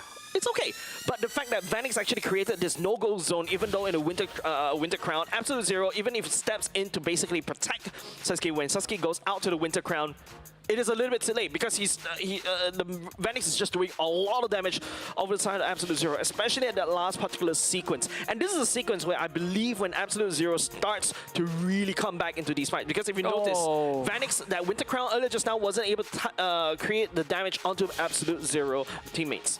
Yeah, that's right. And but then of course we see this team fight, and yet again it's extremely bloody. So many Winter Crowns being procced, and I think that's a really special thing about a comp like this, where, you know, we are seeing both sides carry heroes that are very ultimate reliant. You know, you see the God, you see the Kaiser on the Harif, you see Vanix with the Blazing Duet. I think it's very interesting to see how pivotal Winter Crown was during this matchup. And of course, we can't go on without talking about King Vanix himself. Finally back into form. Finally, you know, the player that we know and love, despite, you know, in the photo having a broken hand. By the way, he's still having it right today, in fact. Actually? Yes, he's still having it. He did that today. Yeah, he's still having that one. He still have a bit of a cast over his He might be goated. He might be goated. Maybe the reason why Kingdom Esports performance in terms of regular season is not doing well because of that cast. Now imagine if he's healed. Hopefully he's healed by the time of the playoffs, right? But actually another point to also take note is just the fact that that sequence earlier at the last fight is actually beautiful. Another honorable mention in terms of MVP, I say to the Arlot. Arlot was creating so much problems over to the side of Absolute Zero in the early game. There's no way he does a lot of damage, even though he's building like what, tanky. Yeah. Yeah, really got to shout out Lawsy with a double immortality. You know, second chance of life. You really like to see it from Lawsy. Third time's always the charm, you know. But with that said, congratulations to Kingdom Esports for winning out that in this series. I think, you know, it was a little bit dicey in the middle, but that's just MPL SG. That's just MPL SG, you know. Sometimes the erraticism of our league just causes things to shift either way in a matter of seconds. But for what it's worth, Kingdom Esports will be walking away free of having to come back here tomorrow to play the challenger bracket. Unless something happens, like for example, maybe I don't know, CJ winning Evo. Maybe not. Maybe yes. Maybe. I will let the producer confirm with that. I'm just throwing something to make sure I'm just stirring the pot. I'm stirring the pot. Yeah, but Hate on the other hand, right? Another honorable mention, right? First pick on the Valentina, I doubted it just a little bit, but it feels like, you know, the Hate early game pressure with the fact that, hey, Absolute Zero.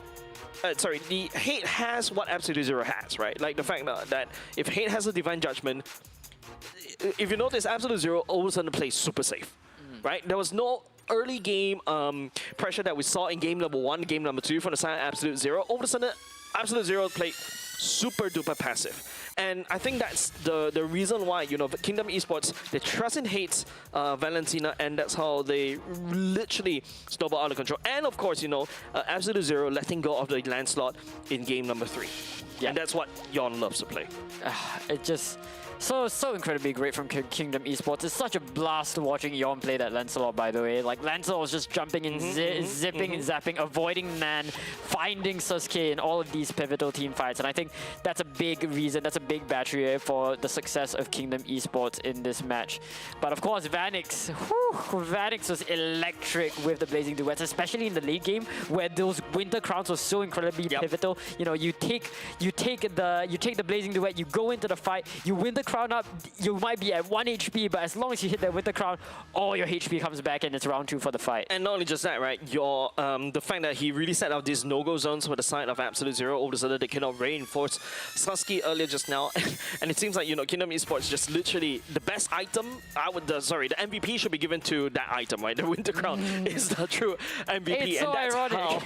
That's how they're able to literally survive Absolute Zero, right? Like the Mystic Gush, if you notice, for a certain extent, all of a sudden just doesn't do a lot more damage as compared to game number 2 and game number 1.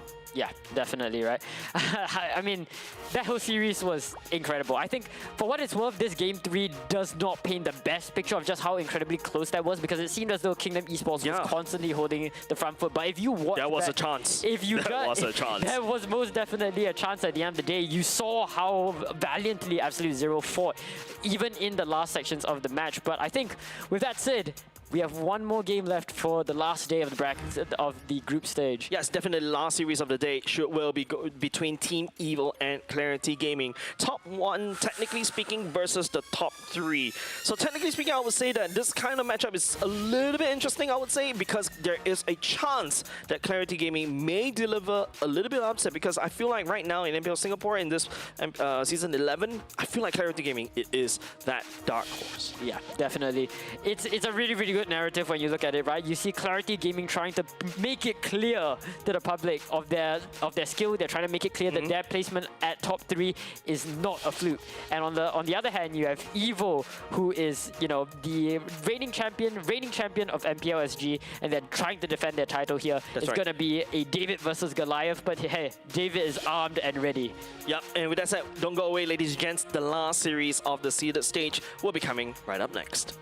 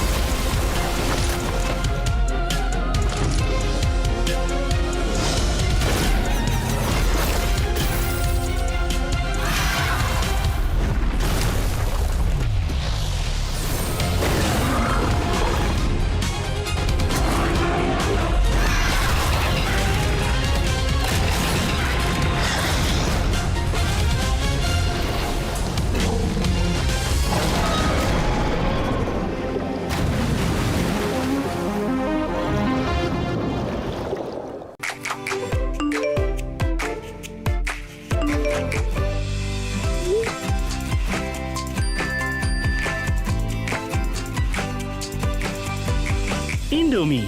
Flavor favored by the world.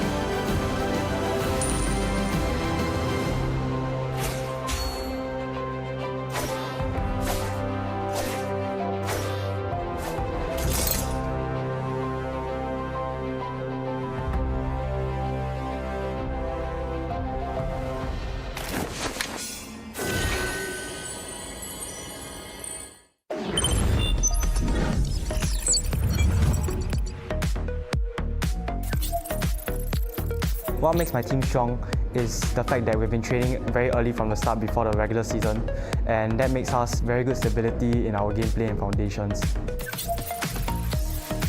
We adapt fast. I usually adjust my headrest so that my neck doesn't get soiled throughout the game. I believe that consistency is the most important in our team, and that will be the main factor to winning MPL SG 11. 5 of us will gather together at a place, and that's how we prepare for our upcoming games. To be a champion.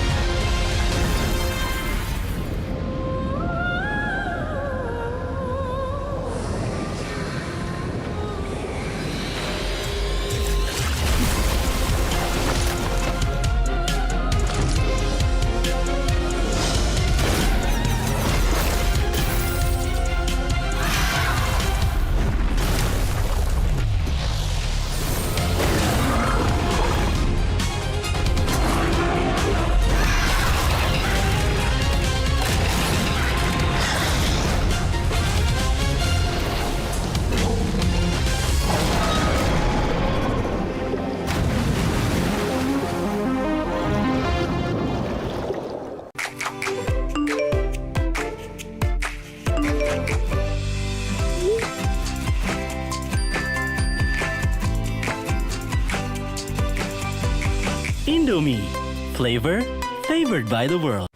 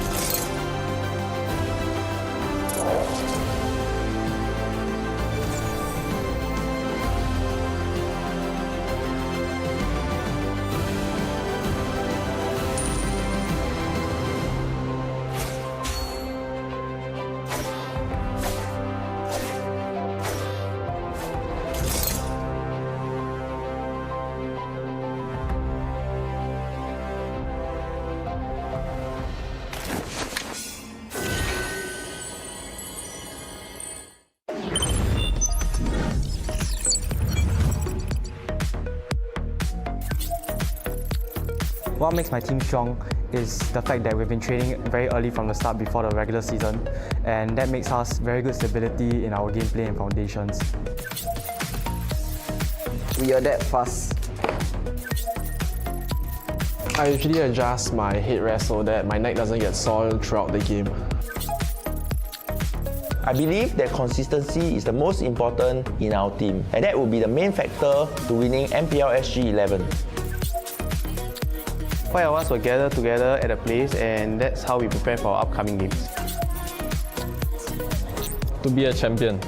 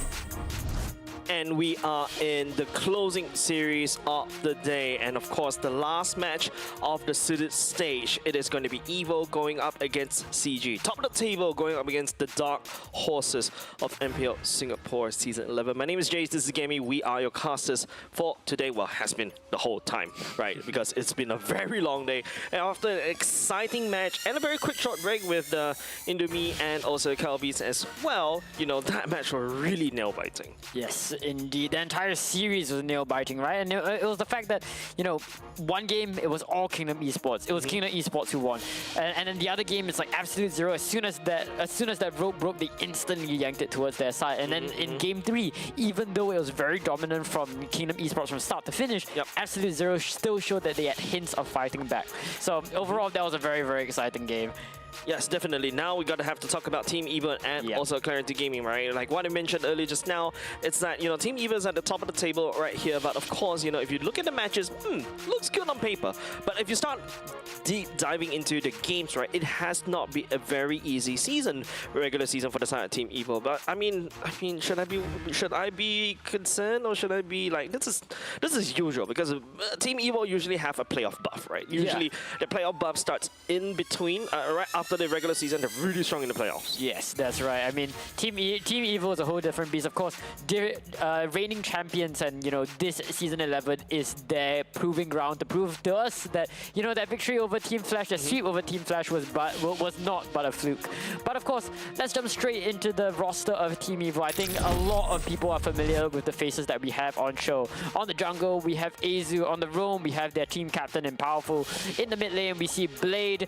On the gold, we see Ven, and to round it all off, of course, EXP will see Gear. Yep, another child prodigy all the way, hailing from Season 2, by the way. Quick math, that is, sorry, hold on, let me get my calculator out. Oh, okay. I'm very bad at math.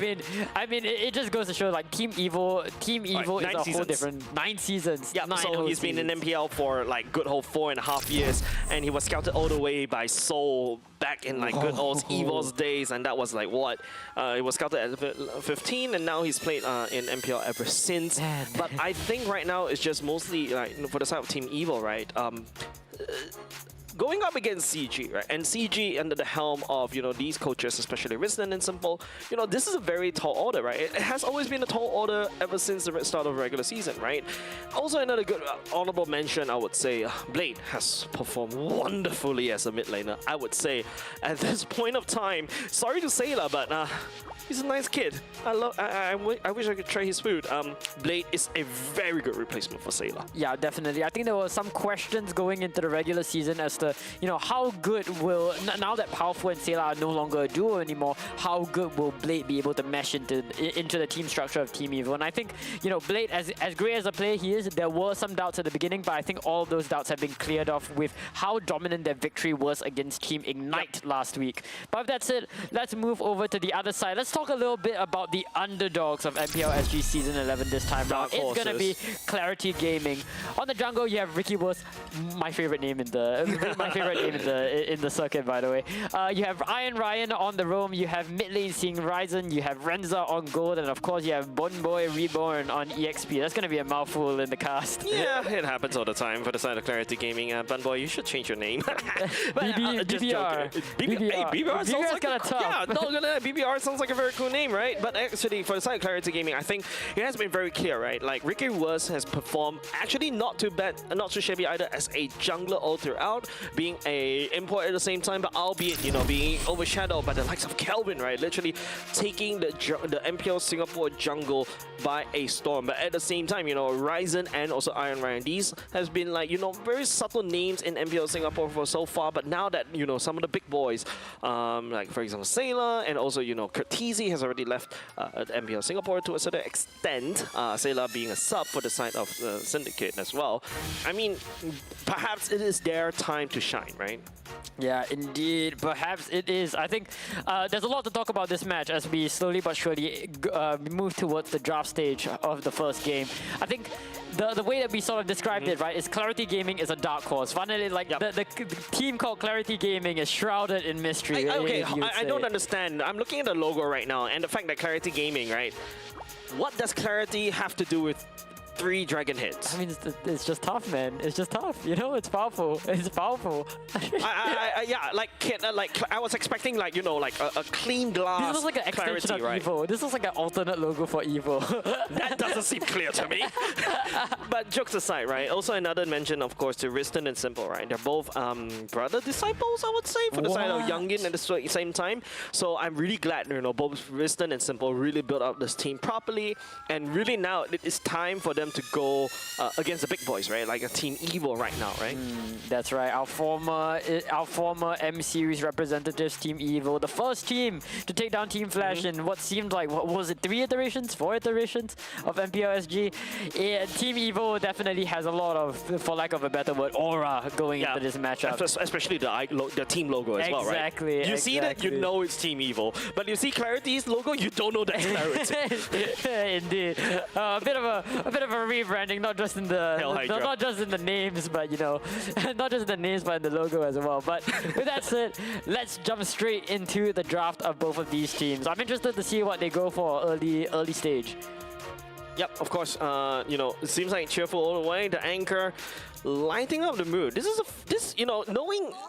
Oh my God, I'm just calling him by his real name. Knowing Powerful for some time, right? Like, he's a very serious dude since season 3. He literally really strong as a drafter himself, and also to a certain extent coach, right? Because before that, he doesn't really have a coach. Now Team Evil has a coach, introducing Coach Bitoy since last season. You know, like, yeah, it's lighting up the mood just a little bit against Clarity Gaming. Yeah. I don't know, I'm sorry, I'm being distracted by CG because CG to me means a center of gravity. Oh my days, bro. Oh my days. Anything but clarity in this game, man.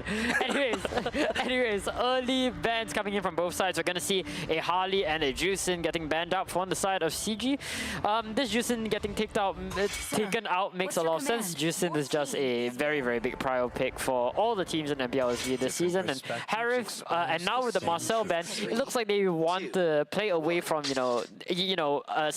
play away from characters that can break up the composition of the team fight. In addition, right, Powerful is extremely capable on the Marcel. The Gear, or not Gear, Evil is going to be taking the Freya as their first pick, and understandably so. Freya, one of the scariest heroes in this current meta, so incredibly strong when it comes to breaking down team fights. So speaking of breaking down team fights, it looks like BBR is going to be picking up the Phobius. Are we really going to start calling him BBR? Bro, it's so tough. He's gonna content you on TikTok. Anyways, Freya being first pick here coming from Team Evil is actually really good because you could always send him all the way to the EXP lane, also put him into the jungle, well, not jungle, but the gold lane as well, so it could be in the hands of Gear or Ven, but now Team Evil kind of revealed the hands a little bit. I love Blades Belair. I believe he's one of the first few players that played in MPL Singapore, and he's shown that to great success, right? It's massive zone denial, anti-dive is exactly what CG has drafted so far, right? Like the Harif and the Phobius are very dive-heavy heroes. Yeah, that's right. I think Blade on this Valia is definitely one of the front runners of this Valia, and of course, Azuv excels at this sort of jungler. He's really good at aggressive assassin style junglers like the Haya. That's what he was known for back in the day.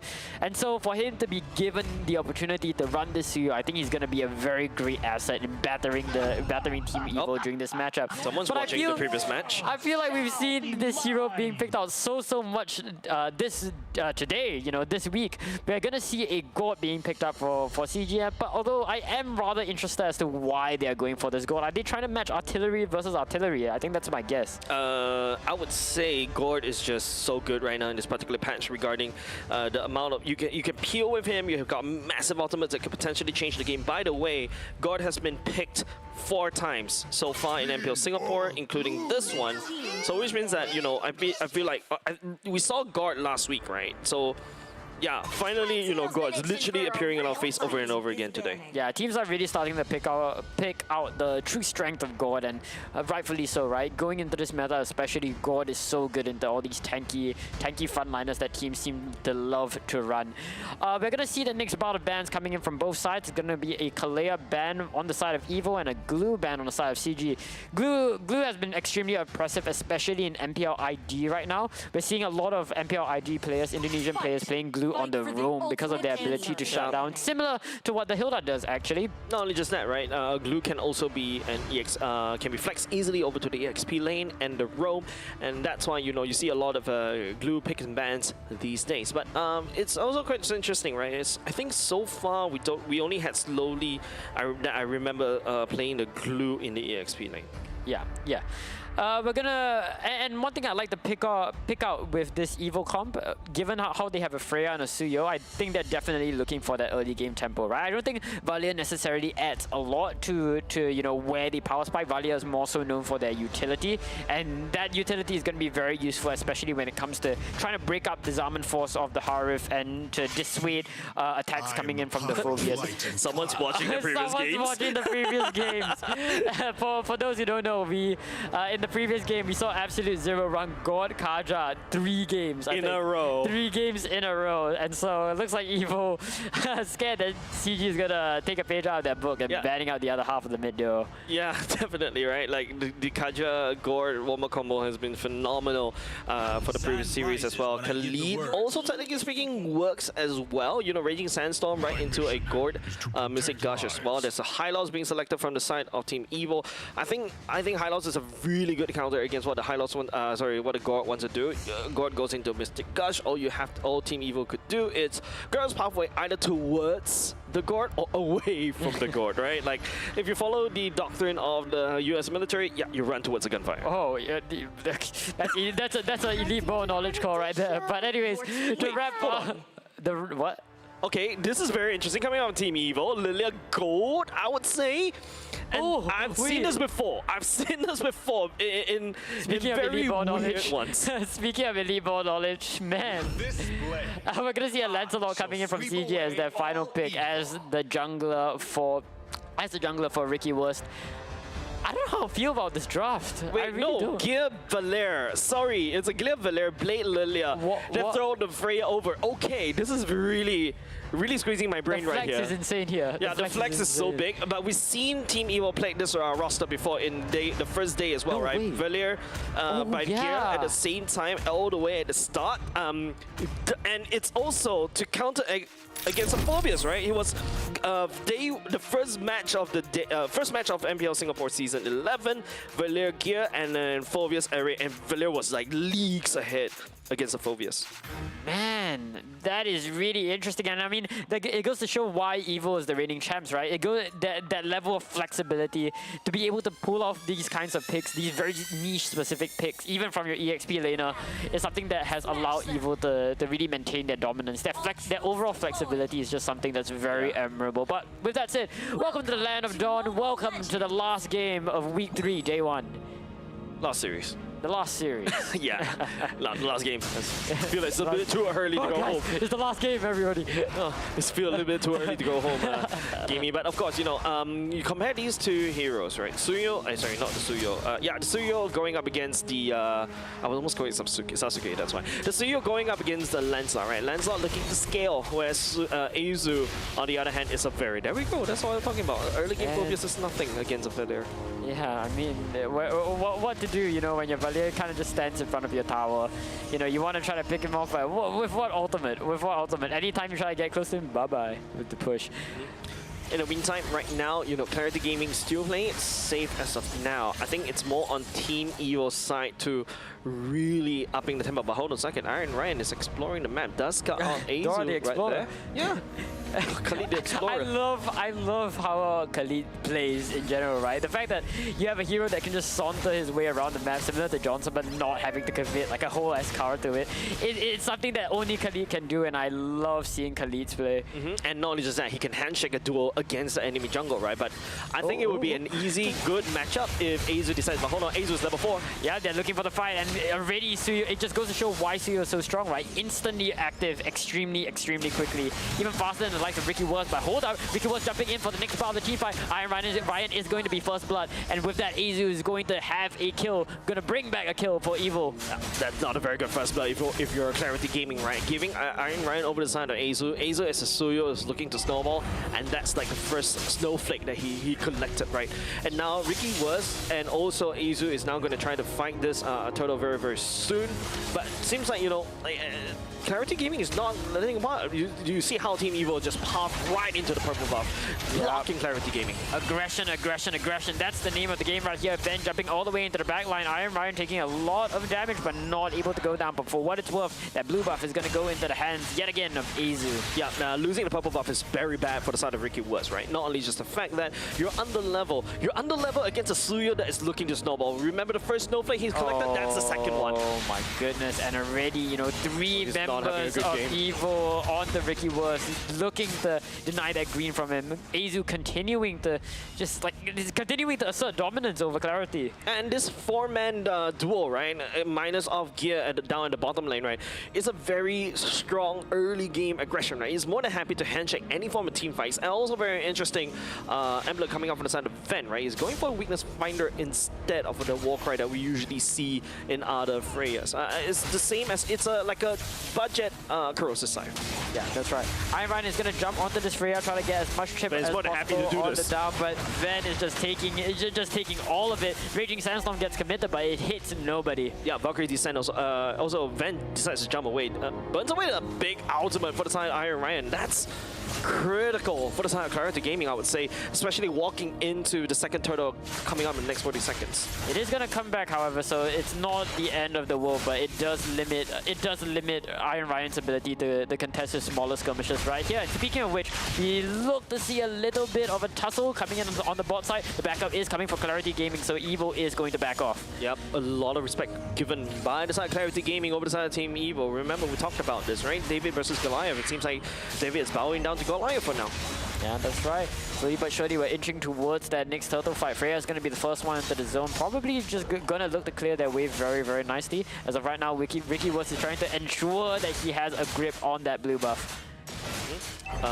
Members from the side of Team Evo gathering around the turtle for now. Now, Powerful and also Ven catching Venza. Yeah, Ven is all the way into the back. Venza forced to drop down the Zaman Force, but Powerful is going to look for the second bout of the team fight with the Glorious Pathway. Ricky was caught in a risky position, but he is not going to commit, and with that, no blood is being spilled on this team fight. Yep, but the turtle soup is definitely being secured by the side of Team Evo instead. So yeah, I think so far it's actually decent pacing for the side of Team Evil, but Clarity Gaming on the other hand, you know, I don't like this passiveness coming out from them, right? They need Ryzen to scale. Bunboy, they need Ryzen to scale. They need Rensa to scale, right? Ricky Woods at the same time, you know, they could also scale, but if you look at the gold lead, not say gold lead, the items on the side with this Lancelot, right? He needs a little bit more time. Okay, fine, as I said, War Axe is already secured, but Azu, you know, picking that 1 kill already, and I feel like the Suyo in the early game doesn't really require a lot of items. It's ready to roll. Yeah, you just need that Fury Hammer and you're already going to be a threat on the map. As it stands right now, I mean, just look at bot lane, man. This Valia is just making this Phobius run away. Bumbo is not having a very good time down in the bot lane, right? And not only just that, you can also see that the turrets at the bot is kind of pushed already against the Fable of Bunboy Reborn. So technically speaking, Phobius is technically speaking neutralized, so we need to take a look at the other 4 players on the side of Team Evo against Clarity Game. Yeah, especially, and it's especially pivotal. Okay, never mind, we're looking like a little skirmish here, but nothing too much is happening right now. But hold up, look at the blue buff side. Azu is jumping straight into the bubble, looking to take down Ricky Woods, but the counter attack is going to come in. The Mystic Gush, the Flicker, looking to secure the kill on the Blade, and they do manage to take the kill score 1-1. 1-1 is good for the side of Clarity Gaming, but Clarity Gaming losing that bot lane already means that, you know, gear can start, you know, start rotating even more alongside with the team now. And now if Team Evil is already allowed to do so in this current state, a lot of damage from Renza is going to be dropped onto Ven. He is forced to commit the Valkyrie descent, and Iron Ryan is going to jump in to secure that kill onto the gold laner, but not without giving his own life. But I think that's a pretty good trade. Allowing your jungle to escalate, but hold on a second, Bunboy Reborn is not happy against gear.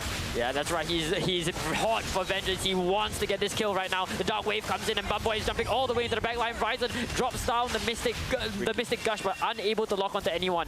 But for what it's worth, Clarity Gaming will be securing this turtle. Okay, finally a bit more fights happening between Clarity Gaming and Evo. Seems like, you know, Clarity Gaming starting to pick up the Mojo for themselves, right? Renza, on the other hand, seem to be able to do a lot of damage against Ven if Ven decides not to handshake these team fights, right? And now Team Evo losing the turtle right here, and now we're back into an equal footing, albeit Team Evo having a bit of a lead down the bot. Yeah, that's right. But the bit of that little lead down in the bot is most definitely going to start shrinking very, very soon as this Phoveus slowly gets back into the game. I wanted to mention before, if Phoveus is not so... okay, never mind. Looking at the creep side, looking in the jungle, Azu is going to look to take down Renza, but Renza brings gear down with him. Renza should not be allowed to do that against Team Evo, right? Number one, he's deep in enemy territory. Number two, he's 1v2. I mean, that's the hero that we know and love. And Renza is very comfortable right there. But of course, once again, you give a kill over to Azu. I'm not too sure whether that's a good trade-off, especially when, you know, Azu is slowly inching towards Skypiercer. I think the only saving grace is that Team Evo doesn't, Azu doesn't have a Skypiercer as of yet. Yeah, I mean that is the problem here, right? I mean, and even if Azu gets a Skypiercer, with Clarity Gaming slowly but surely beginning to even out the scoreline, will Azu even get as much value out of the Skypiercer as he would like? He does get the Skypiercer online, so it is going to be a point of contention now, though. Yep, Clarity Gaming this time around. I think they need to try to avoid giving kills over the side of Azu as soon, but Renza is already online, right? Like Corrosive Scythe and the Starlium Scythe and also the Feather Heavens. This Harif is online, it's ready to duel. Yeah, that's right. At this point, it seems as though this is where Clarity Gaming are the most scary. This is where Harif is scaling. Well, I would say they're scaling before Freya, but the thing about Freya, she's just so incredibly consistent, right? But the Zama Force is going to be dropped onto Ven as they try to go for the engage. Right now, the support from Evo is going to come in and they are going to clash. It's a 4v3 on the bot side right now with more of their teammates coming in. Powerful drops down the Glorious pathway. Iron Ryan is the first one to go down. Following that, we see the death of Bumboy Reborn as Renza is the third one to go. Triple kill going to Azu. Yeah, Azu picking up triple kill. Maniac, baby! Picks up a Maniac, as I was talking about. The exact same warning that I gave to Clarity Gaming, all gone away. Now you give Azu 4 kills in a row, especially right after he secured his Starlium his 100% kills, by the way. He is happy. Oh man, oh man. I mean, at this juncture right now, the team comp of Evo is just snowballing out of control, and there's really nothing Clarity can do to get back, especially in this first Lord. Yeah, we're expecting a lot more from this god, right? You can see earlier just now where Absolute Zero was able to use this god to great success, right? And now it seems like, you know, Ryzen knows Mystic Gush doesn't really look very scary anymore because his team is unable to land in support, right? You got Bunboy Reborn. Hold on a second, Ryan though. Ryan is caught extremely low, but it's just Khalid doing Khalid thing. Yeah, second skill should be able to heal all the way back up. But like what I mentioned, right, Bunboy Reborn is supposed to be able to, you know, land in the peel for the gore as well, right? But unfortunately, because he's already neutralized in the early game, and now it's just Gear, Van chasing Van. Oh, nah, I don't think they'll be able to fight both these two teammates touch their gold. Iron Ryan could just wave clear very quickly alongside with Ryzen as well. Yeah, that's right. A glorious pathway committed by Powerful. They probably really wanted to force that mid-lane tower. A valid strategy, but it seems as though, you know, the team didn't have the same idea. Yeah, as time goes by, we talk about scaling, right? I would say Team Evil... No, actually Clarity Gaming has a better scaling, right? In the form of Phoveus, in the form of the Lancelot, and also Renza. And to a certain extent, Ryzen as well. Late game Gord, you saw in a game. Does a lot of damage. Oh, yeah, but we're not quite at the late game yet. Renza forced to drop down the Zama Force, forced to flicker away, and Iron Ryan as well following his teammate back.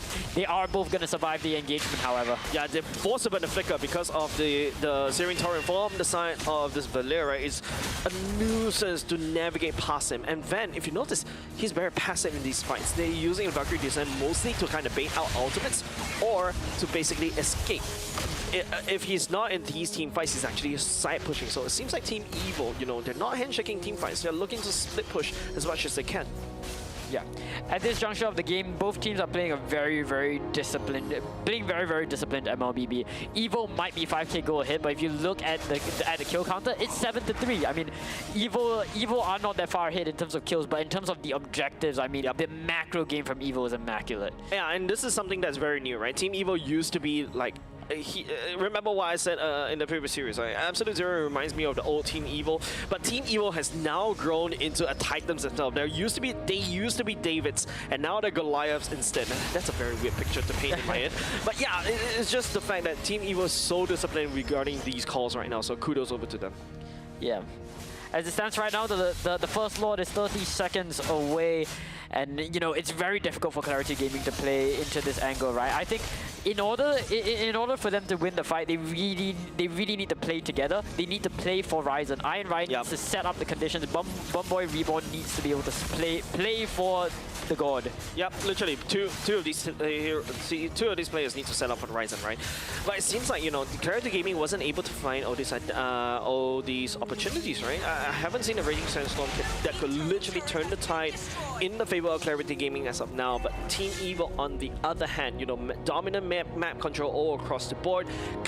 Renza securing Holy Crystal, maybe that's the difference that Clarity Gaming needs. Yeah, Iron Ryan is in a very, very risky position. He is in the flank angle. He does Powerful does catch him lacking, however. We see the next part of the team fight comes in. The glorious pathway gets run out, and Ryzen is pushing back with the missing gust, but it's going to be futile as 5 members of Team Evil push into the ranks of Clarity Gaming. 4 go down, and Ricky was sent running for the hills. Azu overheating there a little bit, and of course Ricky was is going to punish that. But as it stands right now, you have the bot wave and 4 members of Evil knocking on the doors of Clarity Gaming. A stun on Ricky was, try as he may, he dances around the likes of Evil, but it's looking grim. Yeah, Ricky is doing everything to basically secure, and Team Evil thinking that they can actually end it right there and then unable to do so. Now Ricky Woods is on the chase right here. You're level 15 Lancelot going up against a level 15 Freya. Which one are you more afraid of? I'm afraid of the Freya more. Yeah, no. A very, very well fought battle from Clarity. I think, early stage of that fight wasn't that great, but you know, when they decided to back off, Ricky was definitely played his cards right and prevented the end. Oh, Clarity Gaming, that was a good one though. Because Team Evil overextended just a little bit too much, and Clarity Gaming does have the manpower. Oh my goodness, a mission gush from Ryzen. That is called playing for Ryzen. That is what we were talking about before, but not quite able to secure the kill on the Ven. And Ven getting the lifesteal is ready for round 2. All 3 members of Clarity Gaming, all 4 members, oh my goodness, all 3 members of Clarity Gaming dropping at once as Ryzen and Ricky are forced to run back home. PSA, that was a 4v5. Powerful is slowly limping towards the team fight, right? And you can see the amount of damage that Aza can provide, and Ven could also peel. He doesn't really need to kill. Sorry. Aza is the one that literally outputs so much damage, and he's literally, he's securing the Lord on its own, whereas the rest of the team is just, you know, fiddling with the food against Clarity Gaming right here. Yeah, that's right. Ricky was trying he made to defend this wave. It's not going to be enough to save his tier 1 from going down. Yeah, that Lord takedown was... I thought Clarity Gaming has a very slim window, right? I had them actually try to burst it out, but Ricky was... Oh, Ricky was caught in between a rock and a hard place, is forced to proc his rose gold. But he is able to get away. Yeah, and like what I mentioned earlier just now, Clarity Gaming has a very good window to try to take the Lord down, right? Because Team Evil overheated in their base earlier just now. And because of that, somehow, somewhere, right? Because maybe a blade, purple suit, magic boots as well, and with the help of like gear, you know, just stunning everybody, makes it so hard for Clarity Gaming to go. Yeah, we look at the next part of the team fight. Powerful drops down the glorious pathway, isn't going to get any value out of that. However, we're moving into the second round of the fight, and Ryzen gets a straight clear line into the ranks of Team Evil, but not enough damage is being outputted. Renza is going to clear out the Lord in this exchange, however, and with that, only Iron Ryan is going to be the only casualty in this first engagement. You forgot he's playing a mid laner, a mage, so it doesn't have the mobility. Yeah, that's right, but we move into the second round of the fight. Bumboy Reborn, try as he may, he jumps all the way into the back line, trying to disrupt as much as possible, and he is going to look to take down Powerful, but he is going to succumb to the ranks of Evil. Renza drops down the Zarbon Force as Gear gets caught off guard, and with that, it's going to still be equal. Clarity Gaming is doing a decent job. Good defense coming out from Clarity Gaming as of now. Probably very sweaty palms for the side of Renza, I would say. 2 Summon Force being used and almost immediately after cooldown. Van also doing the same as well. But if you start to see, right, Team Evil's damage is starting to fall off just a little bit. But maybe that's because, you know, they're fighting inside the Clarity Gaming's turf, where they've got the defender's advantage, especially when the core is literally just pummeling damage over and over again. But of course, you know, Renza earlier just now, good call for him to basically activate his Armor Force almost immediately to try to wave clear. You can see him trying to lend in support for his own team. Then after that, double back for defense. So pretty sweaty palm from now. Knees weak a little bit, but maybe not spaghetti as of yet. Yeah, I mean, Iron Ryan and Bumboy Reborn were the 2 members of Clarity Gaming to go down in their engagement, but it's important to remember that they were the ones who enabled Renza to burst down the Lord, to burst down each and every wave that came in, and that's what really saves Clarity Gaming from the game end here.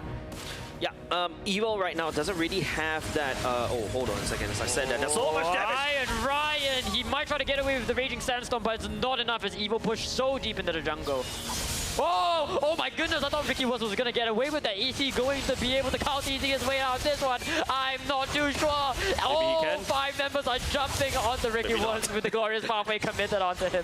Yeah, maybe he can, maybe he not, but the Glorious Pathway is the one that leads Evo to glorious purpose right here. But for the side of Clarity Gaming, because losing 2 members right here, I fear for the worst, Gammy. Yeah, no, it's looking rough here, especially with the Lord spawning. I do think that they want to play the safe game. They are not going to look to force it right here, especially with only 2 waves pushing into the base. It's going to be a very easy Lord for Evo to secure, and you know, what can Clarity Gaming do but watch? Yep, they don't really have the jungler to kind of retro battle this way, and even if you're trying to retro battle this, he's so far ahead, like 15-1-13. That's sorry, 15-1-3. I'm getting really old gaming. Yeah, it's just a very crazy KDA that Team Evo. This is almost like literally what Clarity Gaming doesn't want to face. A very scary Sasuke that's just literally running it down against Clarity Gaming. Yeah, definitely, right? We are inching closer and closer to this final engage as all 5 members of Clarity Gaming see 5 members of Evo swarming and circling around their base like vultures. Azu trying to land on the poke, but Gear has more than enough poke and also decent wave clear as well. And good sync up of the waves coming up from the side of Team Evo. All 3 will clash at the same time. Clarity Gaming have their hands full. That's right, and as we move deeper and deeper into this final engage, the Glorious Pathway and the Zombie Force gets launched out for both of their teams. The 2 junglers are battling out in the back lane. Bryson dropping down the Mystic Gush, trying to get as much damage as he can, and he is going to drop down Blade. But Ricky Woods is down, so now it is a 4v4. Powerful is the next one to succumb, and in fact, Bumboy Reborn, the unrelenting in his pursuit, perhaps has overheated a bit too much as we are reduced to a 3v3. The second Zaman Force from Reza comes in, and he chases Gil all the way back. Azu tries he made to secure the lock, secure the stun onto Reza, but it's not going to be enough, and the base falls to the hands of Evo. That was so close for the side of Clarity Gaming to basically defend, but kudos over the side of Team Evo. You can see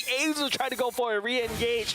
And he got popped right there. That is massive problem. But like what I mentioned earlier just now, Clarity Gaming have their hands full and they need to go back for the defense instead of offense. And Evo, especially Azu, man, he was dancing around regarding around that core earlier just now. Wonderful play from Team Evo.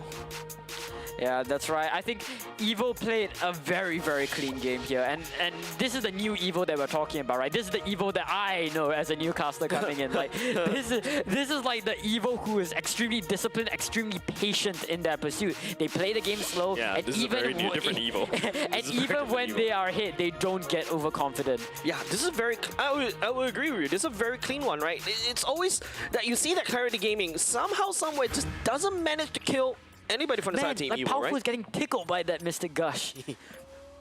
Just a twinkle from the side of Ryzen, right? And it's just the fact that I think Clarity Gaming was really trying to take a lead out of Absolute Zero earlier just now, but it doesn't seem, you know, it feels like Team Evo figured it out, right? You look at the high loss, right? It's just like letting down Glorious Pathway, allowing, making Ryzen's the positioning so vulnerable, and you know, giving Azu that maniac over and maniac those kills over and over again. His stack is always constantly maxed out, and it makes his life so much easier to basically execute any low HP people. I will say though, Clarity Gaming's Harif in the name of Renza was extremely good, even at disadvantage, right? Like we saw how many Zaman Force he was dropping down in the span of like what, 2 minutes, and that is a attitude that's very admirable from Renza. Even though they are extremely behind in terms of the goal, he was still able to be proactive in team fights. I mean, no point saving your Zaman Force for Christmas, right? True. If you're gonna lose this game right here, might as well just drop down the Zaman Force, hopefully. And this is the sequence that I was talking about. Kelra attitude. Oh yeah. Absolutely crazy. And Azu also decides to go back in, but unfortunately the minions just crashing onto Clarity's gaming core like waves after waves. It is so hard for them to defend. Indeed. Oh my goodness. I feel like I've seen Suyo like so much throughout the entirety of MPL SG as the MVP, and rightfully so. Suyo, one of the best junglers in the meta, and with Azu as the pilot, it really elevates Suyo to a whole nother level. Look at that KDA, 17-1-3, completely dominant. In fact, 100% kill participation across the entire game. That's how you want to play as Suyo. And the jungle that has a GPM of a gold laner, right? 811 GPM. And man, Azu was phenomenal earlier just now. And of course, like what I mentioned, is really enabled by his team, right? Like as I mentioned, Bunboy Reborn is starting to show some fangs at the same time towards the later parts of the game. But earlier game, I think Bunboy Reborn literally couldn't play the game at all throughout, because Gear was there just constantly disabling them, and Lilia dropping the Lilia just literally dropping the bombs over and over. Another honorable mention, Van kind of tweaked his role a little bit into more of a peeler style instead, because like he's literally just tanking alongside with Hylos. And this is something very interesting. You expect the Freya to do a lot of damage over and over again, but look at his items, right? Chatai's Pauldron going in, Rose going Meteor as well. He's really full on defensive right here. Yeah, and I really like this adaptation coming in from Van. You usually see Freya's building their, max attack builds, full damage builds, and even when you do see them build defensive items, it's usually the CDR items and Queen's Wings and whatnot. But Freya, knowing that Renza was the big threat here, decided to go for the Chatai's Pauldron in order to limit the Harif's ability to bring Clarity Gaming back into the game. More HP. Harif doesn't do well against enemy with a massive HP bars, and as long as you can bait out the Zaman Force and force it off cooldown and force Renza into an awkward fight that he's not ready to, all of a sudden Clarity's game plan is just all over the place, right? They're not clear in terms of their goal, and like what I mentioned, Bunboy, the fact that Gear was technically traded for Bunboy Reborn, and then when you go into the later part of the game, Valir, technically speaking, has more impact as compared to a Phobius that has a very bad laning phase. Yeah, that's right. Phobius really relies on that early game, on that early game pressure. He really relies on that snowball in order to function in the late game. It doesn't, like, your Dark Tides into ultimate smashing is only gonna do so much if everybody's just gonna walk through it. So and not only just that, right? Gear with the Searing Torrent wall also kind of really blocks Bunboy Reborn, and to a certain extent Renza as well. Now you land the Searing Torrent wall right in the middle of Renza, Zaman Force, and Harif will definitely have to think twice going through that. Valir in this meta is just so incredibly interesting to me, James. It is fun. Like, Valir would be very proud. Never struck me as a character who we would see being picked up so frequently as a counter pick, but it appears that Gear made it work even in the EXP lane. Yep, and if you notice, right, man, it's just the amount of damage taken by Bunboy Reborn is 144k damage, and it's just mostly burn from the burn damage. And of course, Blade, Azu is just out doing so much damage, and there's so many PU coming out. Even Blade can PU at the same time, making sure Azu has a great game. From the side of Clarity Gaming, just even if you pour all the damage onto Blade, Blade could just instantly just pop the ultimate all the way back, and it's just wonderful. And if you notice, even Van, right? Van as this Freya, damage taken 163,000, wow. And that's not something that you don't expect from a gold laner, mind you. Yeah, no. I mean, I feel like every single piece of the puzzle from Team Evil's comp here was absolutely perfect, right? You have Gear specifically to counter the Phobius, but in the context of this composition is also very strong in the counter engage from the Harith and the Khalid. You have Azu, right? Battery. Suyo's just a very good pick. You have this Lilia who just outputs so much damage on the tanky people. Powerful, who can just stand in front of all of the members of Clarity Gaming who lack the burst damage. But with that said, a phenomenal game one being played from Evil in this series. Yeah, definitely, right? And really, it's just, we're expecting like a David versus Goliath kind of storyline right here, but it seems like, David will take an L in game number 1 as of now, because Goliath is just stomping all across, and I am still a little bit confused by Clarity Gaming's logo. I'm still thinking about it the whole game. Man, that doesn't make sense. Maybe if they had a different logo, they would be, maybe. Or maybe you need a birthday buff. Or maybe it needs to be a birthday. It's like going to Haidilao and literally saying that, hey, it's my birthday, even though it's not my birthday. Free right? ice cream. Literally, but of course, apart from that, I think it's just how, the way that Team Evo navigate around the draft really well. And even though Phoveus is like almost like S1 pick, right?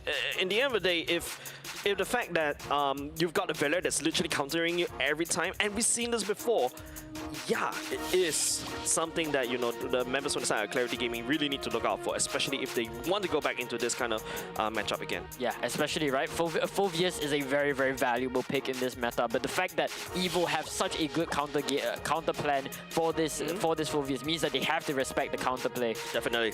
And I feel like if you are if you're playing against Team EVO right now, I really don't think it's a good idea for you to really pick a Phoveus into it. Might as well just ban it away, right? Like, go something else. And don't forget, Team EVO is the main, is the first team that literally came out with the magic of team fights, right? You don't want to handshake these kind of team fights against Team EVO. Yeah, I think going into this matchup, Clarity Gaming is going to reorient their strategy to one that's a bit more respectful towards Team EVO.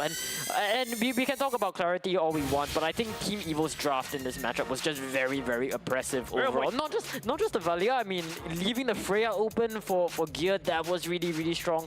The Suyo obviously is always going to be a big threat in the hands of Azu. I'm actually very surprised that the Suyo wasn't like snap picked right off the bat in R2, right? But maybe they're also afraid of Ven going into the Harif, but gear goes into Valir, right? And there's also, and the fact is, from the side of Team EVO, I think they also showed that Blade can also play the Valir as well, so that's why it gets a bit confusing if you're Clarity Gaming. Yeah. One thing I am a bit curious to know, right, is me personally, in this meta, I view the gold lane to be one of the lesser important lanes. I think the gold lane right now has been reduced. You do know that you're speaking to a gold laner, right? Of course, yes. Yes, but I think the gold lane right now is more so focused as an insurance policy for the team. I think right now the mid trio is extremely important, and your importance in this game, or the importance of your role in MLBB right now, is contingent on how important you are to turtle objective fights. And that's why I think the mid trio is very important. That's why I think the EXP is very important, especially in that level 1. So when you have the Phoveus, who can be very oppressive with the level 4, that's what you get a very, very strong hero. So I am interested to know why we see, in that sense, I am interested to know why we see so many gold lane, early picks on gold lane, such as the Harif and, you know, the Claudes as well. Yeah, because currently in the gold lane meta, it's so hectic right now, because I could easily pull a Freya gold lane, especially it's so oppressive. I could even, if you want to, I could even do a Paquito gold lane if I want to. There's also a potential Sora gold lane, go into level 4, start dueling at level 4 right off the back, and immediately you're just deleted. But it's a high risk, high reward kind of playstyle, right? And I agree with you. To a certain extent, the gold laners are, technically speaking, a bit of a late game insurance. But if you noticed, from the side of the Harif, right? The Harif is supposed to be a stronger early to mid, but when it comes to late, he falls off very quickly. That's why the Claudes are also very prevalent in this particular meta. That's right. And of course, if you want to talk about other gold laners, Bruno is not doing well in this patch. You want the Brody to come back into meta. You want the Layla to come back into meta. Let's bring Layla back. I like the sound of that. you got excited because of the Layla, right? Yeah. That's what I'm talking about. But yeah, this meta is very interesting. This meta is very confusing. I feel like we're coming out of a meta, especially in like the M6 to MSC 2025 meta, where gold lanes were like the center of everything. Play for the gold lane, protect the precedent. And it's very interesting to see the gold lane take a step back for stuff like the EXP lane, especially. Because that's also a fact that there could also be a fact that, you know, your assassin junglers are coming back in, right? And all of a sudden, your assassin junglers need +1, needs most of the farm. You see once Suyo starts to snowball, boom, super damage coming in. And also you also got your mods coming in, boom. They take position when all of a sudden, you know, gold lane drops down in terms of priority. Yes, that's right. Well, with that said, we're moving into the next game. It's going to be game 2 of the final series of week 3, day 1. Going into this next matchup, I'm definitely expecting Clarity to rethink their strategy a little bit. Try to play with the knowledge that, you know, the Phoveus is going to be a dangerous pick. Try to play with the knowledge that Team EVO will likely have something to counter them. And I think they need to start thinking about the counters to their game plan a little bit more. I feel like it could also be a situation, you know, I'm sorry, Daryl, but you know the meme online where we always say that a youngin always overthinks.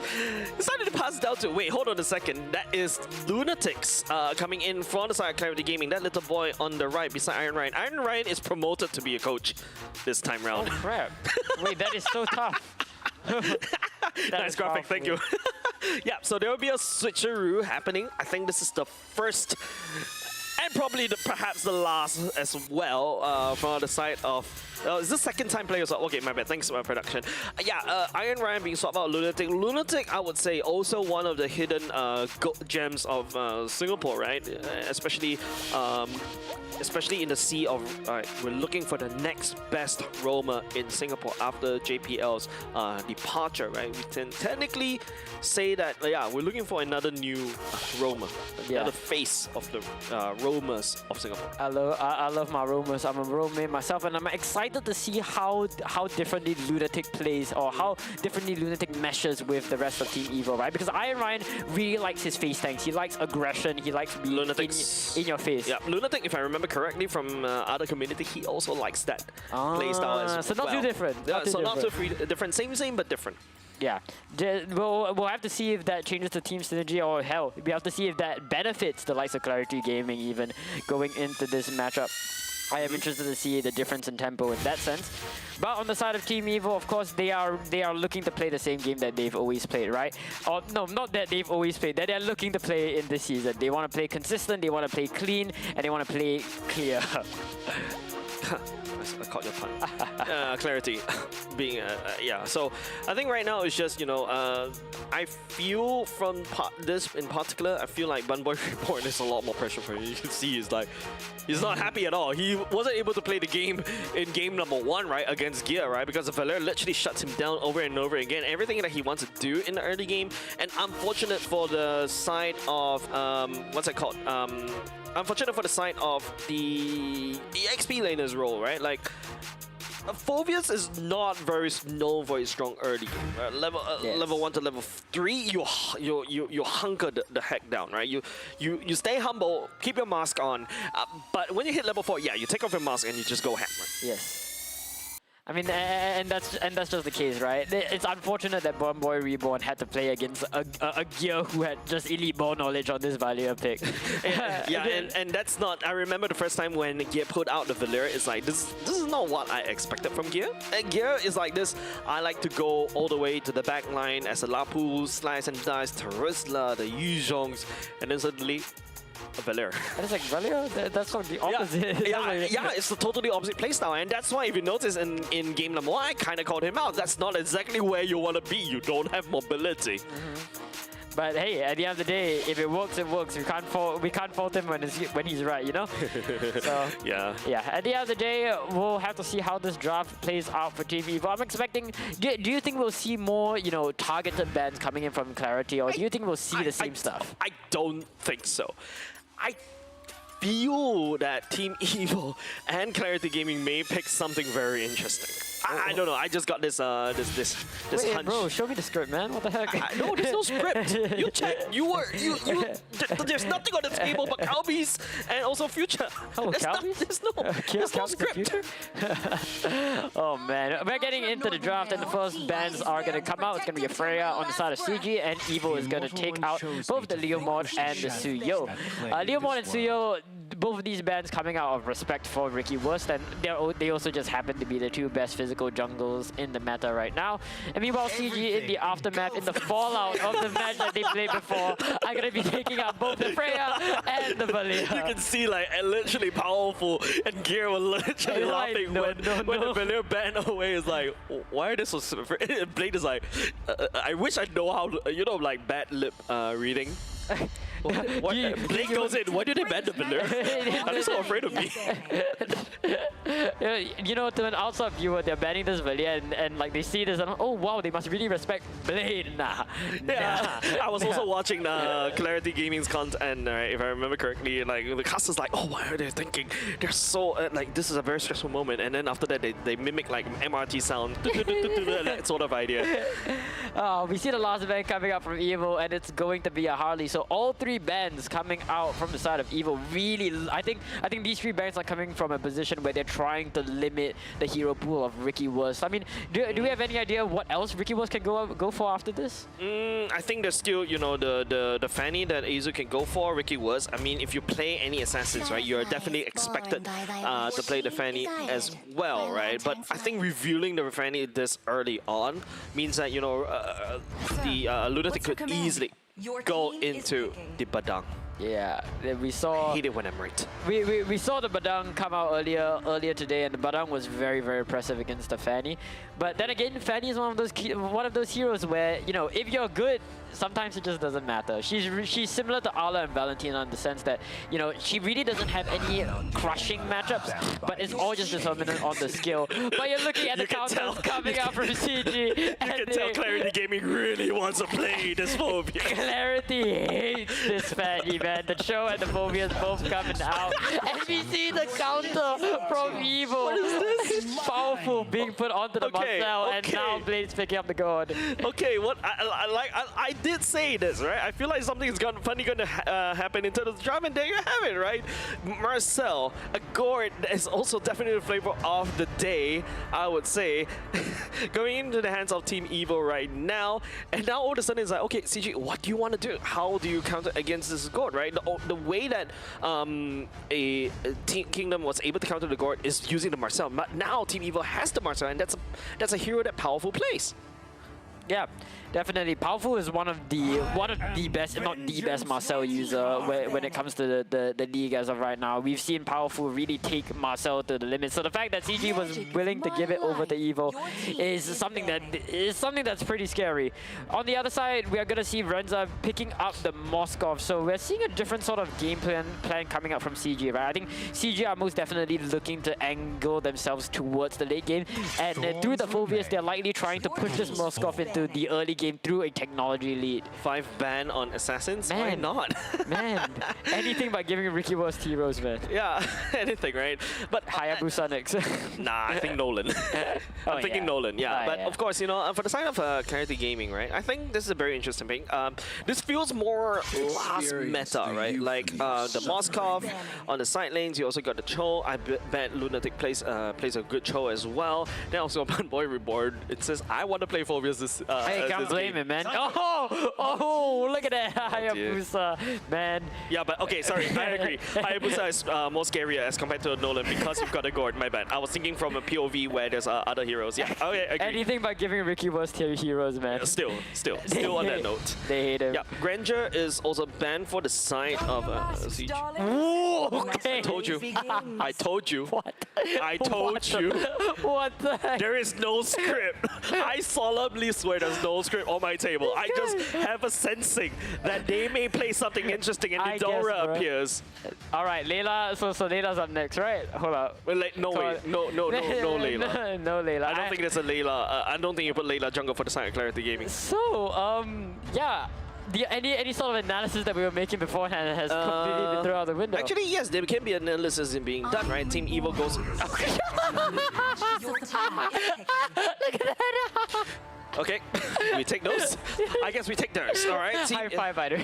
I think we take those. Hanabi is a good pick, right? You go in Aegis, and then after that, you're just immune to what the Eudora wants to do, right? But I feel like the Eudora's pressure will be on making sure that, you know, he doesn't get stunned up. Hey, the Eudora's a good counter to Fanny. You gotta think about that. You gotta think about that. And yep, okay, this is not the first time. This is not the first time that we've seen Van on this Hanabi. I'm also, yeah, because the fact that, you know, Clarity Gaming can't go for. Should have gone for the Badang, I would say, in the second R2 pick, but I felt they went for the Cho instead. I mean, Cho is also a good way to counter the Fanny at the same time. And you have the Eudora, actually. Yeah, point-and-click stuns. And the Moskov as well. Okay, at least they've got counterplays. They've got counterplays, and we see the Nolan being the second best pick that I believe Ricky. You mean the 6th best pick here, because the 5 bet assassins. Well, get me you feeling a little bit spicy today, aren't you? Yeah. I'm just fired up by looking at this draft, man. This is what I come to MPL SG for. If I remember correctly, hold on. If I remember correctly, I believe I've seen Hanabi before.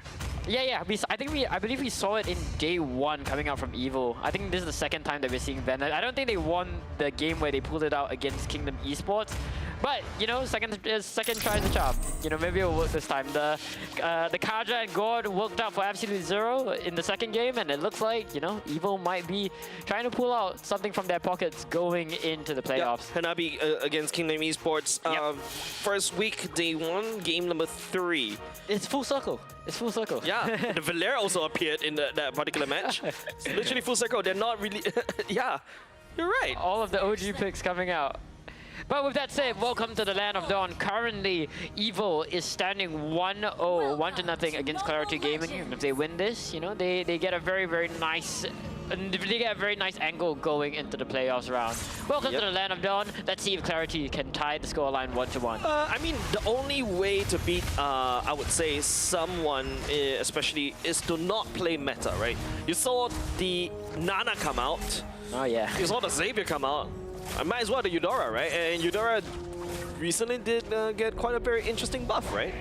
Who says MPL SG doesn't innovate? You know, this is the kind of innovation we really love to see. Remember last time when people laugh at Diablo's Mincetar and also Badang picks? Yep. Eudora is the next Badang. Yep. And Khalid, yes, these three. Yep, we're going into the first part of the fight, and oh my goodness, Ryzen dropped extremely low. Not quite able to convert, however, he is going to be let free this time around. Yep, no, not activating the flicker as well. Lunatic is still going on ham. Holy crap, very aggressive sort of playstyle coming in from Lunatic. I mean, as similar as Khalid and Hilda are the Cho. I mean, Cho is a lot more aggressive, right? Cho can afford to play in, play out. Yeah, because of the Shimpo, right? Immediately you're just CC immune. And the fact that, you know, Lunatic right here, I think the combo is definitely going to be great. Oh, a lot of damage mounted onto powerful Azo, unfortunately missing that cable, but he is looking to put some additional chip onto the board. Oh my goodness, Ricky was. Holy crap, as soon as he got the fracture, instantly engaging on the powerful. Yeah, so far so good as of now. Team Evil got away quite a bit. Ryzen has a bit of a naughty thoughts in his head, but not going to do that instead. Turtle's going to be up very soon. Ultimate check. Ricky was ultimate should be coming back very soon. Gear on the other hand versus Bunboy Reborn top side. They don't really have the ultimates as of yet, but I would say in terms of ultimate, I think Clarity Gaming needs it more. Bunboy Reborn, I believe, will have a bigger impact as compared to Gear. Yep, the first turtle is going to be spawned in. Ricky Wurst is clearing out the orange buff from the top, so he is going to be level 5 for this team fight. In similar fashion, the Fanny is waiting for the purple as well. But slowly but surely, we should see the first engagement coming in. The Mystic Gush is instantly going to come in, dropping Ryzen down extremely low. Gear is going to be caught low as well, but Ryzen is going to be the first one to go down. Not to mention, Bunboy Reborn is going to be the next one on the chopping block on the side of Clarity Gaming. Ricky was forced to be sent running for the hills. Lunatic is trying to help his jungler, and it does seem as though there's just not enough damage from Evil right now to secure those 2 extra kills. Yeah, and you thought that, you know, right, that was a very good call coming outside of Clarity Gaming to focus onto powerful at level 3. You do have the Burst Wonder Eudora and also to a certain extent Lunatic and also Bunboy Reborn, but it's always that Marcel's passive that just makes things very awkward. It breaks so many combos. Oh my goodness, what is happening on screen right now? The golden hour comes in. Lunatic and Blade are both being trapped in right there. Azu securing the kill, and now it's 3-0 on the kill score. Yeah, literally Lunatic get caught by the golden hour right there, got his photograph taken, immediately stunned up. But of course, you know, Evil right here, 3 versus 0, and you've got a you got an Azu that's slowly scaling up. But of course, he has a lot of counters to watch out for in the later parts of the game. Yeah, holy crap, is this Elite Ball knowledge? The Hanabi is immune to the... Okay, whoa, I didn't even get a chance to react to play. Exactly. Instantly getting taken out by the likes of Ryzen. Maybe this is the Eudora. This is the Eudora strat. Yeah, that's the main Eudora strat we're looking for, right? For coming inside Ryzen, right? I would expect a situation where Blade goes in Mystic Gush and all of a sudden Ryzen just flickers, stuns up the whole team, and then after that ultis, and everybody's just literally getting lots of damage from the side of Eudora. Yeah, for what it's worth, Clarity Gaming is playing a very Feast or Famine style comp. A lot of their heroes are the damage from a lot of their heroes is contingent on the ultimates. Oh, that's a kick. Azu was smart to bait out that slam. If not, you know, it would be a little bit scary, Bunboy. Oh, instantly into the next round of the fight. Azu looking for the fight at the top side and instantly ends that game. An interesting thought coming out from the side of Azu, going for that Pure Rage. instead of your likes of your, I would say, Lethal Ignition. I think looking to scale to sustain a little bit more as compared to your regular Assassin Fannies. Yep, the next turtle is going to be spawning in, and it looks like overall Evil just has a slightly better position just by nature of having a Fanny on your team, right? As of right now, it seems as though both lanes are relatively tied up, but hold up, it looks like we have another engagement. Powerful going to be dropped to half HP, a few skills committed. The Way of the Dragon is going to lock onto Azu, but where is the response from the rest of Clarity Gaming? Lunatic is going to be punished for a good play. Yeah, I mean, that was a good catch onto the side of the Azu, right? But unfortunately, wasn't able to kick him all the way back. Ryzen has already used his ultimate onto Pow. I believe that was Powerful earlier just now. And of course, even Blade decides to use the ultimate a little bit too early, but still, Azu is a Fanny that could just come back in. Oh my goodness, the CC Immune coming in from the Hanabi is just allowing them to walk into the face of Renza, but the counter attack comes in as the SOG locks onto Renza and punishes the likes of Ven. Powerful left on his last knee, is forced to get away, but he is able to run. 5-2 on the scoreboard right now, 2K in favor of Evil. One kill over the side of Renza is absolutely good. That's the late game insurance that you want to see. And don't forget, going to the later parts of the game, Ryzen's gonna rack up even more damage himself. And all of a sudden, the Fanny cannot just possibly walk around.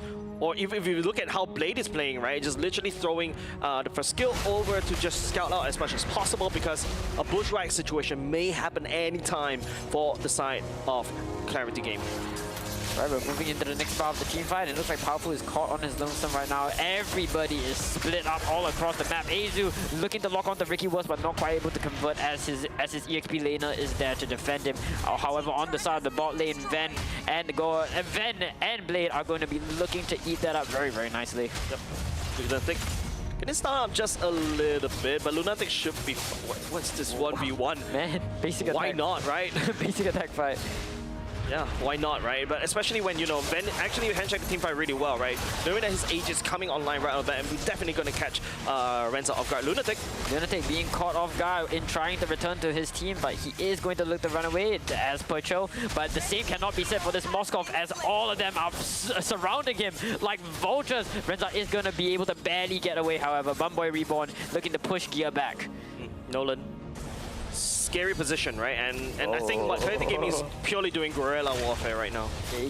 Yeah, guerrilla tactics right now. But Evil is looking to bring the team fight to them. Blade locking the Mystic Gush onto them, the flicker in for additional damage. But are they going to be able to secure any kills onto the board? In fact, Lunatic is the one to jump back in. The golden hour opens up, and all three of them are waiting for that opportunity to latch on the Lunatic, and they will secure that kill. Ricky was trying to come in for additional damage, but look at the flying clouds as Bumboy Reborn and Ryzen jump straight into the fight. A bit too hot on the table, however, as both of them get punished for that risky engage. First time I see, Team Evil must be feeling really hungry. Clarity Gaming came in by flying clouds, literally delivering food over the side of Team Evil to literally gobble all the way up. If you can see earlier just now, Gear was just literally laughing at Renza, right? Renza is barely tickling Gear as of now against, even as a Uranus. I would say Clarity Gaming as Renza is probably the only person that can deal with Gear right now, but Gear is so massive. 205 is his KDA. It's the power of a fat Uranus, right? He can just walk into a team fight willy-nilly and in fact gain HP from engagements. Yep. And Hanabi is such an easy hero to play, right? You just spam auto attacks and just hope for the best, right? Because you do so much damage, especially when you splash. You will fight front to back, and Evo is allowing Ven to do so. Yep, that's right. As it stands right now, Azu is just looking to try to play the mental game, the macro game, and with the Fanny, it's going to be very, very easy to do so. Lunatic trying his best to make some plays across the map, but still nothing. CC Immune really saving Team Evil right there. Clarity Gaming is unable to stun up Ven at all. Powerful and Gear also providing so much frontline for the side, but it's Azu. I think you need to start landing some respect over the side of damage coming from Clarity, and also Ricky Wurst and also Renza. Yeah, Powerful locks onto Ricky Wurst, the Mystic Gush coming in all the way from left field, the long-range Mystic Gush to take out the Nolan. And on the bot side, we see Lunatic trying to latch on, trying to make a play, but it's not going to be enough as there's absolutely no support yet again for the Roma of Clarity Gaming. As it stands right now, Lunatic is going to be punished for that feat, and it's going to be 3v5 going into this push. Yeah, Lunatic literally got left and hung dry for the side of Clarity Gaming, because because Team Evo is literally slicing the whole battlefield into two, right? Clarity Gaming the rest of the team is unable to proceed and support Lunatic at all. Yeah, that's right. We see another bar of the team fight. It looks like they want to take this fight. The Golden Hour comes in and zones out the rest of the members of Clarity Gaming as Nolan is found on his lonesome. Powerful is hunting for him. But hold up, will Ricky was be able to turn things around? Does he know that Powerful is even there? Gear and Powerful now just sandwiching the likes of Clarity Gaming at this juncture. Yep, a bit of a Mystic Dash coming in at the same time. You can see like Gear is just sticking onto every single target for the side of Clarity Gaming. And Lunatic is gonna be taken out yet again. Yeah, it's just a bloodbath from the side of Team Evil against Clarity Gaming, man. Even Renza couldn't do any damage over the side of Gear. And I feel like the honeymoon is definitely hit for the side of Team Evil, but Clarity Gaming, they do have a scaling comp in the form of Renza and also Ryzen, but you got Hanabi that can also scale as well, so yeah, Clarity Gaming have to be careful. I feel like we're seeing something akin to what Syndicate Esports had in the first game of today, right? We saw the Moscow begin to scale against the Uranus, and I think definitely Clarity just needs to look for the mistakes coming in from Evil, and they need to hope that they can go into late game. Yep, Azu. I mean, the picks coming from Clarity Gaming is good. It's meant to clip Azu's wings, but now, you know, the main character has been shifted. Azu is now the side character. The main character right here is from Evo, definitely going to be Ven, and also to a certain Blade and Gear. They've scaled out of control, and Clarity Gaming couldn't even hold anything. They couldn't even step out of the base except for Lunatic and Ricky. And I mean, even if Azu is taking a back seat, right, they still have the benefit of the Fanny being able to run around the map, get that macro game. Powerful, however, is going to be caught in a rather awkward position. Ricky was going to put a lot of damage onto the ball, but not able to convert anything to a kill. Yep, it's just house arrest literally from the side of Team Evil. Clarity Gaming has no chance but to really stare as the base at the bottom lane gets cracked open. Lunatic trying to make a play out of that one, but Ven is just focusing on the turrets and it cracks, and there's still a Lord in the Clarity's base. Oh my goodness, the top and the bottom side of Clarity Gaming have been opened up. That's not what you want to see. There's a stun for the side of Renza as well. It's going to get busted down. Azu coming for the Firefly. Wing it onto Renza, and Mystic Gush coming up from Blade. Ven purely immune right now. Bunboy is taking so much damage right here. Yeah, and with that, all 4 members standing of Evil are walking into this final base. Ven is walking onto the tower. There are no minions, but that isn't going to stop the fact that down will Ricky Wurst, Ryzen, and Bunboy Reborn go as the last mid-wave crashes in, and Evil cements themselves as kings, as Goliaths of MPL SG. This is Evil. GG, well played over the side of Team Evil, man. Clarity Gaming, I thought there was a bit of interesting picks coming up from them, right? With the Eudora and also with the Cho at the same time. Perhaps they could shift the table around. Valeri got banned away as well, just to make sure that Bunboy Reborn gets a great game. However, there's a Gord, there's Powerful in the Marcel, and Hanabi for some reason at all might as well, right? But you can see the oppression for Hanabi, right? It's a very underrated pick because a lot of people think that, you know, Hanabi is just weak, right? But to be honest, Hanabi is strong, especially in this kind of matchup, right? Especially when you're trying to fight front to back. You got Powerful to help you to reposition as well, and also you got the enemy Eudora on the other side. And all of a sudden, right, Ryzen you couldn't combo and burst down the marksman anymore. And if the Hanabi wasn't even touched at all, Ricky was unable to find assassination onto Ven. That's it. And not only just the fact that even if Ricky tries to assassinate Ven could just pop the Aegis and then duel you, exactly like what you saw earlier just now when Lunatic tried to kick Ven. Yeah, it really forces Clarity Gaming to fully commit to Evil, fully commit to a fight from Evil if they want to find the pickoff. And when Clarity Gaming was caught on the back foot, that is not something that they can afford to do, you know. Even if you had the Cho, even if you had the Way of the Dragon to kick the Hanabi, it's going to be futile, right, when the Hanabi simply just presses the Aegis. Yeah, and don't forget, especially the recent change, even though you're stunned up, unless you are having a very, you can see the Bunboy Reborn is forced to flicker and also walk away, limping away from Ven's damage. And of course, with the change recently, especially when the battle spells come in, you can actually activate the Aegis even though if you're stunned up. So your Ven does have a secondary form of life. And after, you know, Ven just, after the Aegis is finished over, I mean, Ven could just continue to do a lot of damage. Yep.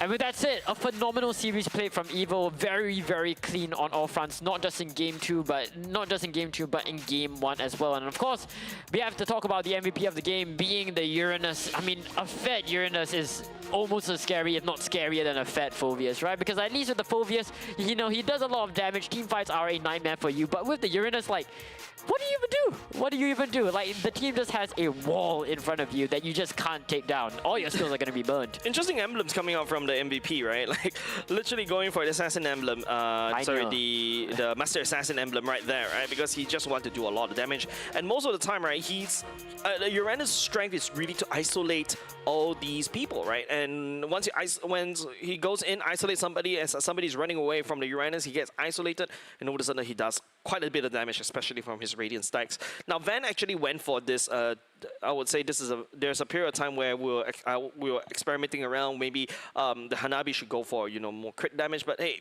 because of the attack speed Trinity items got really buff in this particular patch, that's why you see the Claws coming back in to the meta. The Hanabi, not to a certain extent, Hanabi also uses this kind of build as well. So yeah, that's why this worked wonders against Clarity Gaming. And the best part is Team EVO didn't even need to show anything new, right? They basically just showed what they did in the first day of MPL Singapore Season 11. Yeah, last time, unfortunately, the Hanabi didn't quite work out for Ven, but this time it worked out swimmingly. And one more thing to mention, right? The success of this Hanabi can also be attributed to the fact that Clarity Gaming just simply did not have Chatai's Pauldron.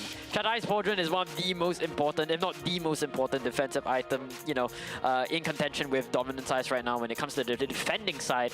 And the fact that we didn't see any of that coming out from Clarity Gaming just gave Hanabi all of that. Yeah, and not only just that, Hanabi also picks up the Fighter emblem as well, right? So which means that more lifesteal all across the board, and she also heals, and also the Aegis, and also she heals off from every bounce as well because of the proc coming up from the Demon Hunter Sword as well. So yeah, this is Hanabi's time to go play some Hanabi, but don't play Hanabi against an Esmeralda. You'll cry. Man, what a blast this entire series has been. Even though it was a very, very dominant showing from EVO, a lot more dominant than we expected coming in from our reigning champions. I think this was a very good indication that EVO still got it. EVO still got fangs. They still got fangs. Still got the 2 Game 3s that they went against Kingdom Esports and Absolute Zero were flukes. They are still in prime form, and going to playoffs, I'm sure they will be even scarier than ever. Yeah, definitely, right? The playoff buff hasn't even arrived yet, and they're already having the playoffs haven't even arrived yet. There's already got the playoff buff already. But of course, I think it's also kudos of the side of Clarity Gaming, right? Trying something new at the very least. Hopefully, that Eudora works. I mean, that's actually fine and dandy. Yeah, definitely. For Forward itself, I really liked that Clarity already knew that they were going to make playoffs regardless, right? So they decided to go for something more exotic. They decided to pull off a Gear, Valiant, EXP lane sort of feat. And even though it didn't quite work out this time, I think, there was definitely a thought process behind it. They definitely tried. It's a common theme for outsiders to view us smaller leagues like MPL SG, MPL Cambodia, etc., as being uninnovative by being conformist to what the current trends are. But it really heartens me to see that teams are still willing to try. Yep, and with that said, ladies and gents, we do have the updated standings for you already. Let's take a look on the graphic because, sometimes it's very hard for people to visualize, but here are your standings. This is locked in, and we've already, kind of technically speaking, relegating several of these teams already down to the challenger bracket, and you'll be able to see them tomorrow. But of course, reigning in first, Team EVO, second, Ignite Gaming, Clarity Gaming, Kingdom Esports. That's the match that we're talking about, the second series. Absolute Zero this time around will take the scenic route. They're not going to be able to repeat history last season. It was Kingdom Esports that went down to the challenger brackets, but Absolute Zero and Syndicate Esports are also not too shabby either as well, right? They've proven their worth, especially Syndicate has been evolving and growing. I'm actually paying attention to the break effect for the side of Syndicate Esports. Yeah, definitely, right? I think Syndicate Esports and Absolute Zero definitely have a lot of potential, but similarly, of course, they have their work cut out for them. The teams in the Challengers bracket, although unknown to a lot of us, definitely do pack quite a punch. Yeah, definitely, right? I mean, like, I would like to quote, I'm going to misquote somebody from one of my favorite games, right? It's like sometimes the hero, you don't see a hero coming straight to you, right? Sometimes a hero will grow when he, I butchered that. I butchered that quote.